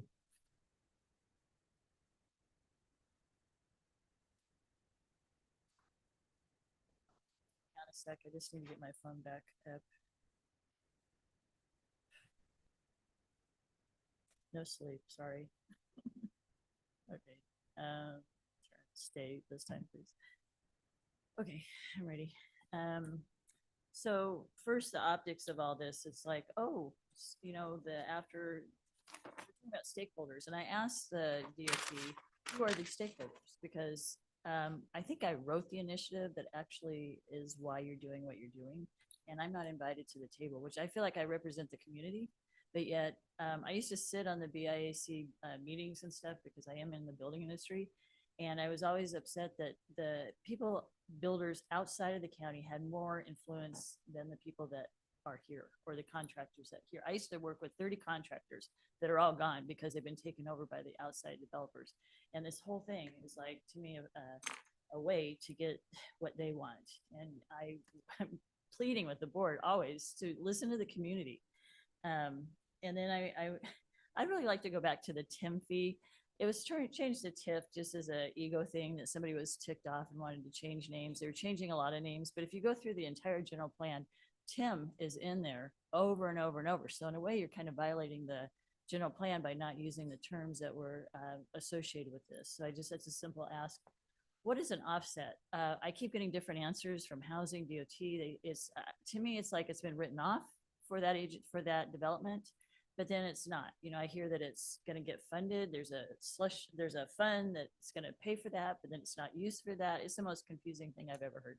So I would love to. I've asked for like 5 years or something. So I'd like to really know what the definition of an offset is. And then 3 is I'm not comfortable with the Kimley Horn. I'm looking through all these different numbers. I just got this printed out this morning, and I go through these a lot whenever there's a project up. And the one at Cokie Lane is really interesting because initially the first study said severe impact, you're going to need to put a signal because it worsens. And because there was 10 peak trips in the day and 16 in the evening, which I don't know how you only get 10 when you have 787 new trips, but that's what they'd come up with. And then when they brought it back a second time, they said, oh, it's only 9, so it doesn't worsen. Even though in the worsen category, if you're 100 daily trips over what it was, so in this one where they say they went down to 9, so there's no impact, nothing to mitigate. There's 888 new trips instead of the 700, which does trip it. So I don't know that I trust these things. Oh gosh, I'm only at 3. 4 scares me that Caltrans no longer cares about road capacity or safety. I'll let you know that. You can ask me later. Deficiency, there's a huge deficiency from Fowler on Highway 49 to Cokie and the Missouri Flat Interchange. Caltrans has already listed those at, they actually restricted developments, but now that they don't care about safety, they don't really seem to care what you do, but they were worried about, and Lori and I actually went to the DOT.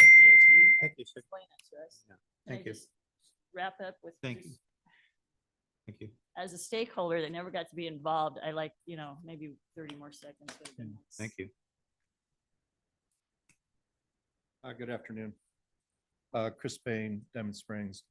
Earlier today, during the morning agenda, I talked about the importance of the surveyors, architects, geologists, and engineers in the business of El Dorado County. I also talked about the fact that we're very interested in the numbers, but we're most interested in the jobs. What creates jobs? So in regards to modeling, I don't think it's that surprising that modelers are a strange breed. It takes a certain type of person to be able to day in and day out deal with the application of numbers, making sure that the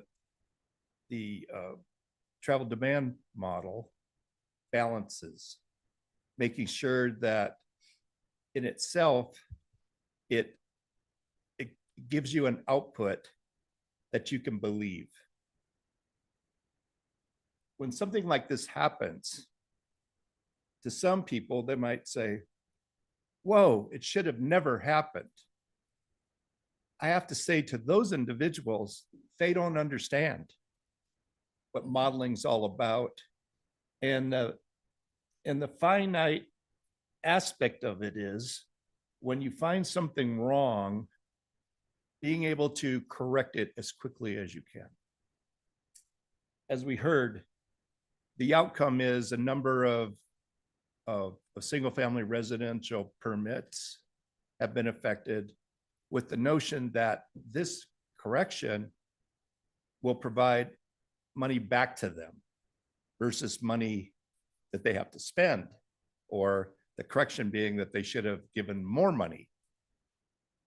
We're very lucky that this whole process then is kind of correcting itself.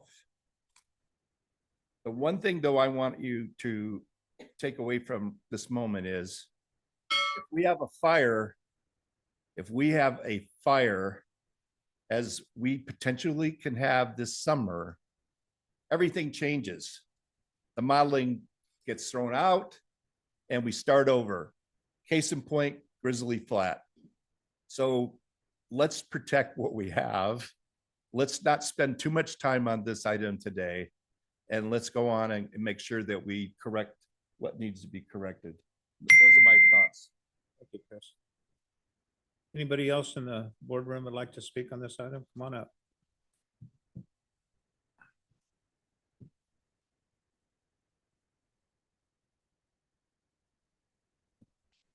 Honorable Chair, members of the board, Dave Spar, El Dorado Hills, District 1. Was trying to review this item this morning before your board meeting. Didn't give me a lot of time to go through the numbers. And I know the numbers were off last time, so you trust staff, but we should probably verify as well. Page 16 looks at 4 employees per acre if all available non-residential land were developed to accommodate anticipated growth. That's not going to happen. It's not all going to be developed.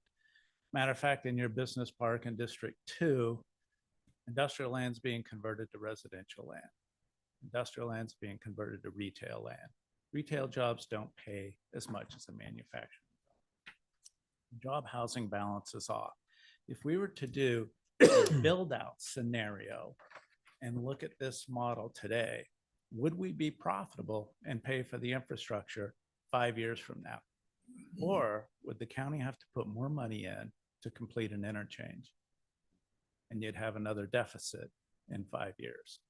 Can we be profitable in 10 years? Can we build out responsibly in 5 years? An industrial building, 100,000 square feet at $2 a square foot, which is not in one of your scenarios, is $2 million. You're going to pay $2 million and locate in El Dorado Hills, or are you going to locate in Rancho Cordova or Sacramento? As a site locator and doing economic development for Placer County and Sacramento County, I know the numbers. You've got SMUD in Sacramento County, you're going to go SMUD territory, not PG&E, and you'll save money. On traffic fees, you're going to go to Rancho Cordova, and you're going to save quite a bit of money locating there than here. So we're a bedroom community. We're not creating the job housing balance. I think there is a way to do it. I think we could look at the numbers and look at a build out and see if we could get there. Right now, a 6% growth rate, I think, is a little high. Most everybody else is projecting 3%. your board approved 6% a couple of years ago or a year ago. It wasn't this board, it was a different board. And you're still using the 6% number. I wouldn't use that number, I'd use 3%. But like SACOG, if you use 6% growth rate and your numbers are higher, you can get more money that you apply for STIP funds, for state transportation funds. So everybody likes to use a higher number to try and get more grant funds. I think grant funds are going to be lower according to the lobbyist that works for Placer County.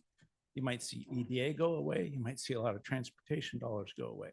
What I would recommend is the board send this to the Planning Commission to review and send it to the Economic Development Committee to review prior to June 10th and have them come back. Appreciate it. Thank you. Anybody else in the boardroom would like to speak on this matter? Come on up.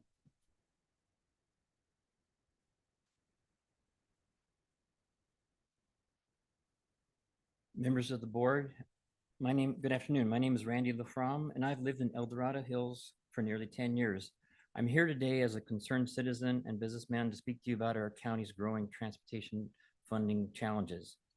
We're facing a serious financial crossroads. They didn't mention that the federal transportation contributions of 10 to 15 million are also ending soon. And with the recent Moody's downgrade of the US credit rating, you can make borrowing more expensive for everyone, especially developers. Without federal aid, future road improvements must now rely almost entirely on local project level fees. In addition, if the county is forced to issue substantial refunds and pause growth, we risk deepening our financial strain when we need forward momentum.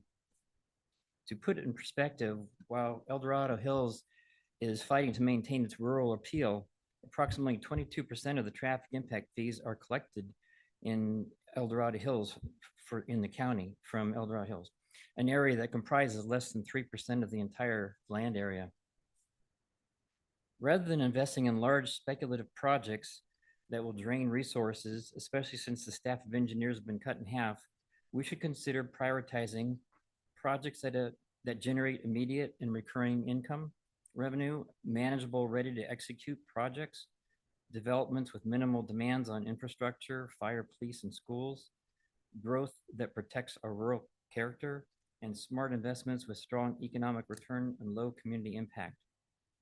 While I commend the Department of Transportation for its transparency, we need more than a process, we need action. Road safety is one clear area of urgency. I was glad to see Bass Lake on the list.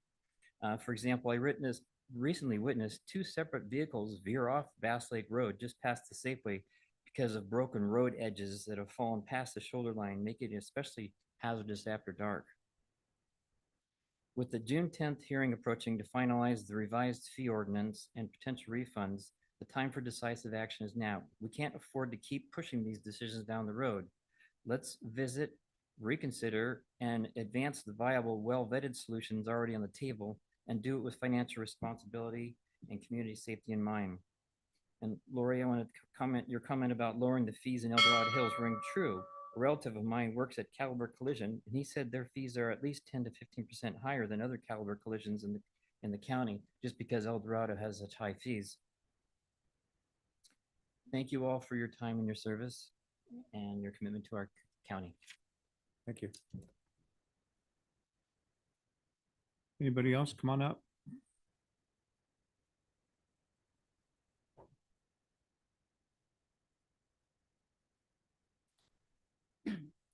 Thank you, Chairman Turnbow and honorable supervisors and the whole team. My name is Sandra Ralph, and I've proudly been a resident of Placerville for nearly 20 years. I appreciate that DOT has found the discrepancies, but my belief is that many non-residential projects may have been rejected or unable to move forward, which has resulted in a decrease in revenue. Those smaller projects need to be revisited. Any loss of revenue hurts our county, and we are all facing real economic challenges today. Budget cuts, hiring freezes, businesses closing. These issues are also causing a significant loss in revenue, deepening our county's deficits and putting essential public services at risk. Services like schools, our roads, law enforcement, and our emergency response systems. If these services falter, we all suffer. We cannot afford to sit back. We must come together as a united community to support smart revenue generating initiatives that will strengthen and sustain the infrastructure we depend upon every day. Just one example of an urgent need, as was mentioned earlier, is investing in firefighting resources. We're having fires all over our county and we're not even officially in fire season yet. And we need funding for modern fire equipment, reliable alert systems, strong communication tools, and well-trained firefighter personnel's lives and livelihoods depend upon it. This is why I am urging the board to support more non-residential projects that create jobs and they generate a surplus and boost our local economy, especially businesses that promote tourism and provide transient occupancy tax, which is an ongoing revenue for our counties. We have a tremendous opportunity to retain revenue here locally in El Dorado County rather than watching it flow to places like South Lake Tahoe or Napa. If we invest wisely, we can grow responsibly, supporting local jobs, protecting resources, and ensuring our community thrives. Above all, we must move forward with forgiveness, unity, and not division. This is not about politics, it's about people. It's about resiliency, safety, and a shared community to a better future for El Dorado County. This time is to act not someday, but to act now. Thank you very much. Thank you. Anybody else in the board chambers want to speak on this item? Come on up. Kim, can we go to Zoom participants, please? Not taking public comment from online participants. Not taking public comment from Kelly N. Hi, good afternoon. Just when I thought the money grab for all of the phony rehabs was going to trigger me, this really has me going. It's interesting. I just got off the phone call with one of the most amazing home builders in the Sacramento area. And we started actually talking about, I didn't even know this was on the agenda. And he asked me how our ADU project was going. And I said, well, let me tell you about that nightmare. That ended up not happening because obviously the fire department and the county don't even know how to be on the same page and yada, yada, yada. And he says, this is why I don't build in El Dorado County because he's got enough business building beautiful custom homes somewhere else. So I happened to mention they were looking at increasing the fees even more. And he says, oh, well, that'll probably kill that. George and Greg, all of you who always mention how do we accommodate our younger families, I have echoed that. I don't think apartments are the answers. Kids want to own a piece of something. I would love to see. I had a conversation before he was even on the board with Supervisor Ferraro about some of the things we see as participants in commercial and larger developments, such as negotiating a percentage of under market value homes is a great way to offer homes to our teachers, our firefighters, our police. We can really kind of target of the eligibility. And I think it would be something if you're even remotely considering, which I hope you are not, approving that 3,000 plus Marble Valley, Lime Rock, Carson Creek, all of these jillion home projects that are on the books. I really hope that we will consider how do we get these, that these aren't homes starting at $750,000, because all it does is give us Bay Area transplants. And I'm sorry, but growth is not something that is something we have to do. Everybody acts like you have to grow. That's like you telling me I have to have 10 children because the world's population is dropping. If I want 2 kids, I'm going to have 2 kids.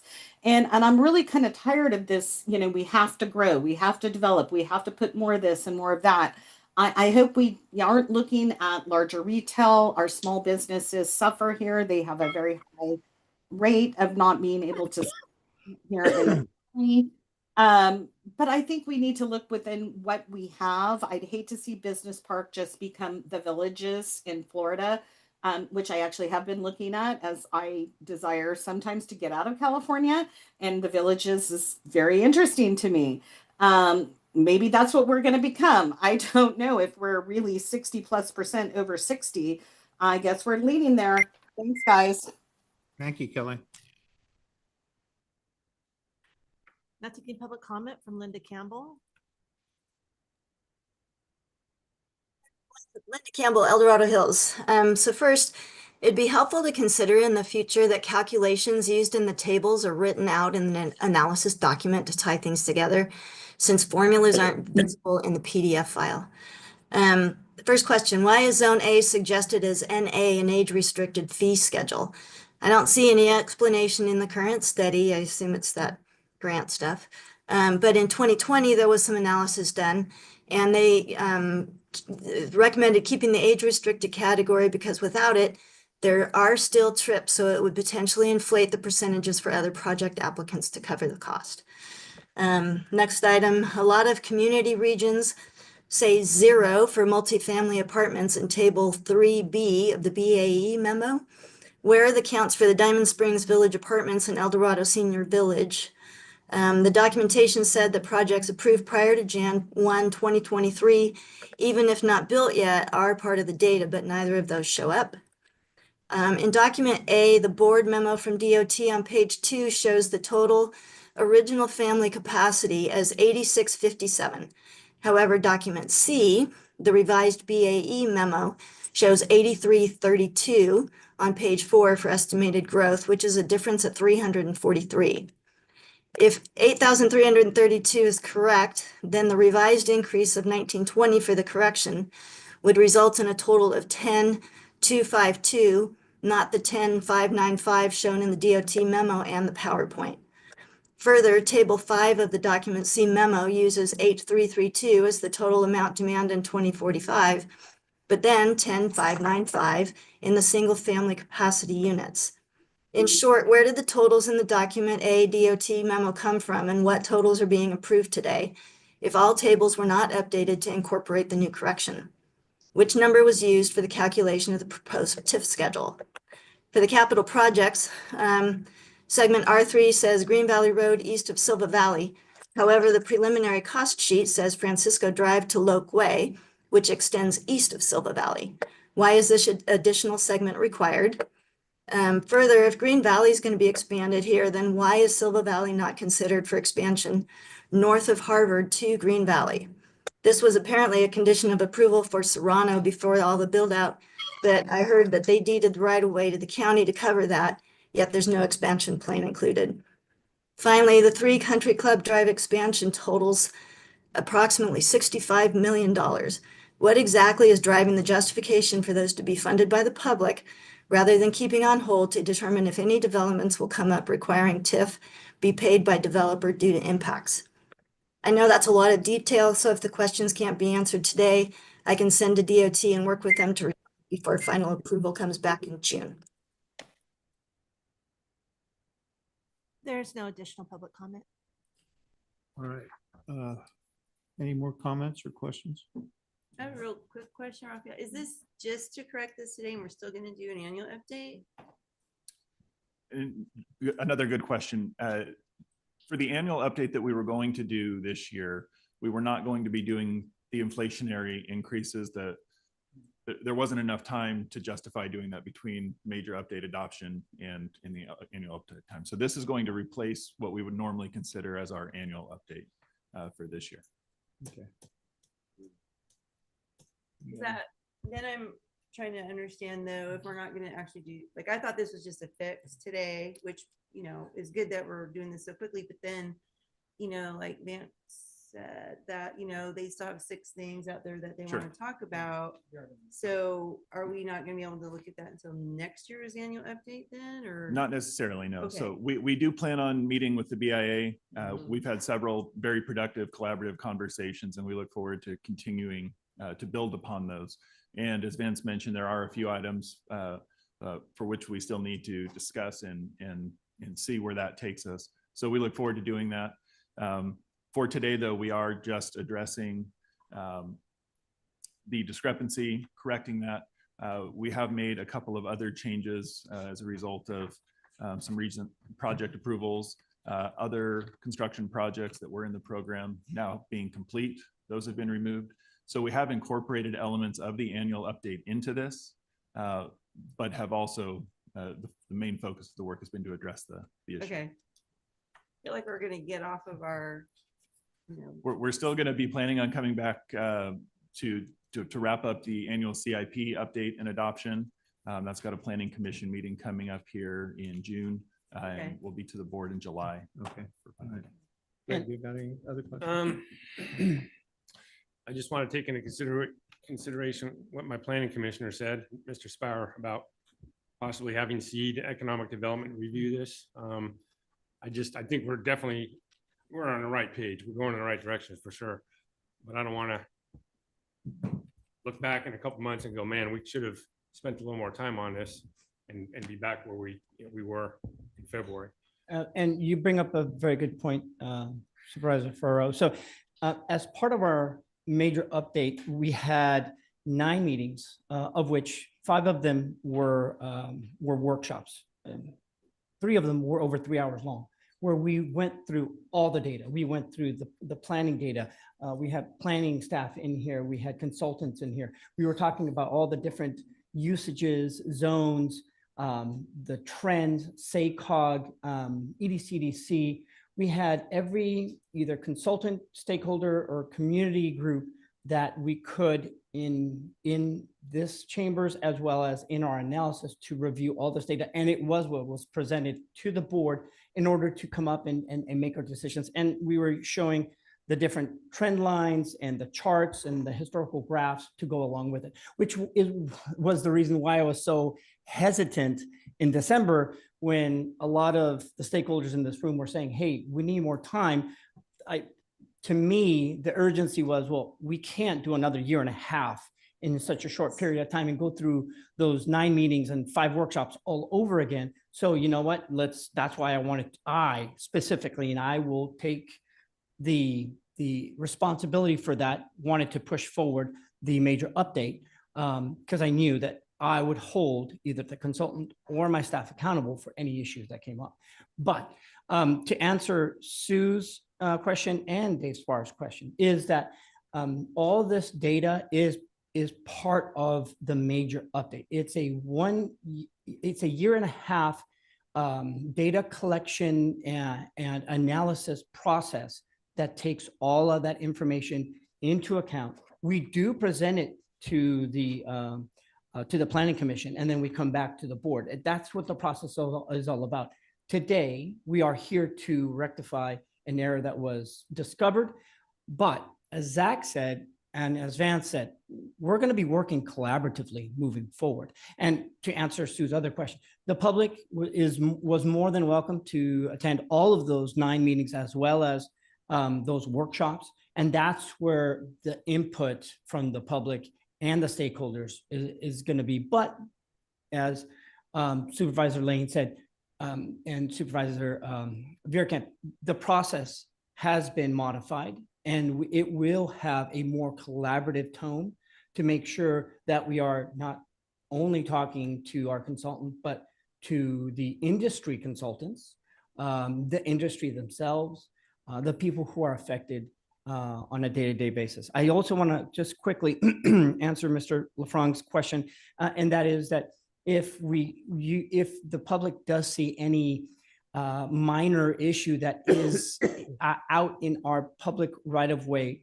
to please give us a phone call. As you know, I love giving this number out a lot. It's our maintenance hotline. It's 530-642-4909. And that is not only for maintenance issues, but anything having to do with the land development. If somebody has a question regarding either a usage or a project that is occurring or a CIP that is occurring in the public right of way, that question will get routed to the appropriate person. And then Ms. Ralph had a question regarding encouraging more non-residential. Well, that's what we are talking about in terms of the offset. And so when we have that offset, it does encourage more non-residential. And then as for Ms. Campbell, if she could send us those questions to us so that we can go through the details of them and get her replies. As Zach said, we're going to be coming back on June 10th with a final to this process. And so that's when we either before then or at that time hope to have those questions answered for her that had a little bit more detail and a little bit more specifics to it. Yeah, and I think Raphael just clarified, but just to put a finer point on it, I fear that my comments might have implied that we're not going to be fixing this issue until July. We are intending on coming back on June 10th to address the discrepancy and have the new fee schedules voted on at that point in time.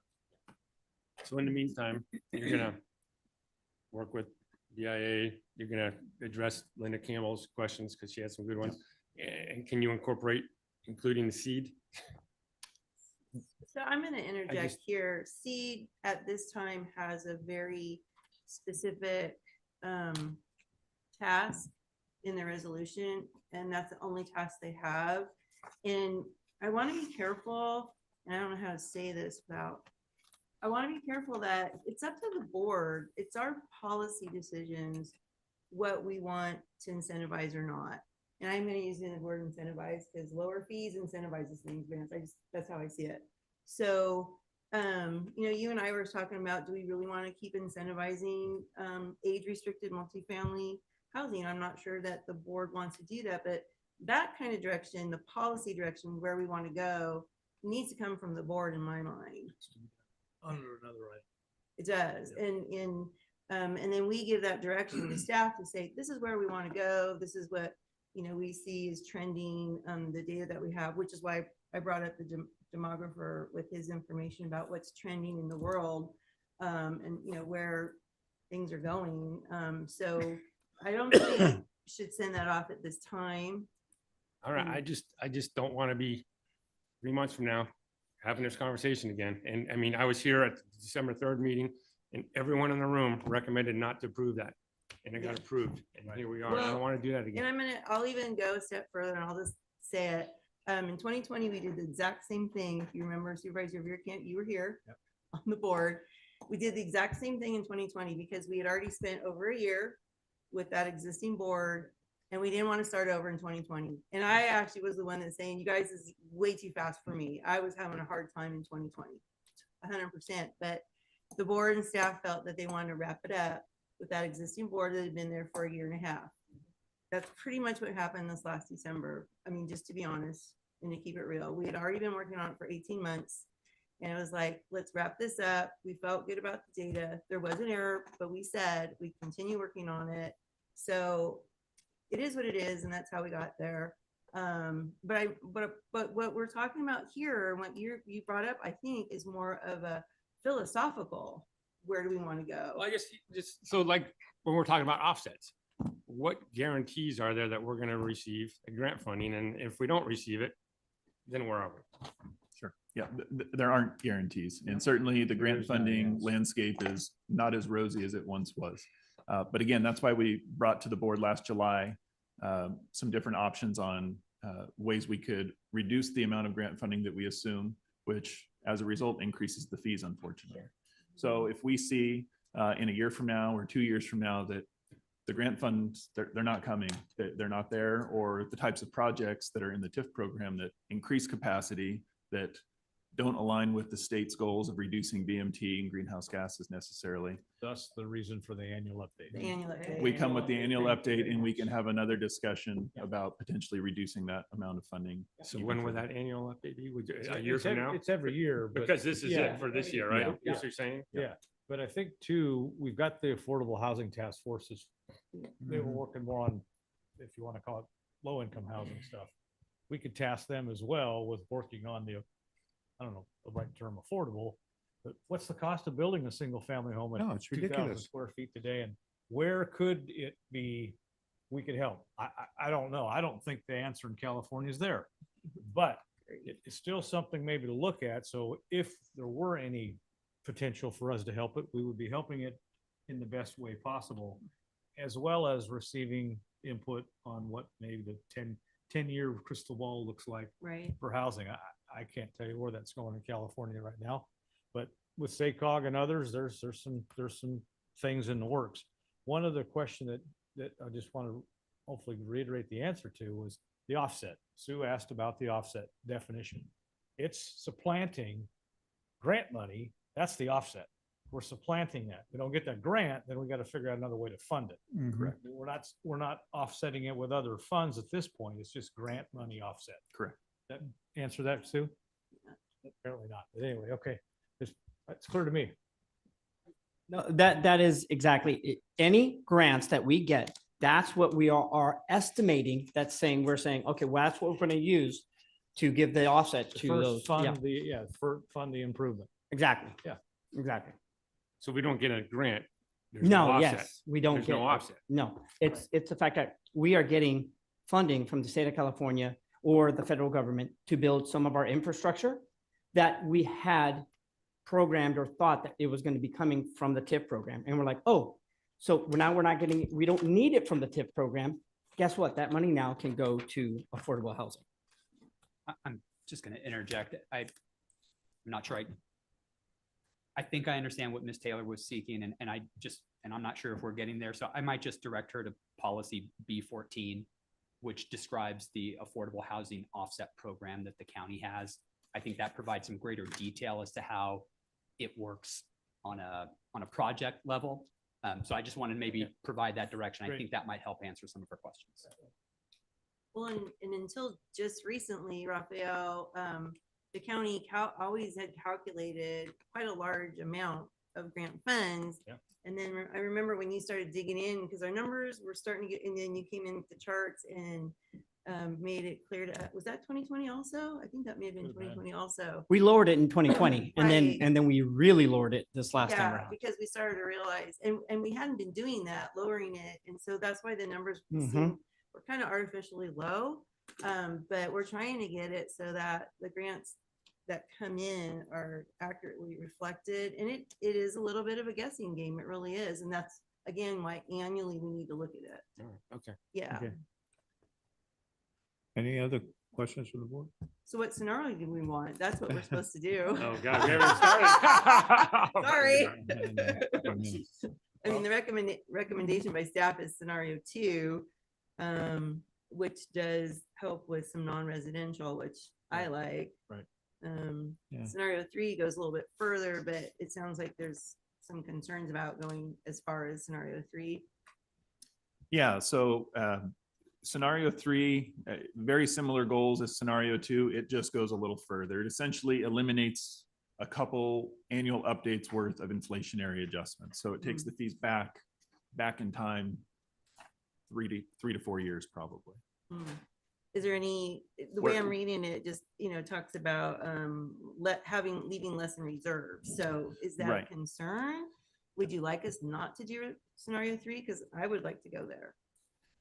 It You put it on touches paper. on the conversation we were just having about the grant funding and whether or not Right. it comes in. If we increase the offsets to bring the fees down, we're utilizing more grant funding money.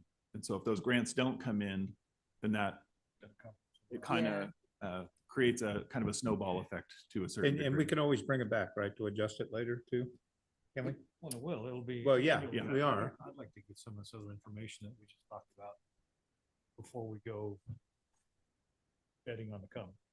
I look at scenario 3, betting on the come, and I don't see that right now. So you're thinking scenario 2 is pretty I do, safe just because bet? it's a safer bet right now. Okay. And it'll be back. I can go with that. Yeah. At least it is helping with more of the non-residential, which, But not in zone C, right? Or am I? yeah, right. Yeah. Well, yeah, Yeah. It is. Only in non-residential. Non-residential. Yeah. non-residential, yeah. All right. So, Mr. Chair, I'll try this. I would move item 46, items 1, 2, 3, and 4 as presented. All right. Is there a second? With the choice of, It already has it in. It's there. recommended. Scenario 2, yeah. oh, okay, I'll second. Okay. All right. Any more questions? Well, thank you, Chair. Good job. I know, because she always does every time we make a motion. That's why I'm talking to you right now. Do you have a question? I have no further questions. Wow. Thank you. All right. All those in favor by saying aye? Aye. Okay. Motion passes 5-0. Thank you all for your hard work. Good job. That was tough. Oh, we didn't make Zach bring Wake up me his up. computer sheet and everything. Darn it. Yeah, I know. You were ready too, huh? All right. Man. We'll just wait till everybody clears out. Yeah.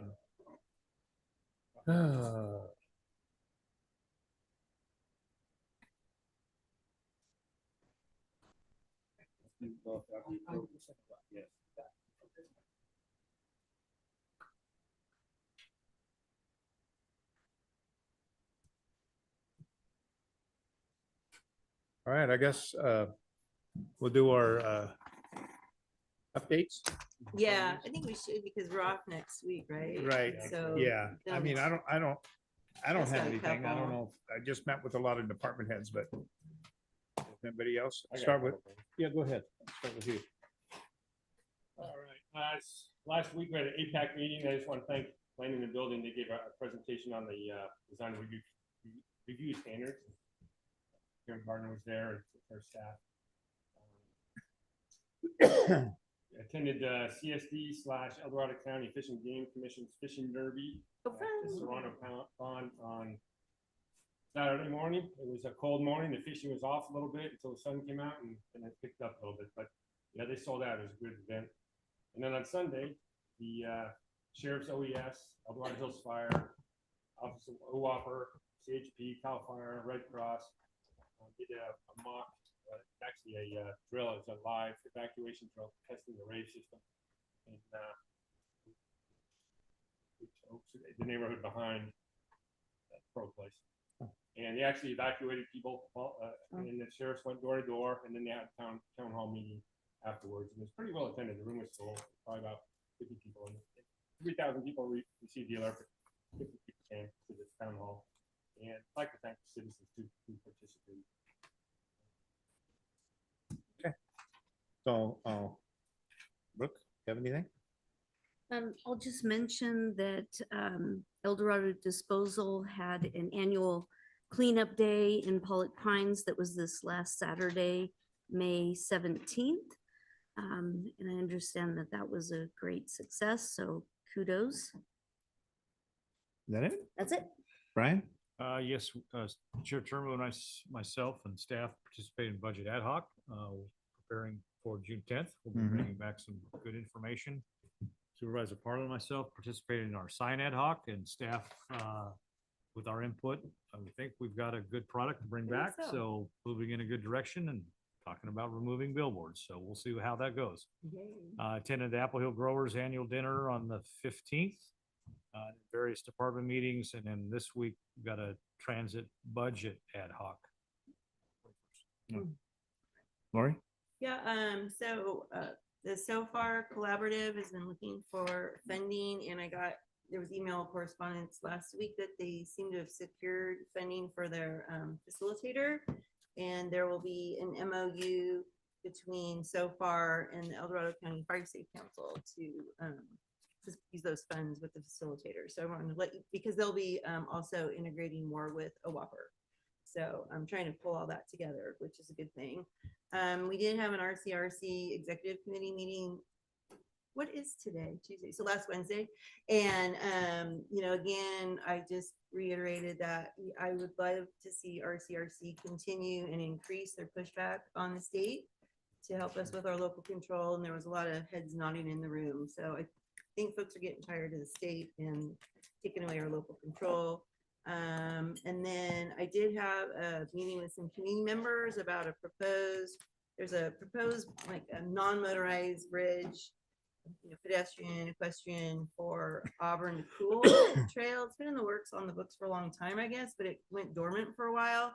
And so community groups are starting to talk about it. So I'm going to set up some follow-up meetings and see what's going on there, what State Parks is really thinking about it. And I'll keep you guys apprised of that. Of course, it's going to be controversial. What isn't?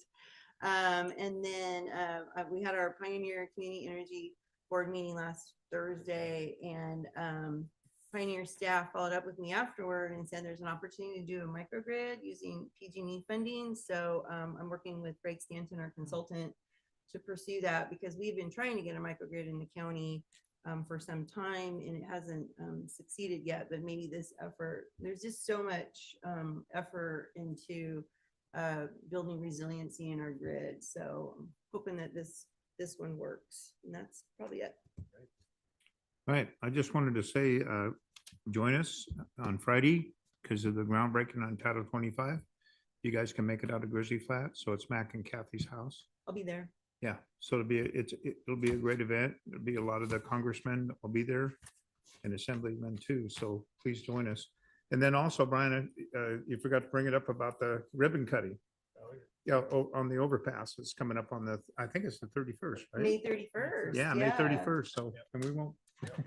So anyway, yeah. That's right. Yeah, 9:30. Pedestrian bicycle overpass. Right, right, yeah. 31st, 9:30. Just meet there after we pass it. Yeah, yeah. Yeah, and I also That's brought it very up in exciting. the Southeast Connector when I talked about it on JPA on the railroad. We found the shade number 3. It's in Los Angeles. Mhm. That ran the Caldor. So hopefully we can get that up, and that would be a great museum piece that we could put on that one area where that overpass goes. So it's something we maybe can work on to get that done. That'd be a great thing. Okay, that's it. That's all I have. See ya. So as you were concluding your last item, I was trying to get confirmation from staff, but I didn't get it quite in time. And this is a relevant update anyway. But just a reminder that SEED and economic development staff are working on an economic development strategy.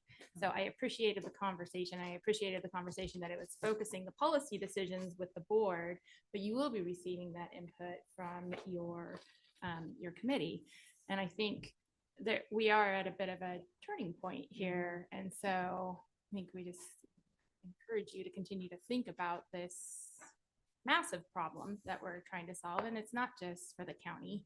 It is largely a California issue, and the push-pull on development, and the cost of development, and the growth, no growth. It's just, it's a challenge. And in a heavily regulated environment, California. I mean, it's heavily regulated. Some for good, some not.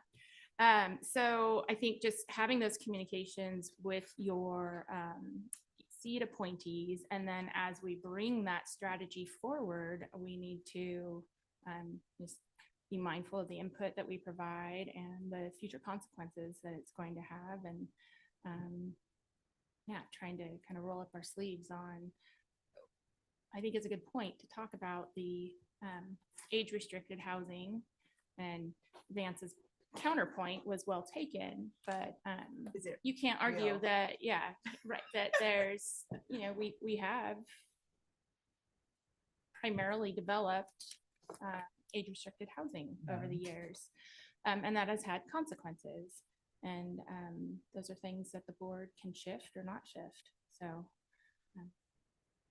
I'm looking forward to the big conversations, and then it's a matter of implementing and revising the policies or ordinances or whatever we have that may be impeding that larger strategy.